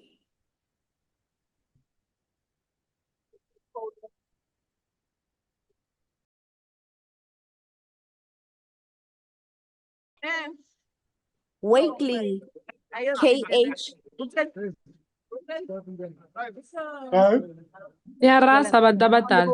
Honourable Mkhize, please mute your microphone. Honourable Mkhize. The cranes are misbehaving. Honourable members, please mute your microphones. Honourable Mkhize, thank you. Wakeling KH. No. Zondi S.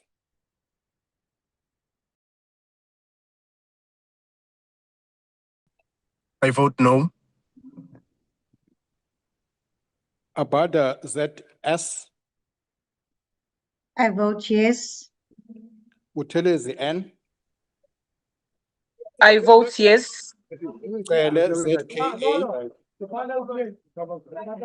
I vote yes. Douglas WM.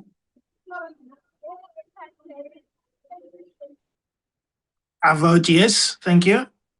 Gama SI. I vote yes. Gamede TI.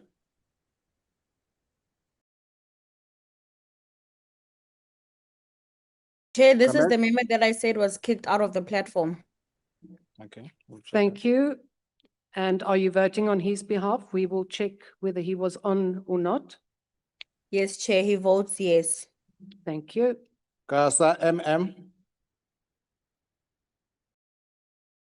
I vote yes. Kwabaza NB. I vote yes.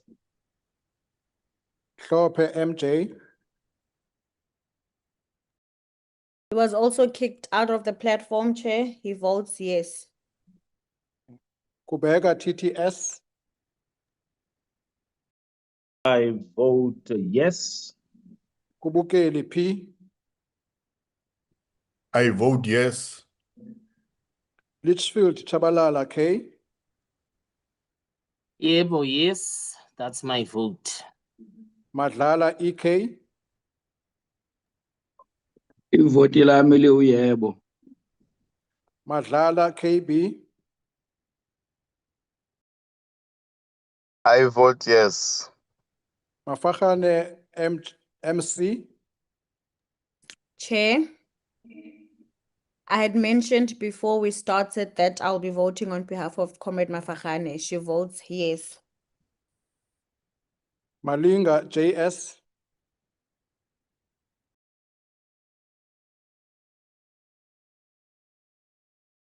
Malinga JS. Manyi I M. vote yes. Okay. I vote yes. Thank you. Manyi M. I vote yes. Matutu MJ. Chair, he was kicked out of the platform. He votes yes. Mbata MS.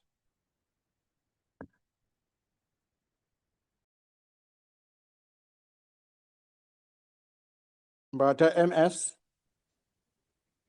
Not. Yes. Bele HH.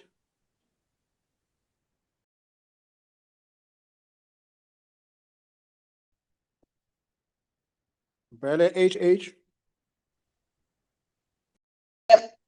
Yes, I vote yes. Mkono G. My vote is yes. Mjadu TS. I'm voting yes. Mkize P. I vote yes. Mkize SW. I vote yes. Mkize SP. I had reported Chair, he votes yes. Mkongi BM. I vote yes. Mlotshwa SN. Yebo, yes, I vote yes. Mngadi PP. She was kicked out of the platform, Chair, she votes yes. Mgqithama JA.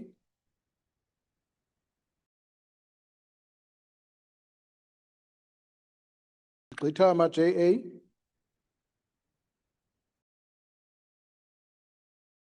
Comrade Mohale. Mutama, you're on mute. Is he here? Is on the platform. Mgqithama JA. Honourable member, please unmute your microphone. We see that you are on the platform. Come back to it. Mohale IS. I vote yes. Mukwena Zondi SMN. I vote yes. Moodley SR. Chairperson, can you? My vote is yes. Okay. Mgqithama JA. My vote is yes. Thank you. Mutawung G. It's an obvious one. It's a yes. Motubatse MP. I must vote yes. It's a yes. Msezane MP.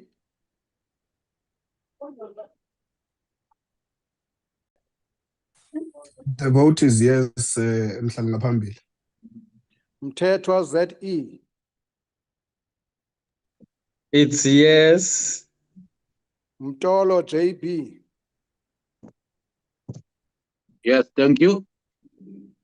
Mtweni NA.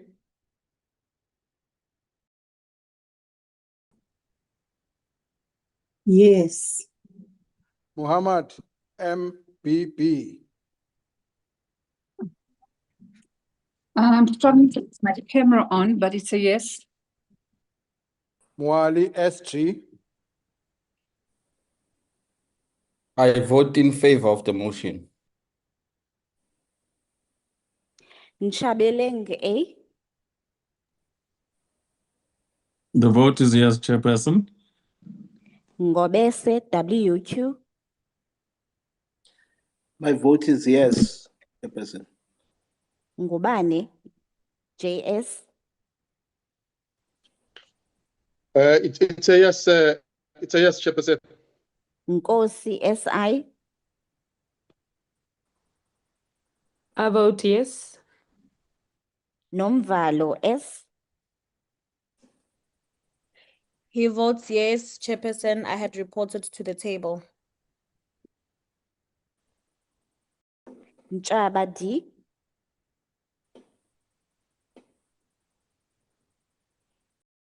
Nchaba Yes. D. Yes. Numalo NI. It's a yes for me.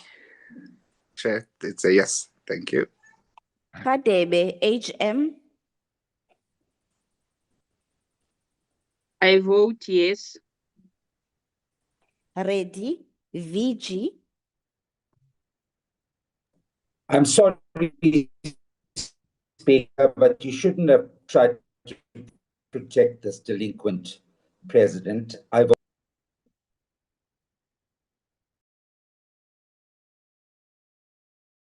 Honorable Reddy, we couldn't hear what you're saying because you broke up, but please, yes, no, abstain. Sorry, no. Am I audible? You are audible now. Am I audible? Yes, you are now. I just said that, yes, I said, sorry, Speaker, but you should not have tried to protect this delinquent president. I vote yes. I suka.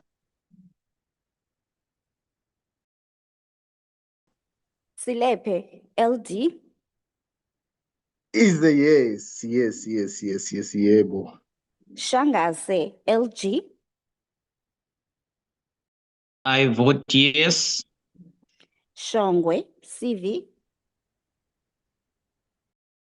I vote yes. Skosana, DM. I vote yes. Taibosh, G. It's a yes.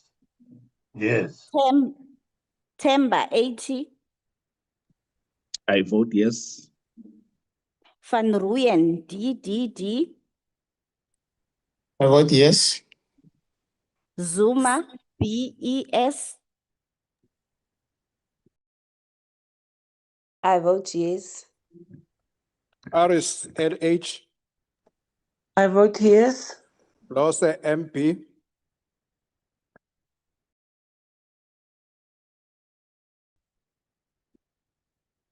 Lose, MP.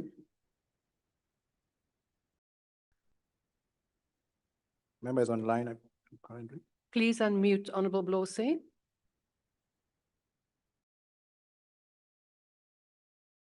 Technology. Honorable Blose, we see that you are online, but can you please just unmute?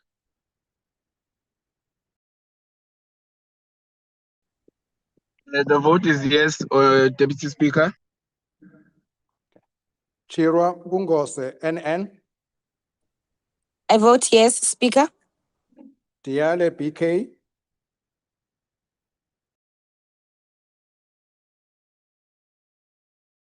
Diale, BK. Sorry, Deputy Speaker. She was online. She got kicked off. She's voting a definite yes. Dlamini, M. I vote yes. Quilishe, S. I vote yes, Speaker. Kaula, MS.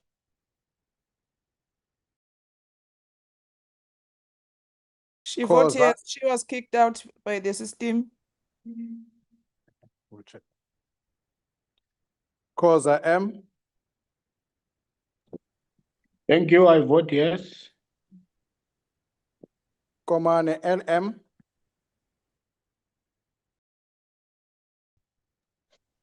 Was kicked out by the system. He votes yes. MS. I vote yes.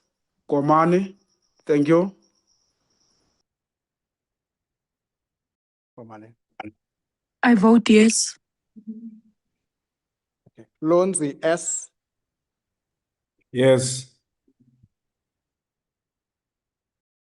Mylola, PR. She was kicked out. She votes yes. Malema, JS. I'm voting yes. Mananga, L. Apologies for the pronunciation. Mananga, L. Thank you, Speaker. It is a yes from me. Mawotwe, OMC. It's a definite yes. Mare, P. Yes. Mashabela NR.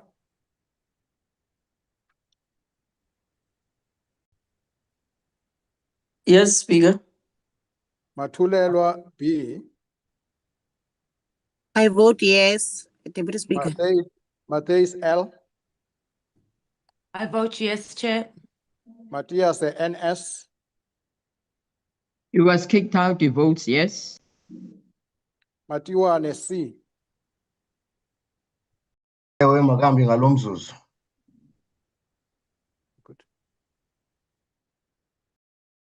Mendenkuna NV. I vote yes. Mhlongo NM. Ngivota yebo lomkhulu. Mkalipi HO. Oh, yes, I vote yes, definitely, Deputy Speaker, yes. Mohale TP.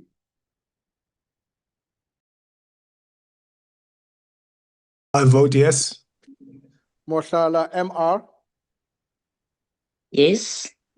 Mokwele TJ. Kya dumellana? Mthethwa E. Yes, Deputy Speaker. Niehaus CG.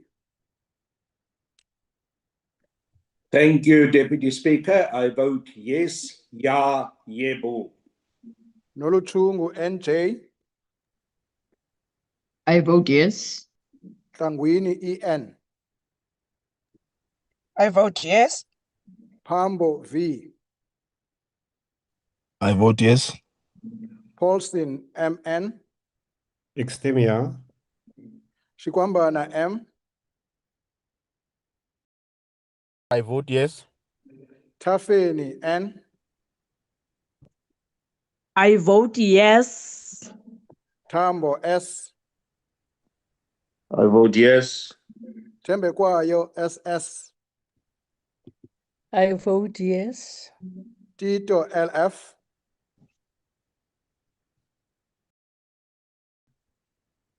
I vote yes. Buthelezi EM.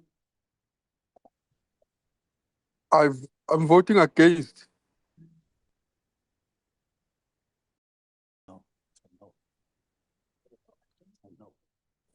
Was I audible? Yeah, I'm voting against. Okay, thanks. Buthelezi NZ.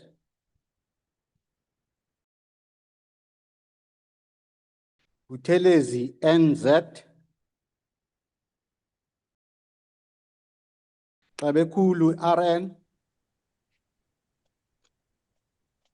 I'm voting no. Huh? What's going on here? Can you hear my voice? I'm voting no. Atebe NM. I vote no. Sabisa VF. Madam Deputy Speaker, Honorable Shabisa and Honorable NZ Buthelezi got kicked out and they vote no.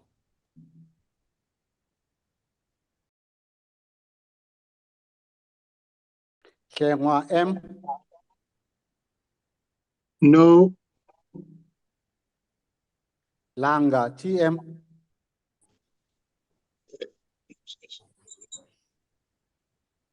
No. Langa TM.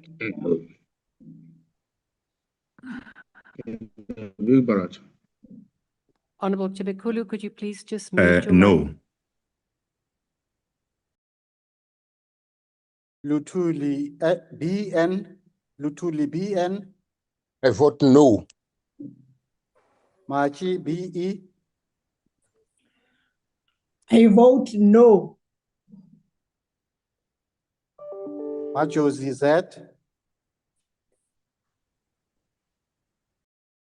Majozi Z.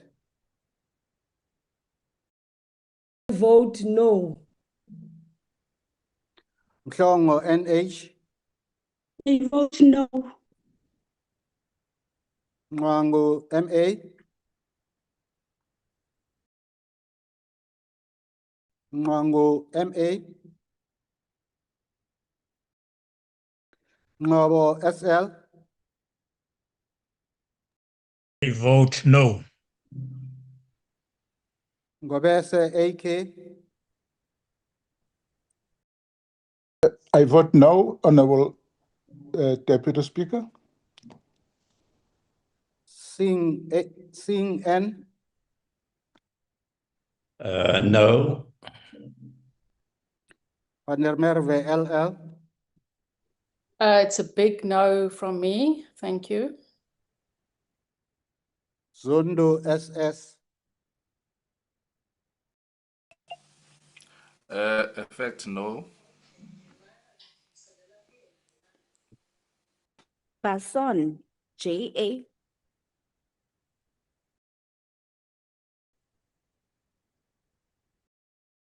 Faizan, JA.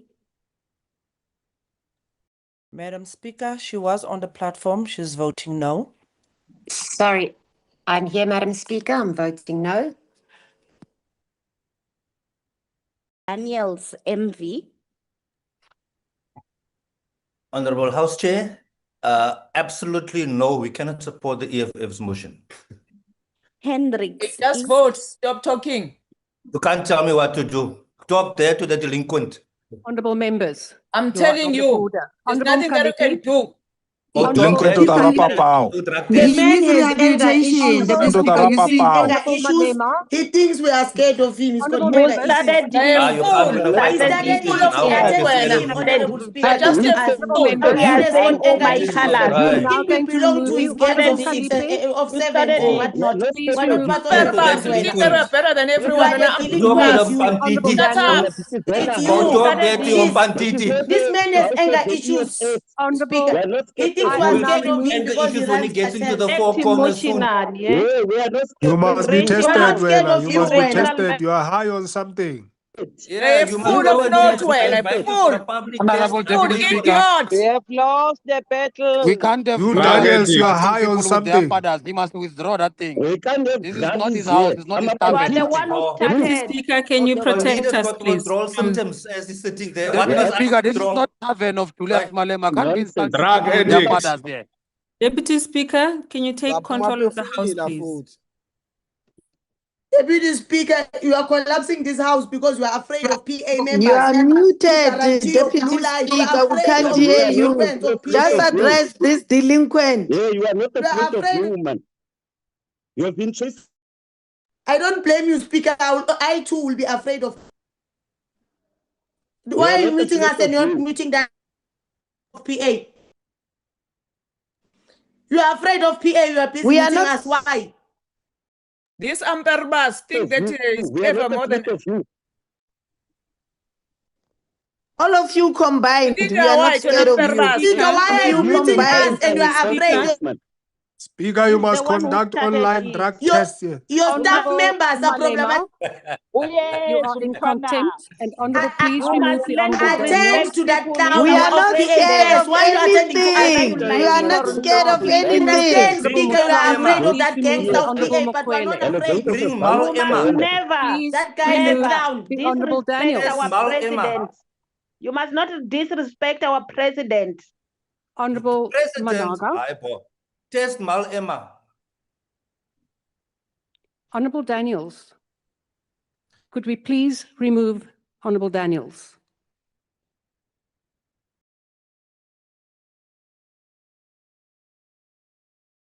Honorable, thank you. Honorable Wessels.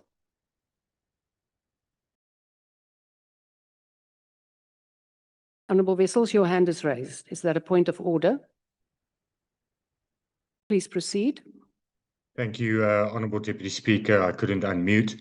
Deputy Speaker, this is completely unacceptable, and I request you to refer the members that have acted in such a gross, disorderly fashion to the Powers and Privileges Committee. This is unacceptable, and I plead with you to use your powers to do that. Thank you. Thank you very much, Honorable Wessels. That will indeed be considered. Honorable Maltwe. Thank you, Deputy Speaker. We welcome the removal of Honorable Daniels. It's long overdue. Actually, you sending him out is not enough. Let's send him to a rehabilitation center. Honorable Really, he needs to be Maltwe. rehabilitated. This is Stop by uncalled you. for. I have now dealt with the matter. Honorable Van Wyk. Speaker, it can be correct. I'm rising on the rule of 84. It can be correct that each and every time we are being insulted here, and then you allow it, Speaker. We have been called names, we are drug addicts. Even one of Honorable our Van children Wyk. of an honorable member was called to say that they hope Honorable that she Van Wyk, doesn't I have receive now dealt with the drugs. matter. You are Can not you going to please deal debate with the that matter matter as well? now. And why are you Honorable Van Wyk, removing Honorable I have Daniels? now dealt with the matter. You are also now in contempt. Honorable Van Wyk, we are now proceeding with the vote. Hendricks E. That's a no, Deputy Speaker. J.T. Jay, vote no. Mackenzie G. Biasless near. Mhlanga M.L.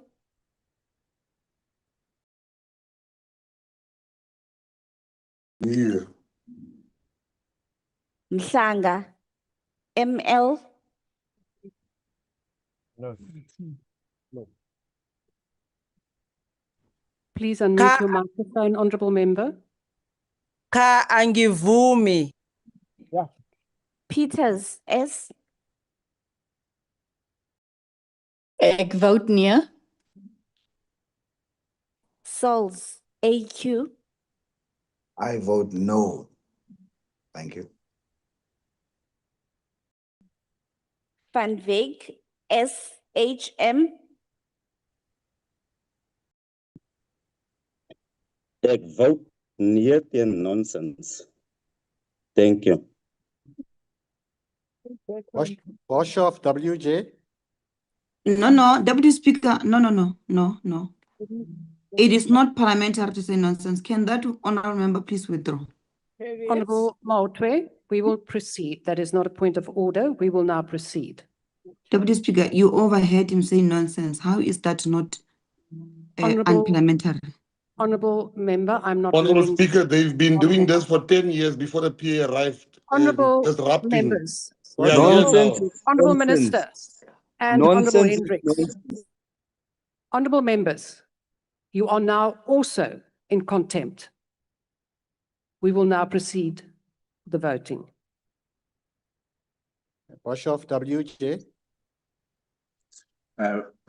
Jong Minister, ek stem nee. Jenner H. Nee. Groenewald PJ. Deputy Speaker, the Honourable Groenewald was kicked out. He was on the platform, but he was kicked out. He votes no. Mulder CP. The same Honourable Deputy Speaker, Honourable Mulder was on the platform, but he was kicked out recently. He votes no. Van Staden PA. Ek stem nee, Adjunct Speaker, dankie. Wessels WW. I vote no. Beasley AD. I vote no. James DE. I vote no. Kobe MP. I vote no. Liklape TKS. I vote no. Ngobeni LM. I vote no. Trolip RAP.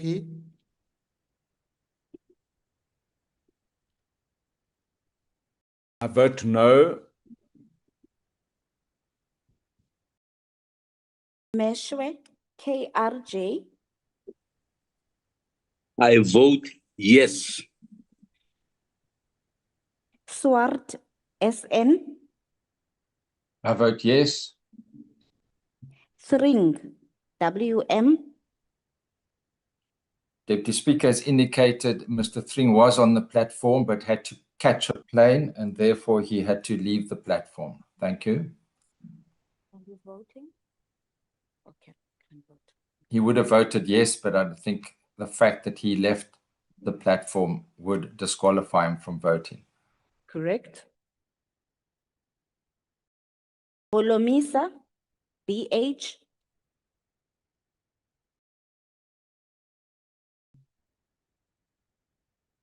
Bolomisa BH.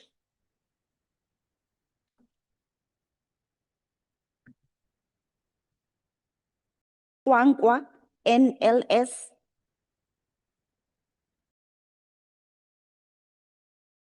Kwankwa NLS. Nontenja CT. Voting no. Ghana SM. No. Zibi SS. Voting no. Hlazo Webster NL. Voting no.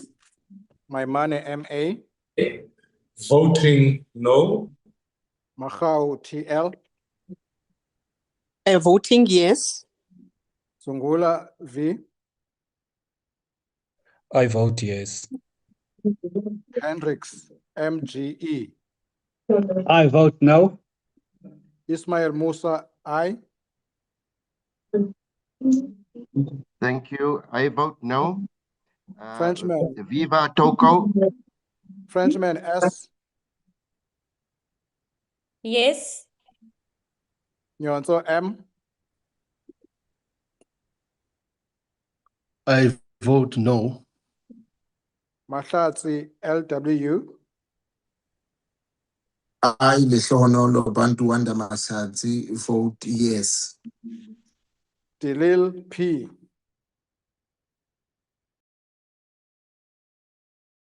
I vote yes. Sorry. You already voted. Sorry, Deputy Speaker. I vote no. Thank you. Your conscience was speaking to you. Sleep, man. Honourable members, we will now check whether there are any members who have not voted, who are on the platform that we have skipped. I think that we have covered everyone, but if you can just give us a moment so that we can just check with the table if there are any outstanding names.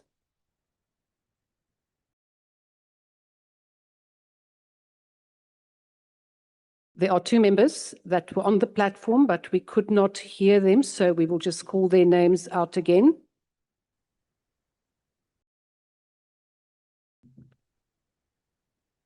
Ligaraba LE or Ligaraba LE. No. Makubela LS. Deputy Speaker, can you allow me to come in? I vote She's there. no. Thank you, Honourable Ntuli. You can now proceed. No, thanks, Deputy Speaker. I wanted to indicate that those members were on the platform but didn't vote, but I'm fine now. Thank you, Honourable Ismail Musa. Yes, our leader of the party, I haven't heard his name called out. We have The called his Honourable name. He has Deputy. voted. He has voted. Thank you. Thank you for confirming, Honourable Chair. Is there anyone else that we have skipped? We will now check with the list that we have, where the people who were kicked off the system were indeed logged on when the doors closed.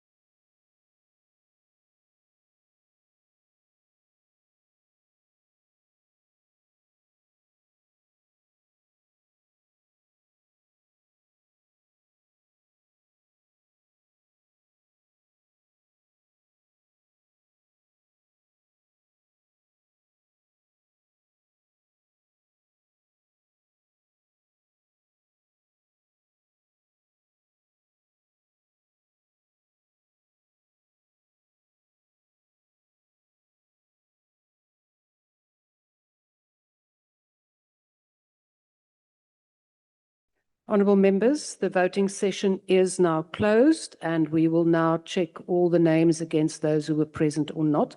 Honourable Nolochungu. Thank you very much, Deputy Speaker. You have removed members of the EFF without giving prior notice.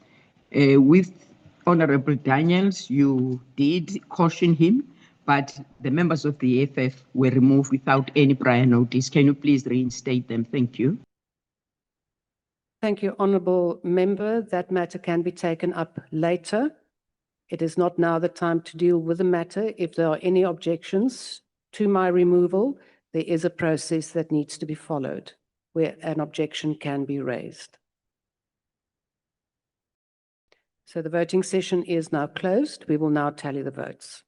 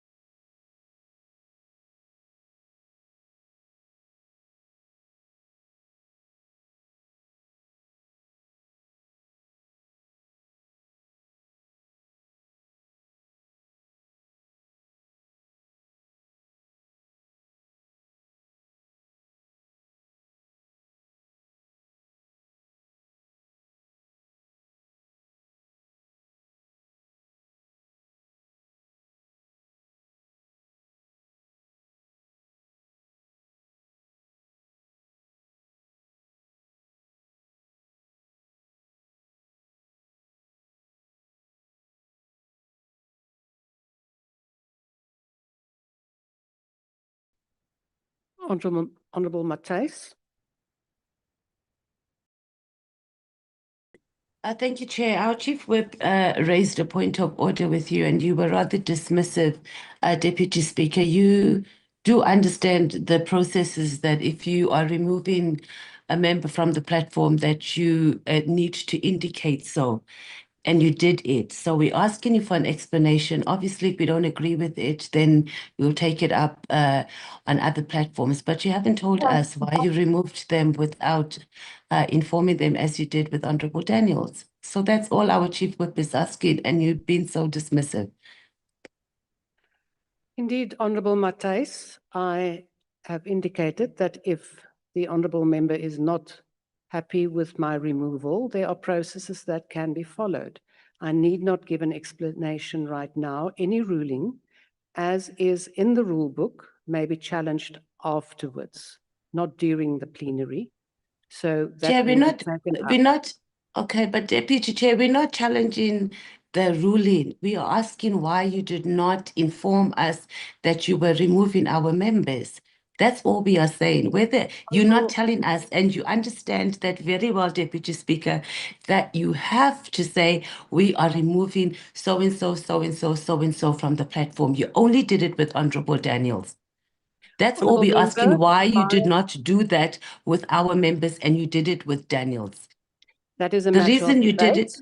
No, Honourable but it's not. Matthys, You did. that is a Deputy matter Speaker, of it's not a debate, debate. You and didn't, we were shocked. Honourable We didn't Matthys, you know. are now also out of order. That was I'm my not out ruling, of order. You out and of order. it will, I'll go Honourable off. Matthys, All of this will be in a report to the office of the Speaker, from which it will be referred to the relevant body, whether it be the disciplinary committee, whether it be the powers and privileges committee. Whenever a member is removed, a report must be submitted, which is what I will do.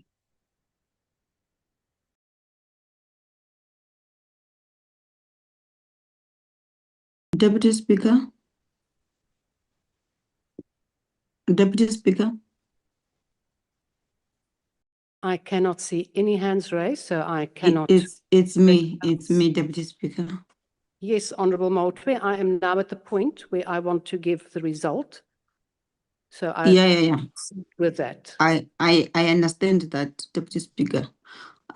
Maybe you are tired. It's been a long day, we understand. But Deputy Speaker, the point that is being raised is, can you give us the reasons why they were removed? It's not about writing the report. It's not about anything. Is there a reason? You outlined the reason why you're removing Honourable Motwe, Daniels, there is and you have not done the same there is with our absolutely members. no requirement for me to indicate to you the reasons why I have removed the members. They were There will disruptive. be, You were right, Deputy Speaker. Honourable Piri, I have also not recognised you. I will now give the results of the motion. Those in favour of the motion, 101. Those against the motion, 282. The motion is therefore not agreed to. Honourable members, I will now recognise the Chief Whip. Honourable Ntuli. Deputy Speaker, thank you very much. You are recognizing me on the next item on the agenda, or you are recognizing me on the basis of how I'm a bit lost. No, my apologies. I'm jumping the gun. So the Yeah. first celebrations. Honourable members, we now proceed with the order list. The first order of the day is the consideration of the report. And of the voting Standing cows be Committee on- released from prison now. But it Honourable can be the Johnson, first I order, did not- Deputy I did Speaker. not recognise you, neither did I recognise you, Honourable Motwe. The results will indeed be released, and it will be in the minutes of the plenary with the names, which will be available. The first order of the day is the consideration of report of Standing Committee on Finance on oversight visit to the South African Revenue Services National Operations Command Centre in Swane on the 30th of April 2026. And I have now the Honourable Masangwani. Deputy Speaker, can I disrupt you for a second? Yes, you may. The reason I was raising my hand, and my apology for that, I wanted to request you that the table should then readmit all members who have been out of the platform when we are voting. Thanks. Yes, that will be done. We will now proceed. The Honourable Maswangani.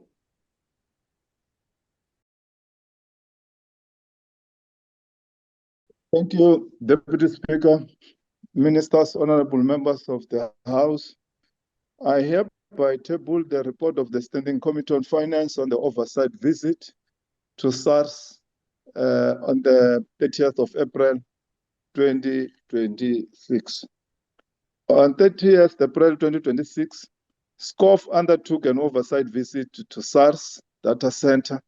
The main purpose of the visit was to obtain insight into revenue administration and compliance, the illicit economy, and the day-to-day activities of the National Ops Center.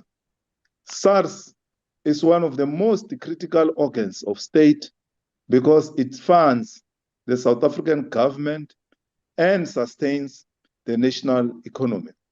The visit formed part of the committee's approved program and followed earlier parliamentary engagements with SARS during BRRR process, the budget vote process, and consideration of SARS annual performance plan. The program for the visit identified the focus areas as revenue administration, compliance, digital transformation, the illicit economy, and the data processing center.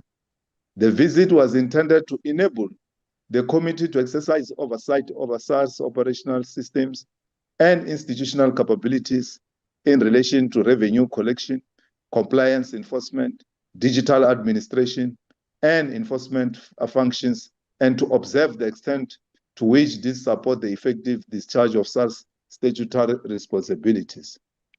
During the oversight visit on 30th April, SARS presented its mandate and institutional role in democratic South Africa. SARS also presented its strategic playbook for the next phase of institutional development. The committee was informed that SARS Vision 2030 seeks to build a smart, modern SARS with unquestionable integrity that is trusted and admired. SARS also presented the committee with the next phase of its digital transformation agenda. SARS also briefed the committee on what it described as South Africa's illicit economy crisis. The committee was informed that this has led to the establishment of the National Illicit Economy Disruption Program.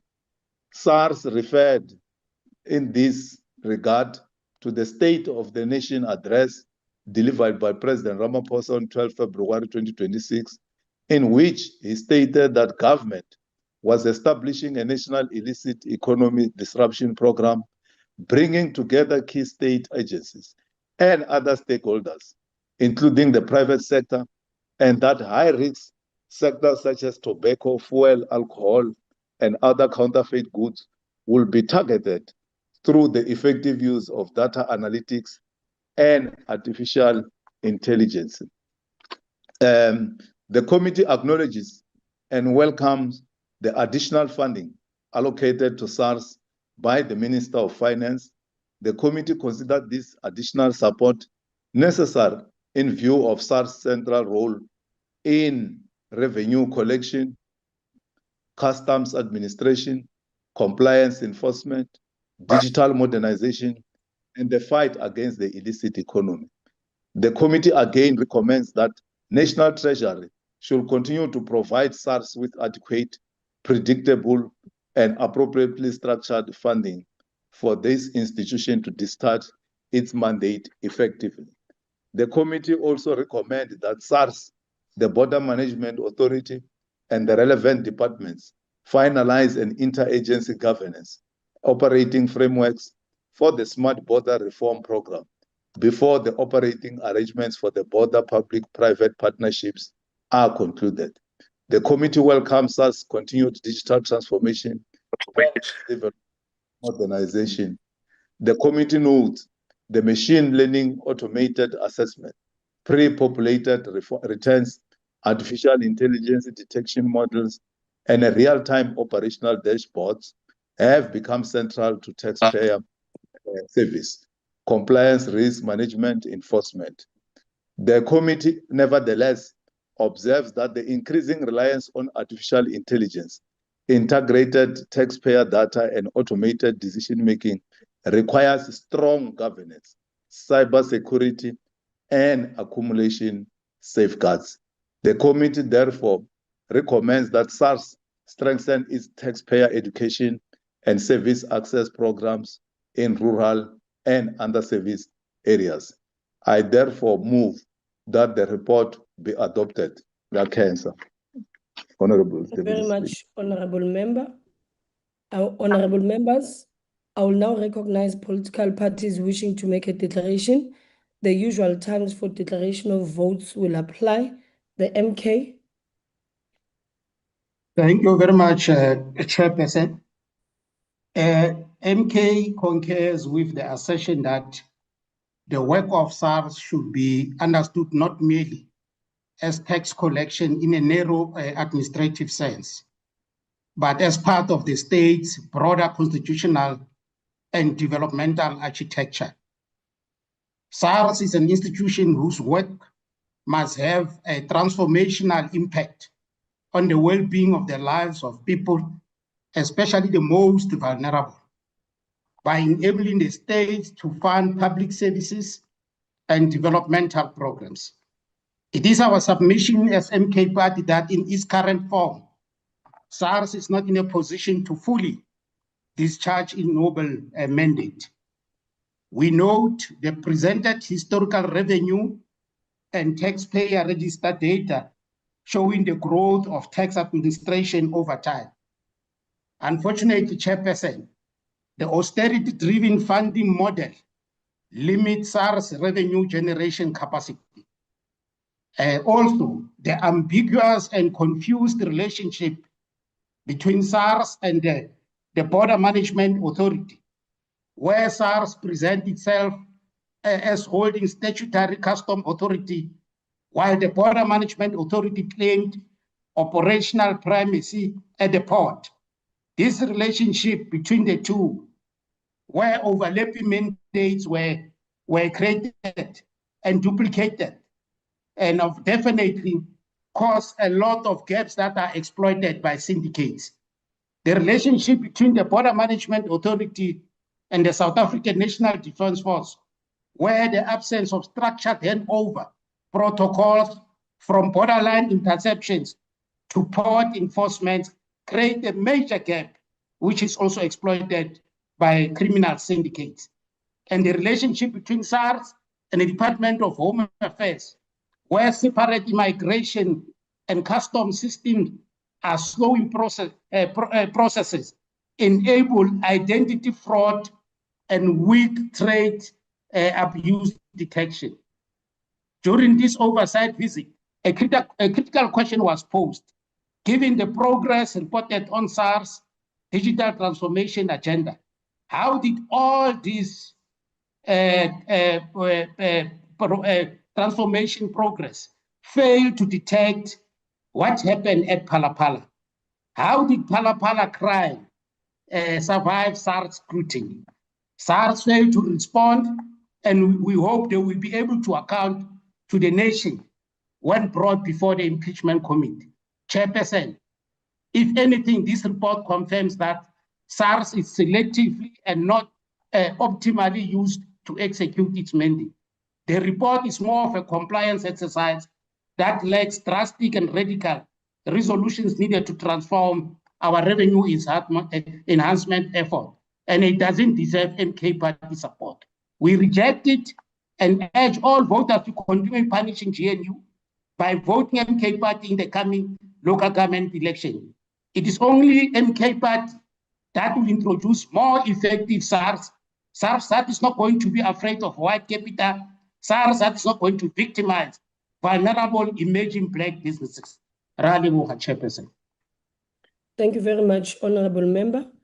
I will now recognize the EFF. Thank you very much, House Chair. Chair, while we were unable to form part of the oversight visit to the South African Revenue Services, we're happy that the recommendations proposed coming out of the visit are exactly what we've always been saying. We welcome the recognition that SARS needs additional funding as it continues with the successful rebuilding in the post-state capture era, modernization and digital transformation, and flagship projects that seek to consolidate revenue collection. However, we must remind our colleagues in the Standing Committee of Finance and the National Assembly that it is not the Minister of Finance who allocates additional funding to SARS. It is this Parliament. It will not be National Treasury that gives SARS funding. It is this Parliament that must take a decisive step and fund SARS to maximum capacity. When SARS is maximally funded, it is our democracy that will benefit. It is the South African society that will benefit. But it is also the tax leakages that need SARS maximum attention and the people engaged in aggressive tax avoidance who need to be confronted. To do this, a piecemeal funding approach will not yield the results that we want. We as Parliament must fund SARS, not National Treasury, not the Minister of Finance, and that is how money bills actually work. House Chair, the issue of fragmentation and mandate tension between the SARS, Border Management Authority, and other departments involved in border management is self-inflicted and unnecessary. We have to go back and look at the legislation that established the Border Management Authority, because as it stands, it is both impeding the work and costing taxpayers money. While people are paid ridiculously high salaries at the top, but workers are removed from permanent positions into contract work through outsourcing and labor brokering. This is why they wanted to create the BMA over and above the abuse of weak border controls to smuggle goods into our republic. We agreed with the recommendation that the idea of public-private partnerships will not solve the challenges facing South Africa with regard to border management. No one must profit from border management. This is a matter of national economic security and our sovereignty as a country. Lastly, House Chair, we must admit that in the past 10 years, while SARS has made progress in terms of institutional rebuilding, it has failed to resolve aggressive tax avoidance by multinationals. Hence, its focus now on what we consider small-scale aggressive tax avoidance. But the solution is not with SARS, House Chair. It is with us as members of Parliament to fix the law. We are lawmakers and we must make the laws make this country to run smoothly. The EFF supports the report. I thank you. Thank you very much, Honorable Member. The IFP. Thank you very much, House Chairperson. Effective revenue administration is essential to the state's ability to fund public services and support economic development. We note the 1.6 trillion in additional revenue raised between 2019 and 2026, which demonstrates the importance of investing in a capable and effective SARS. However, these gains must be protected through adequate funding, sound administration, and clear accountability. Concerns regarding fragmented border mandates, information sharing, and consequence management reinforce the need for effective implementation of the Smart Border Reform Program and responsible stewardship of public resources. As SARS expands use of digital systems and artificial intelligence, strong safeguards for taxpayer information, cybersecurity, and accountability must also be maintained. The IFP supports stronger taxpayer education and access to services, particularly in rural and underserved communities, so that compliance is made easier and no taxpayer is left behind. The IFP believes that effective oversight must be matched by effective implementation. We therefore support this report and reaffirm our commitment to capable institutions, accountable governance, and ensuring that public resources serve the people of South Africa. I thank you. Thank you very much, Honorable Member. I will now recognize the PA. Thank you, Honorable House Chair. The Patriotic Alliance rises to support the consideration of the Standing Committee on Finance's report on its oversight visit to the SARS National Operations Command Center in Tshwane. This report is more than a procedural entry. It is a clear indicator of where our revenue administration stands and where it must urgently go. The committee's visit showed that SARS is steadily rebuilding its institutional strength. The command center demonstrates improved digital systems, better data analytics, and a renewed focus on compliance and enforcement. These are encouraging signs of an institution recovering from years of instability and governance failures. But Honorable House Chair, the PA must stress a critical point. The illicit economy remains one of the greatest threats to the South Africa's fiscal health. Criminal networks are organized, well-resourced, and increasingly sophisticated. Technology alone cannot defeat them. SARS needs sustained investment, specialized skills, and stronger coordination with law enforcement and intelligence agencies. We cannot expect world-class results from an institution that is asked to do more with less. The oversight visit also highlighted the importance of protecting the data processing center, the nerve center of taxpayer information. Strengthening this infrastructure is essential for safeguarding the integrity of our revenue system and ensuring that every rand due to the state is collected. Honorable House Chair, the Patriotic Alliance supports this report because it aligns our core belief: a strong, well-resourced SARS protects the poor, strengthens the fiscus, and ensures that public money reaches the communities it is meant to serve. When we close the taps of the illicit economy, we open the taps of opportunity for our people. The PA therefore calls for continued modernization, enhanced enforcement capacity, and a whole-of-government approach to revenue protection.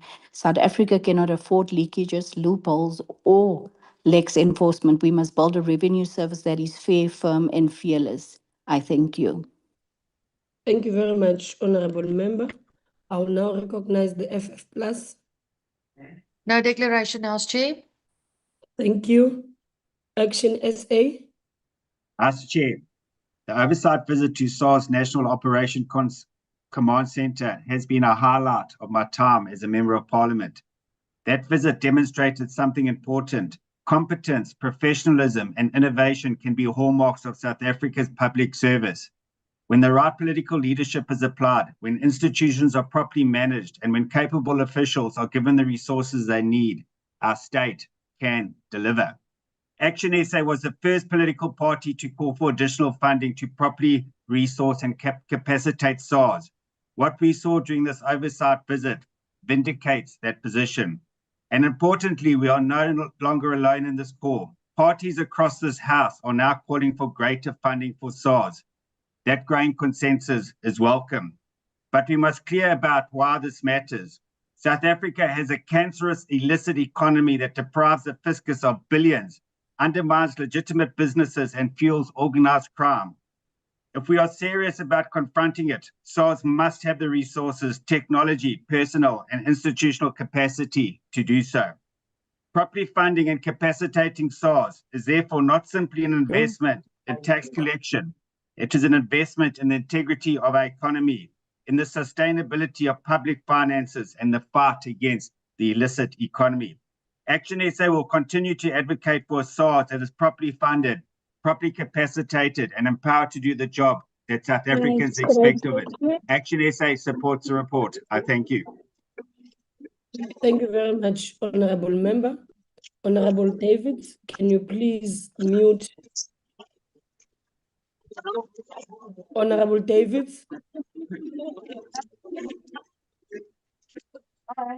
Honorable Davids, can you please mute?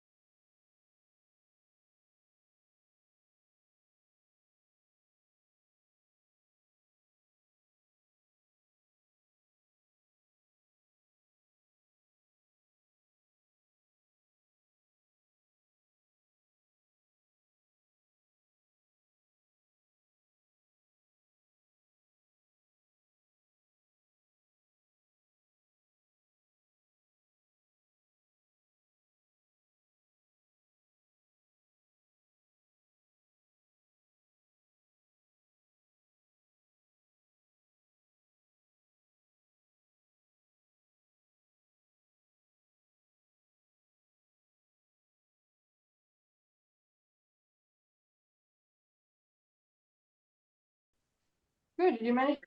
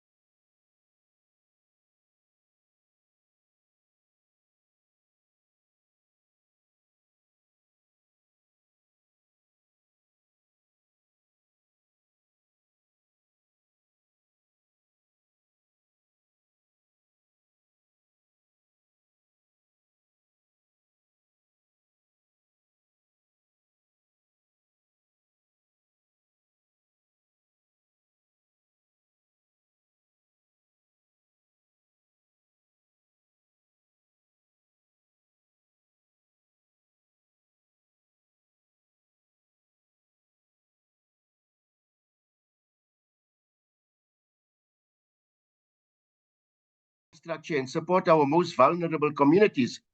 The oversight visit was therefore important because it allowed Parliament to look beyond reports and statistics and to understand the operational systems and capabilities of SARS, particularly in relation to revenue collection, compliance enforcement, digital transformation, data processing, and the fight against the illicit economy. Al-Jamaa recognizes the progress that SARS has made in modernizing its systems and strengthening compliance.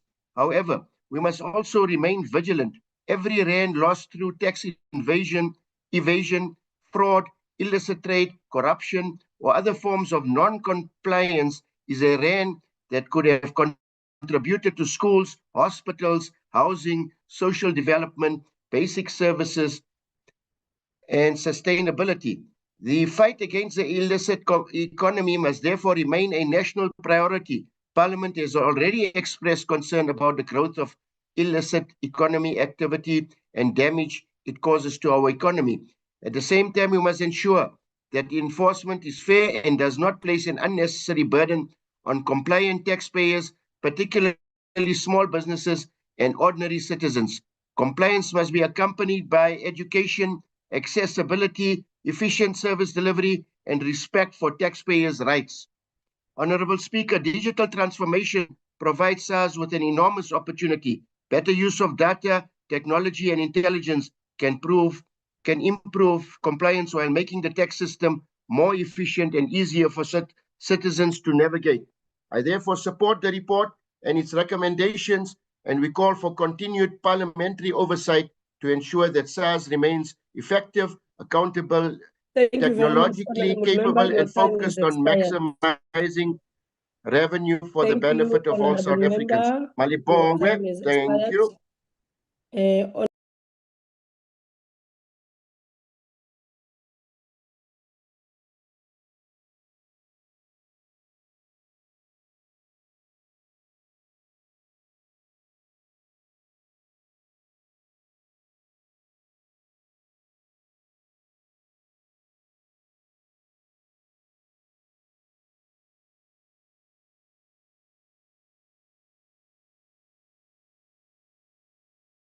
Honorable Nchabeni, I see your hand is up.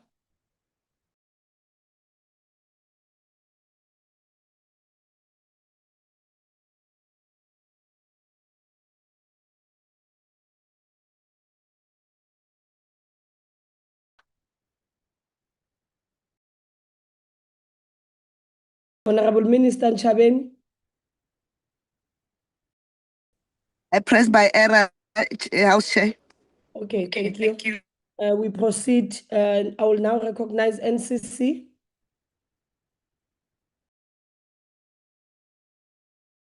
TAC. UAT. Thank you, Chairperson. No declaration from UAT. Okay, thank you very much, Honorable Mahlatsi. Good. I'll now recognize the TA. Honorable Chairperson, South Africans are under enormous financial pressure. The cost of living continues to squeeze households. Business face rising costs, and taxpayers are being asked to carry an increasing burden to fund a state that still struggles to deliver basic services. That's why the SARS Oversight Report is so important. There's another side to the equation. Before we're asking South Africans for more money, government must ensure that it collects what already owed to them and protects what taxpayers already contribute. There are catastrophic and encouraging lessons to be learned from the SARS history. Firstly, during the Zuma state capture years, SARS was deliberately weakened, hollowed out, and its ability to collect revenue was compromised. The Nugent Commission found a massive failure of integrity and governance under Tom Moyane, while the Zondo Commission found SARS has been deliberately captured, with Zuma and Moyane playing critical roles, lest we forget. However, Chairperson, since 2019, under Commission in additional compliance revenue, audits alone has generated 6 billion in revenue. It's time that we collect all our money. This is the value of investing in capable institutions and ethical leadership during Dr. Kiesweter's tenure. The question remains, how much more revenue is lost because the rest of the state intercepted people and goods and separated systems that can be exploited by criminal syndicates? Every shipment of illicit tobacco, alcohol, fuel, or counterfeit goods that enters South Africa is damaging legitimate businesses, deprives the fiscus of income, and leaves ordinary taxpayers to carry more of the burden. That is why the SARS proposed Smart Border Reform Program must be well-researched, funded, and managed. The border must operate as one integrated fiscal and enforcement system with clear responsibilities, shared data, scanner, risk engine, and measurable revenue outcomes. This is where the DA's principle of every rand counts matters. The SARS Modernization 3.0 program presents an important opportunity to change the way government fights revenue leakages. SARS is moving towards an AI-enabled operating model using machine learning, automated assessments, pre-populated returns, integrated taxpayer data, and real-time risk detection. This resulted in preventing over 672 billion in outflows. The DA supports this direction, but technology must be accompanied by strong governance, cybersecurity, human oversight, and measurable outcomes. If AI can identify billions in potential losses, then government must be asking where else similar technology can be deployed across the state to detect fraud, overpricing, waste, and revenue leakages. The DA supports further investment where it produces measurable results, but we cannot afford another expensive government project where the underlying problems remain. Parliament must therefore insist on knowing the cost, procurement model, implementation milestones, and most importantly, the actual additional revenue and enforcement outcomes of this program. There were a number of unanswered questions that Parliament must pursue. How many cases reach prosecution? How much revenue is ultimately recovered? What happens to the confiscated goods? The report reports that substantive answers were not provided to all these questions. We need to know whether taxpayers are receiving value for money they contributed. Honourable Chairperson, the DA welcomes the rebuilding of SARS and the evidence that capable institutions can improve revenue collection without simply increasing tax rates. But the lesson must now extend across the whole of government. We need to collect more efficiently, stop leakages, fight the illicit economy, eliminate waste, and measure the return on every major public investment. The DA supports this report. Thank you, Chair. Thank you very much, Honourable Member. I will now recognize the ANC. Honorable House Chair, the African National Congress take pride in the progress made by the 6th and 7th administrations in strengthening the South African Revenue Service. It is one of the pockets of success in our state, demonstrating that the state has the capabilities to run a globally competitive revenue service. The ANC has continually advanced the increase in financial support for SARS, such as an addition of 8.5 billion since 2023 to achieve illicit trade suppression, internal system integrity, and the digitization of the entity. SARS is a clear example of delivery by the ANC government, Honorable Chair. This is an unquestionable success produced by ensuring SARS has strong leadership that was capable of turning SARS around to a stage where it collects over 2 trillion for the National Revenue Fund. We also recognize the public servants working in SARS who have made SARS what it is today. We should draw lessons from this display of an agile, ethical, and capable institution. These are the levels of capabilities we require across the state. Less for various organs of the state also lie within government. The image that everything is going wrong is a factual lie. Remarkable is the fact that the net revenue collection since 1994 has exceeded 25 trillion and the tax register has grown from 2.7 million taxpayers in 1994-95 to 33.89 million in 25-26. This signifies economic development and risk distribution since 1994. Since the Nugent Commission, which found a systemic effort to weaken the national revenue, essentially collapsing the capacity of the state to function as it should. tackling the legacy of state capture and corruption is a success we welcome. We thank the leadership during the tenure of Dr. Edward Kesweta, who also provided a briefing to the committee. It is also the agility to adapt to change conditions to ensure that during COVID-19 period, the process of digital transformation was spurred and its vision for 2024.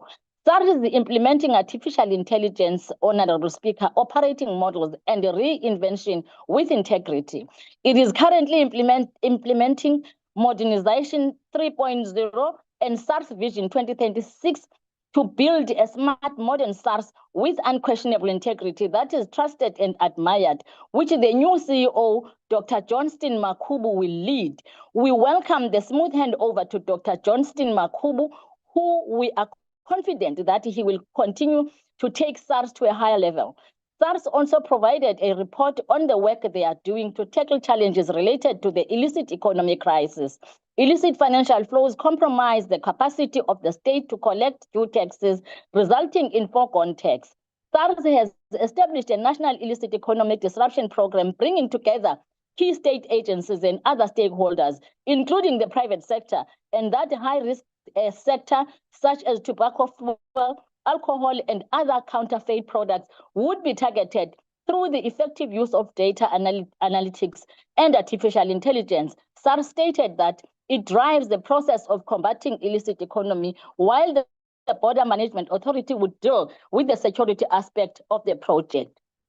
SARS reported that additional revenue raised between 2019-26 amounted to 1.6 trillion. That artificial intelligence detection model had prevented more than 672 billion in outflows, and that 1,200 serious tax and customs crime investigations had yielded. Honorable Mazibugo, can you please hold?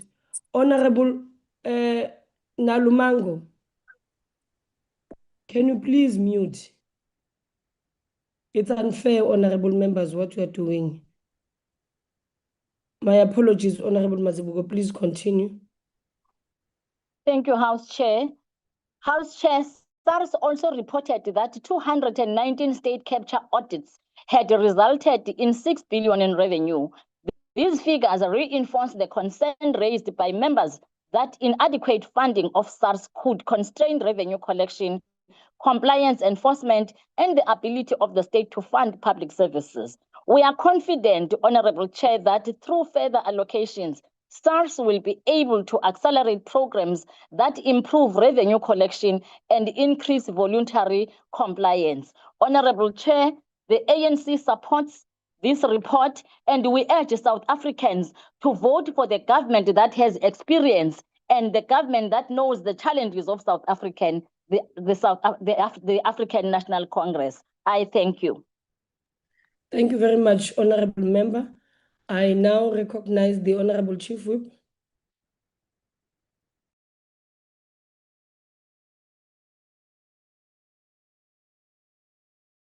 The Honorable Chief Whip Ntuli. Thank you very much, Chairperson. Good evening to you. And may I propose that the report be adopted. Thank you. Honorable members, the motion is that the report be adopted. Are there any objections? No. Honorable Douglas. Please note the objections of MK. Thank you very much. With that objection noted, the report is agreed to. Honorable members, we now move to the second order of the day is consideration of report of Portfolio Committee on International Relations and Cooperation on Oversight visit on SA missions in SADC region gathered at South African High Commission in Lusaka, Zambia from 3 to 7 February 2026. I will now, to introduce the report, I will now recognize Honorable Mauma Pilu. Presiding Chairperson, honorable members, I greet you tonight. Just to bring to the attention of the House that the Portfolio Committee on International Relations took a conscious decision to adjust the model in as far as doing oversight on DERCO is concerned. We took a decision to group the 115 missions in the world into regions. We undertook an oversight visit to the region of Europe. Thereafter, we undertook an oversight to SADC, as indicated on the 3rd to the 7th of February 2026. The report provides an important assessment of South Africa's diplomatic presence in a region that remains central to our national interests, our economic development, and our commitment to African integration. SADC region is not merely a geographical neighborhood. It is a region with which South Africa shares deep historical, political, and economic and cultural bonds. Our approach must therefore continue to be guided by solidarity, mutual respect, and cooperation, whilst advancing South Africa's national interest and contributing to the development of our continent of Africa.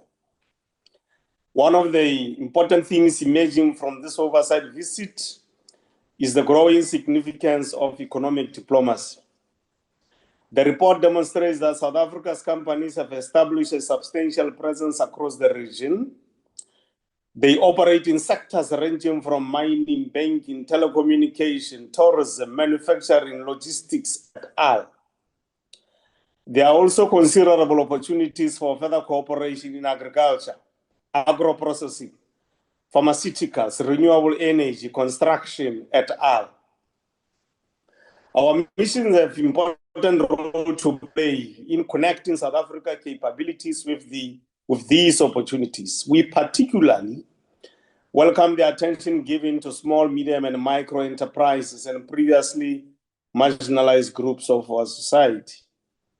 Economic diplomacy must contribute to broadening participation in regional markets and creating opportunities for businesses that have historically been excluded from international economic activities.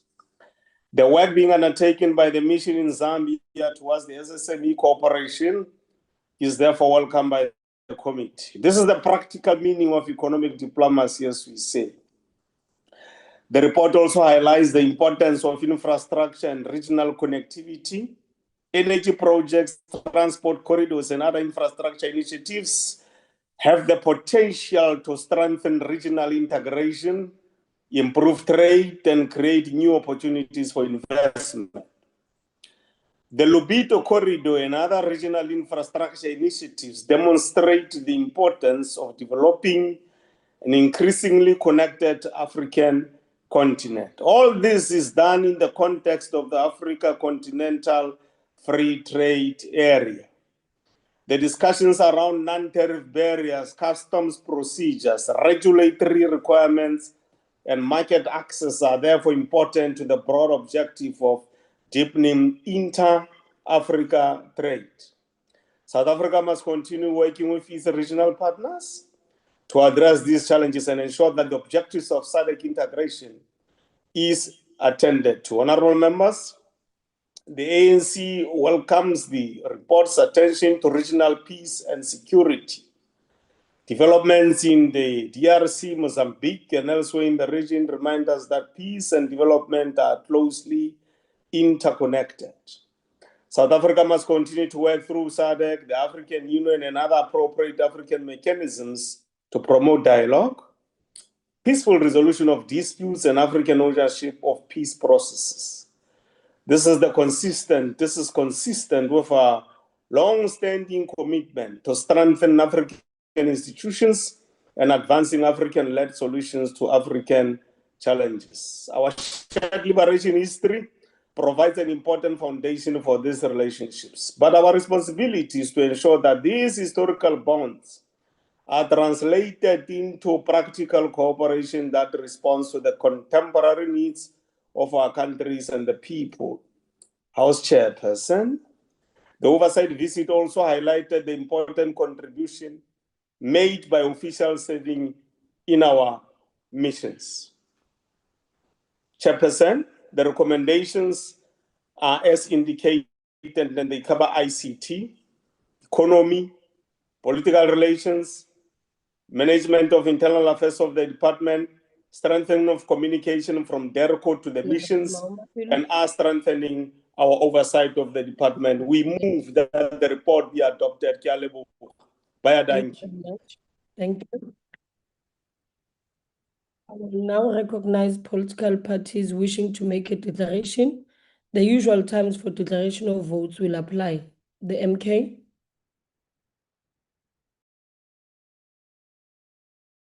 Just struggling with my camera. Can I keep it off, Chair? Yes, continue. We can hear you, Honorable Douglas. Thank you, Chairperson and ministers and officials. I greet you all in the name of my Lord and Savior Jesus Christ, my Heavenly Father and the Holy Spirit, and the language of my Khoi and San ancestors, Kaites. The MK Party agrees with much of what this oversight report finds, but its recommendations do not go far enough, Honourable Chair. Therefore, we cannot support the report foundationally. Chairperson, the committee role is oversight, and we set out to determine whether our SADC and other missions advance South Africa's national interest, confront poverty, inequality and unemployment, and create opportunities for marginalized South Africans from all races, tribes, and tongues. Yet the report exposes a foreign service machinery requiring systemic overhaul.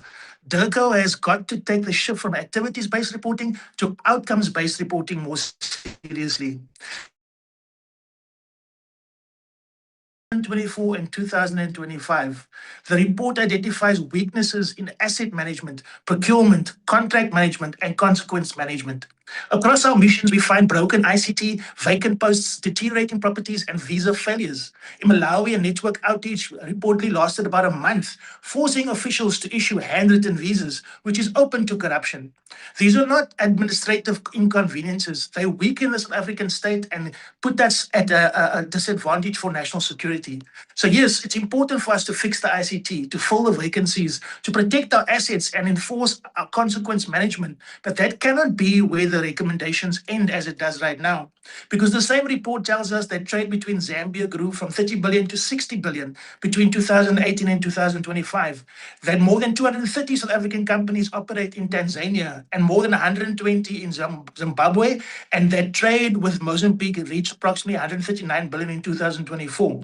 But this economic diplomacy is economic diplomacy for who, Mr. Chair?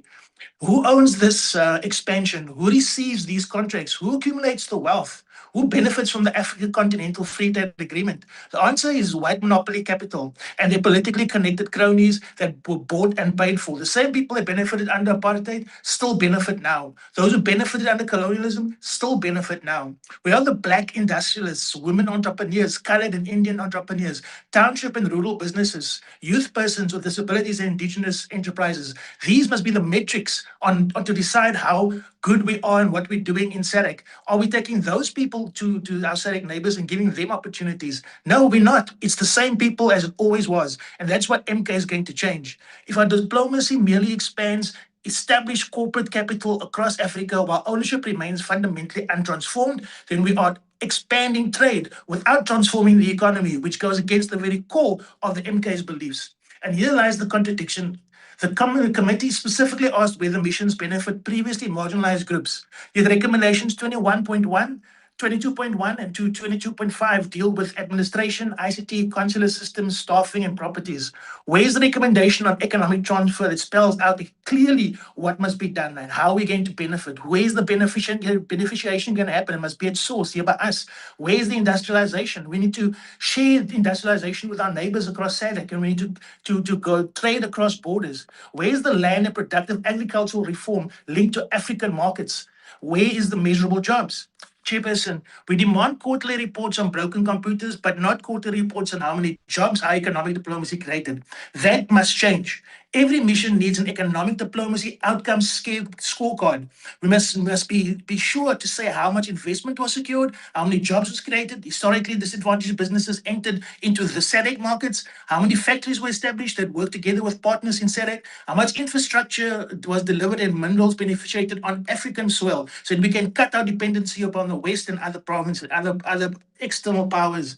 Because Africa cannot continue exporting its natural wealth and importing poverty, Honorable Chair. The report tells us that copper generates more than 70% of Zambia's foreign currency earnings. Our response cannot simply be to export more copper. We must become more capable and we must produce products. Thank you very much. Thank you very much. The EFF.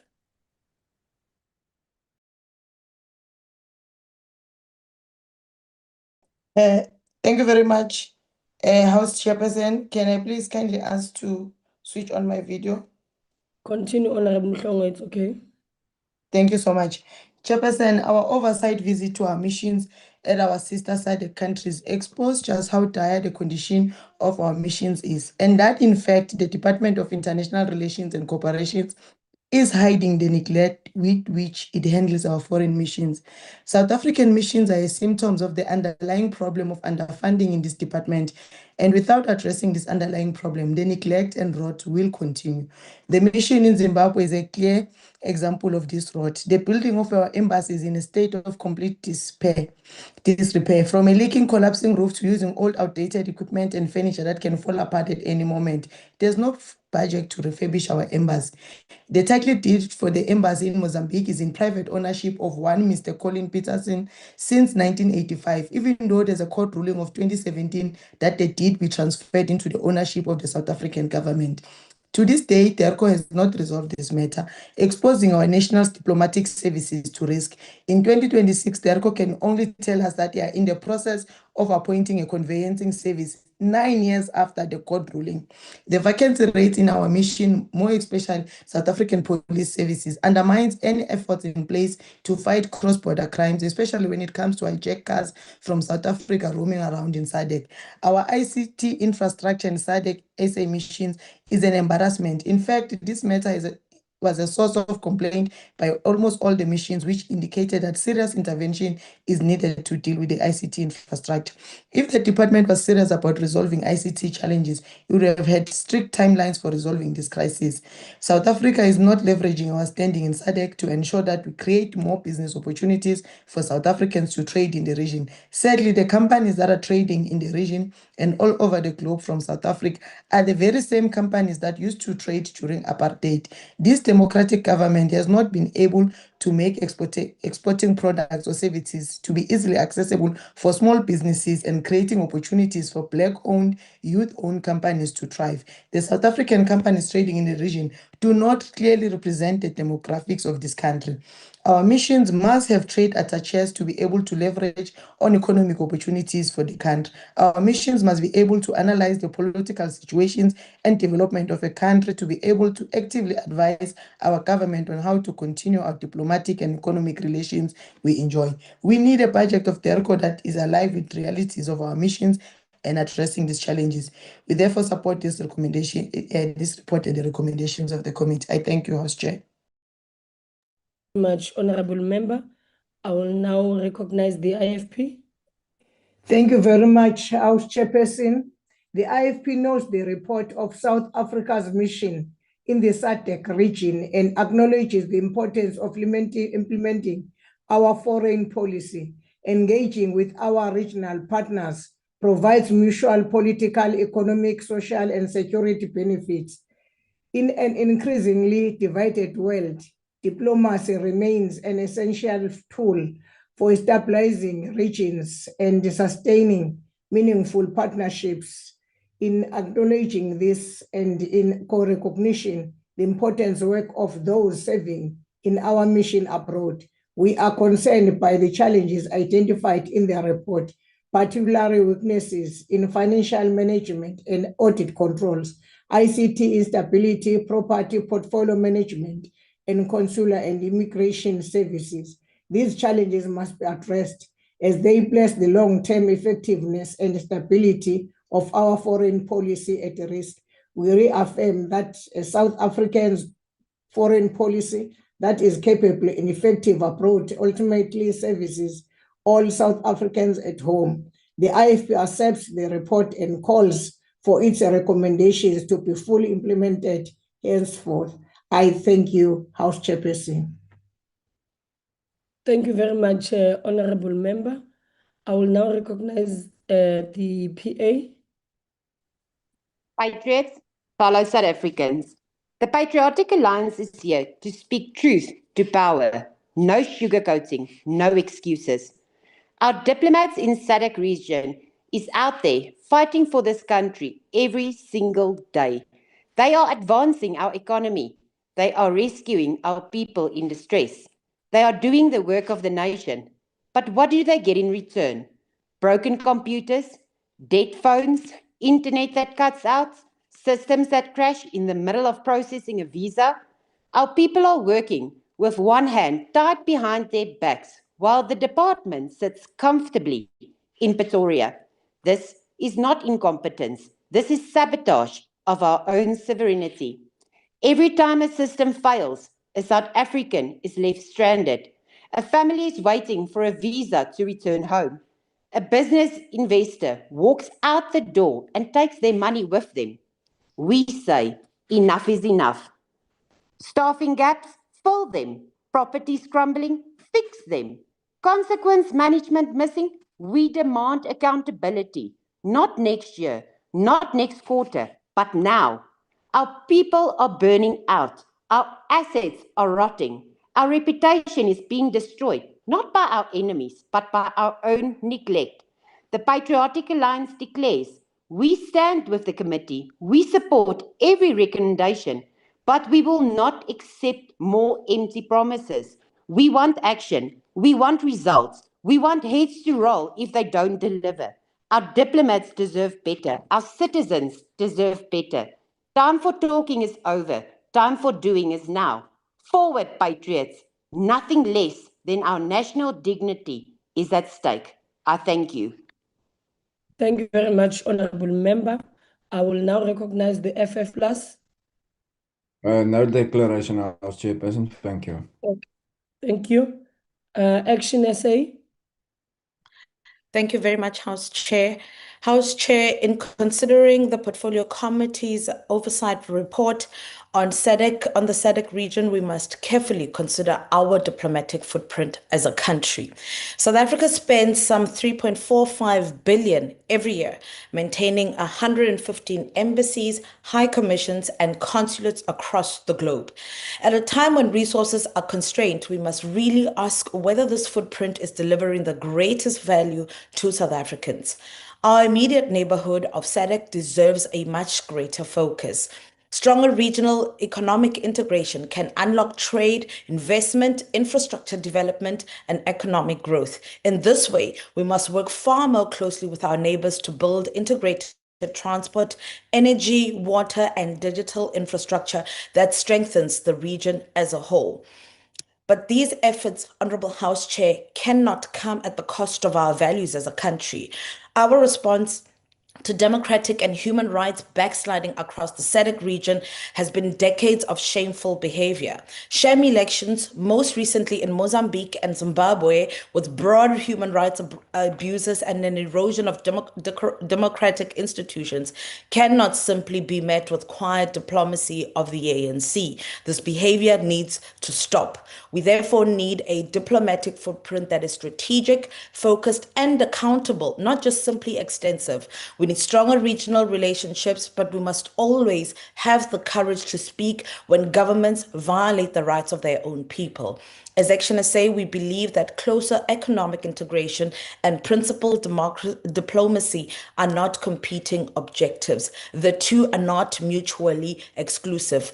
They are equally the pillars that should underpin our diplomatic efforts across the SADC region. I thank you very much, House Chair. Thank you very much, Honorable Member.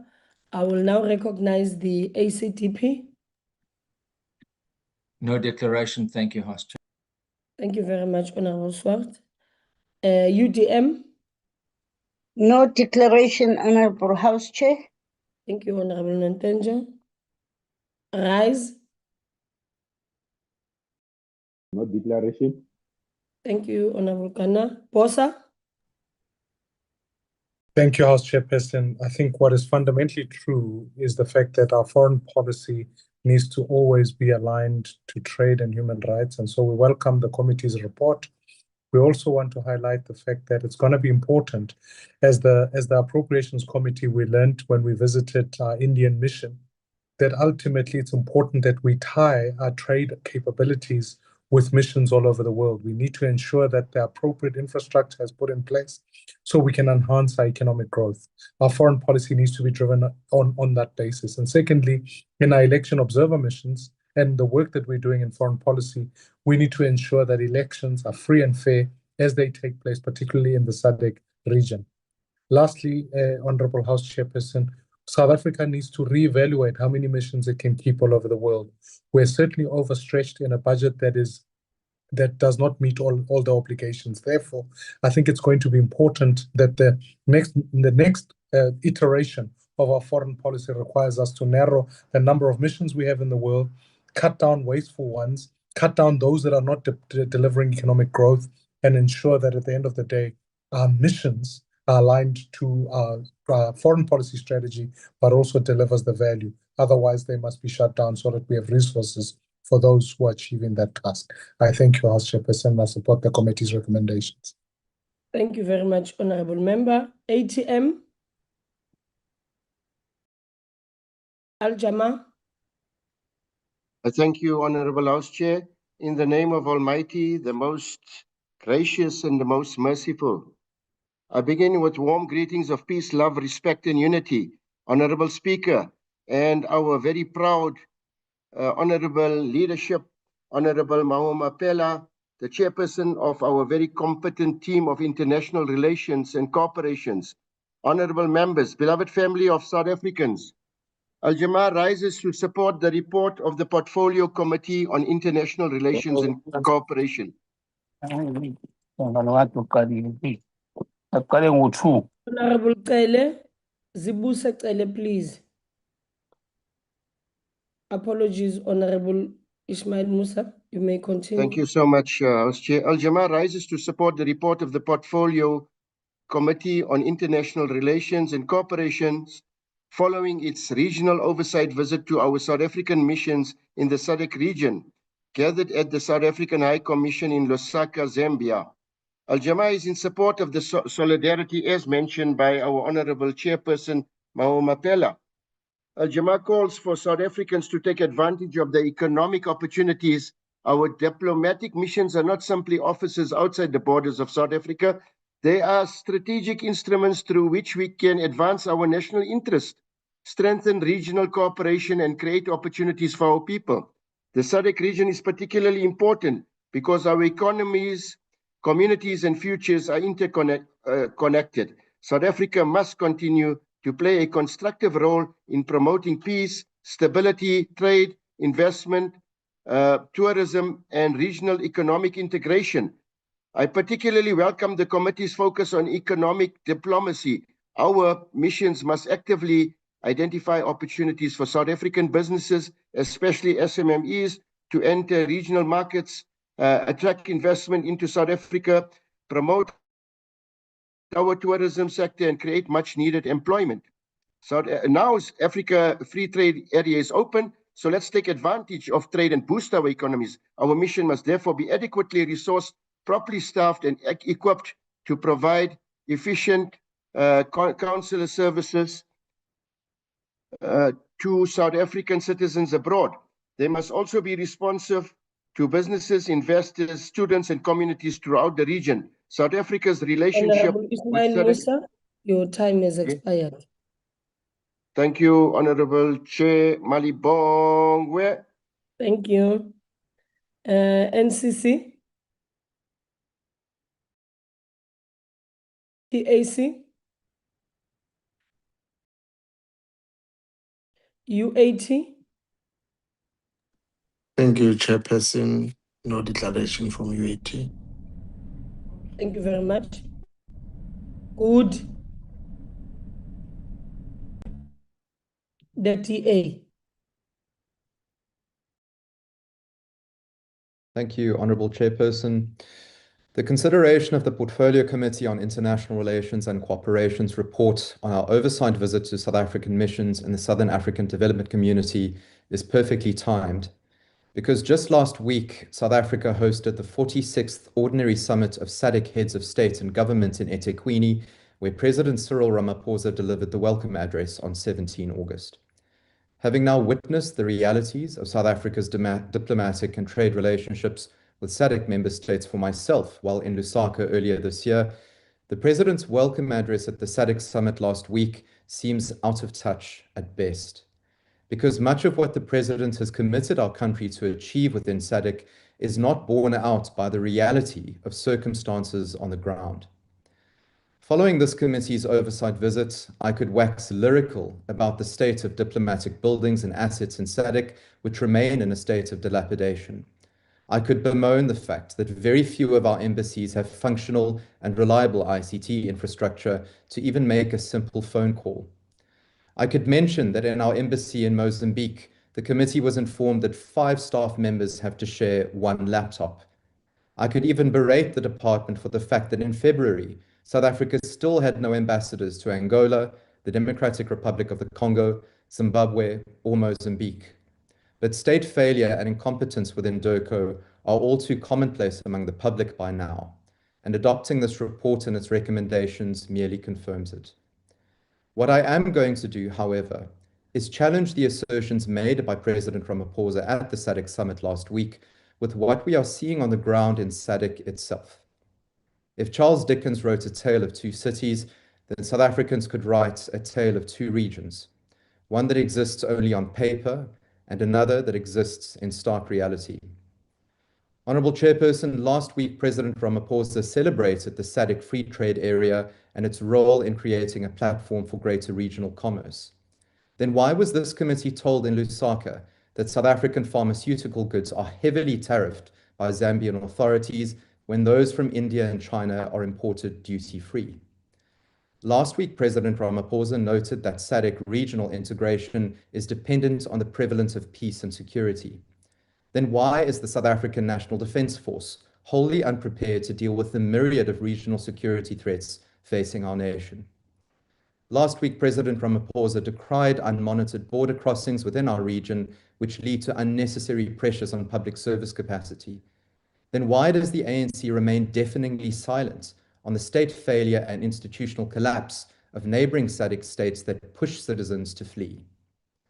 Last week, President Ramaphosa reaffirmed South Africa's commitment to democracy. Then why did you say nothing when the ZANU-PF unlawfully changed the Zimbabwean constitution to extend presidential term limits? In fact, the president feigned blissful ignorance once again at last week's South Africa-Zimbabwe Binational Commission. Honorable Chairperson, the technicalities of this report and its recommendations are important, but will remain meaningless in the face of South Africa's lame duck approach to international relations within SADC. Yes, diplomacy is delicate. It relies on dialogue, finesse, and an imperfect framework to achieve long-term goals and strategy. But it begins, first and foremost, with the recognition of the problem at hand. SADC is critical for South Africa's development, and the longer we ignore SADC's problems, the longer we will stifle the prosperity of our own country.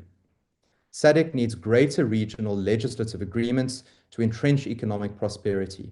It needs a revision of outdated legislative barriers like the Southern African Customs Union, which subsidizes SADC growth at the expense of our own. It needs consequences for members who veer away from agreed principles of freedom, democracy, and human rights. And it needs greater incentives to build a flourishing regional economy devoid of outdated ideology in favor of evidence-based approaches to growth and investment. As the DA, we want more than just a report summarizing the state of our diplomatic presence in SADC. We want a commitment to meaningful SADC growth and advancement in the spirit of values that exist in reality and not in the President's many speeches. We have a duty to SADC and its citizens. When are we going to seize it?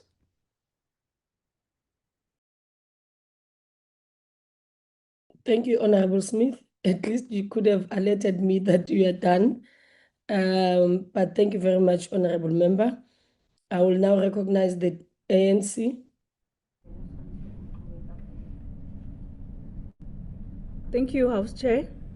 Can I request that I switch off my video? Proceed, Honorable Member. Thank you very much. The African National Congress supports the report of the Portfolio Committee on International Relations and Cooperation on its regional oversight visit to South African missions in the SADC region.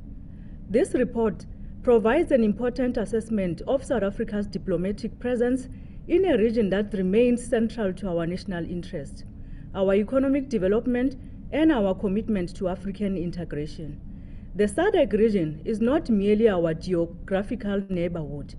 It is a region with which South Africa shares deep historical, political, economic, and cultural bonds. Our approach must therefore continue to be guided by solidarity, mutual respect, and cooperation, while advancing South Africa's national interest and contributing to development of our continent. Honorable members, one of the important themes emerging from this oversight visit is the growing significance of economic diplomacy. The report demonstrates that South African companies have established a substantial presence across the region. They operate in sectors ranging from mining and banking to telecommunications, tourism, manufacturing, logistics, and infrastructure. There are also considerable opportunities for further cooperation in agriculture, agro-processing, pharmaceuticals, renewable energy, construction, and other sectors. Our missions have an important role to play in connecting South African capabilities with these opportunities. We particularly welcome the attention given to small, medium, and micro enterprises and previously marginalized groups. Economic diplomacy must contribute to broadening participation in regional markets and creating opportunities for businesses that have historically been excluded from international economic activity. The work being undertaken by the mission in Zambia towards an SMME cooperation memorandum of understanding is an encouraging example of how our diplomatic presence can support greater economic participation. This is the practical meaning of economic diplomacy. It is about ensuring that our international relations contribute to investment, trade, employment, and inclusive economic development. The report also highlights the importance of infrastructure and regional connectivity. Energy projects, transport corridors, and other infrastructure initiatives have the potential to strengthen regional integrations, improve trade, and create new opportunities for investment. The Lobito Corridor and other regional infrastructure initiatives demonstrates the importance of developing an increasingly connected African economy. However, connectivity extends beyond physical infrastructure. It also requires the efficient movement of people, goods, services, and investments. The discussion around non-traffic barriers, customs procedures, regularity requirements, and market access are therefore important for the broader objective of deepening intra-Africa trade. South Africa must continue working with its regional partners to address these challenges and ensure that the objectives of SADC integration and the African Continental Free Trade Area translate into practical benefits of our economies and our people. We urge South Africans that on the 4th of November, they must go and cast their vote and vote for the African National Congress. I thank you.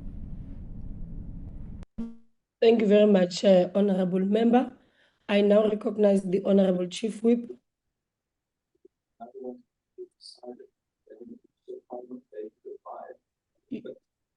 Thank you very much, Chair. I move that the report be adopted. Honorable members, the motion is that the report be adopted. Are there any objections? Honorable Mkhize. Thank you, Honorable Chairperson. Please note the objection of the Umkhonto weSizwe Party. Thank you. The objection of the MK is noted. Without any further, any more objections, the report is agreed to. Honorable members, we move to the third order, is the decision of question on report of Portfolio Committee on Social Development on oversight visit to Gauteng Department and Social Development. It's funded NPO's National DSD Gender-Based Violence Command Center and to National Development Agents and its funded projects. Honorable members, I wish to remind you that this matter was debated in a virtual mini plenary on Friday, 21 August, but that a decision thereon can only be taken in a full plenary. This is also the case for the other decisions of question the House will decide on when we consider the 4th to 6th order after this. Are there any objections to the adoption of the report?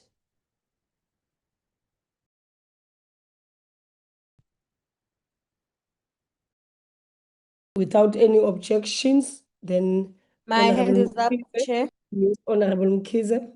Please note the objection of the MK. Thank you. We note the objection of the MK, and with that objection, the report then is agreed to.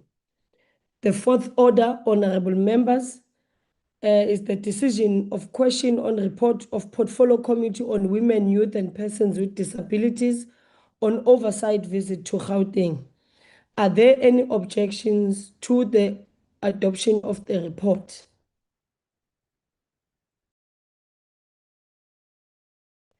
Without any...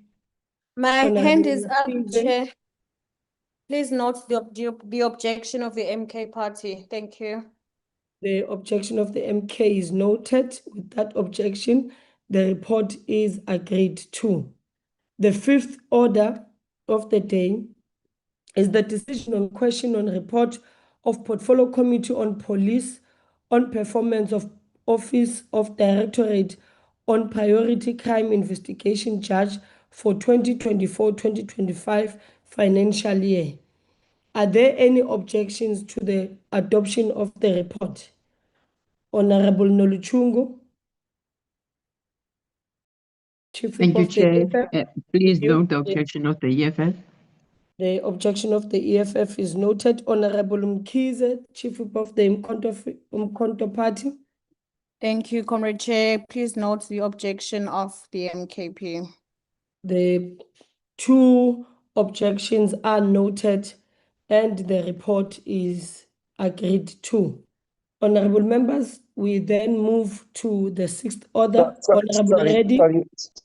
Sorry, No, House I'm Chair. recognizing you. Please do not.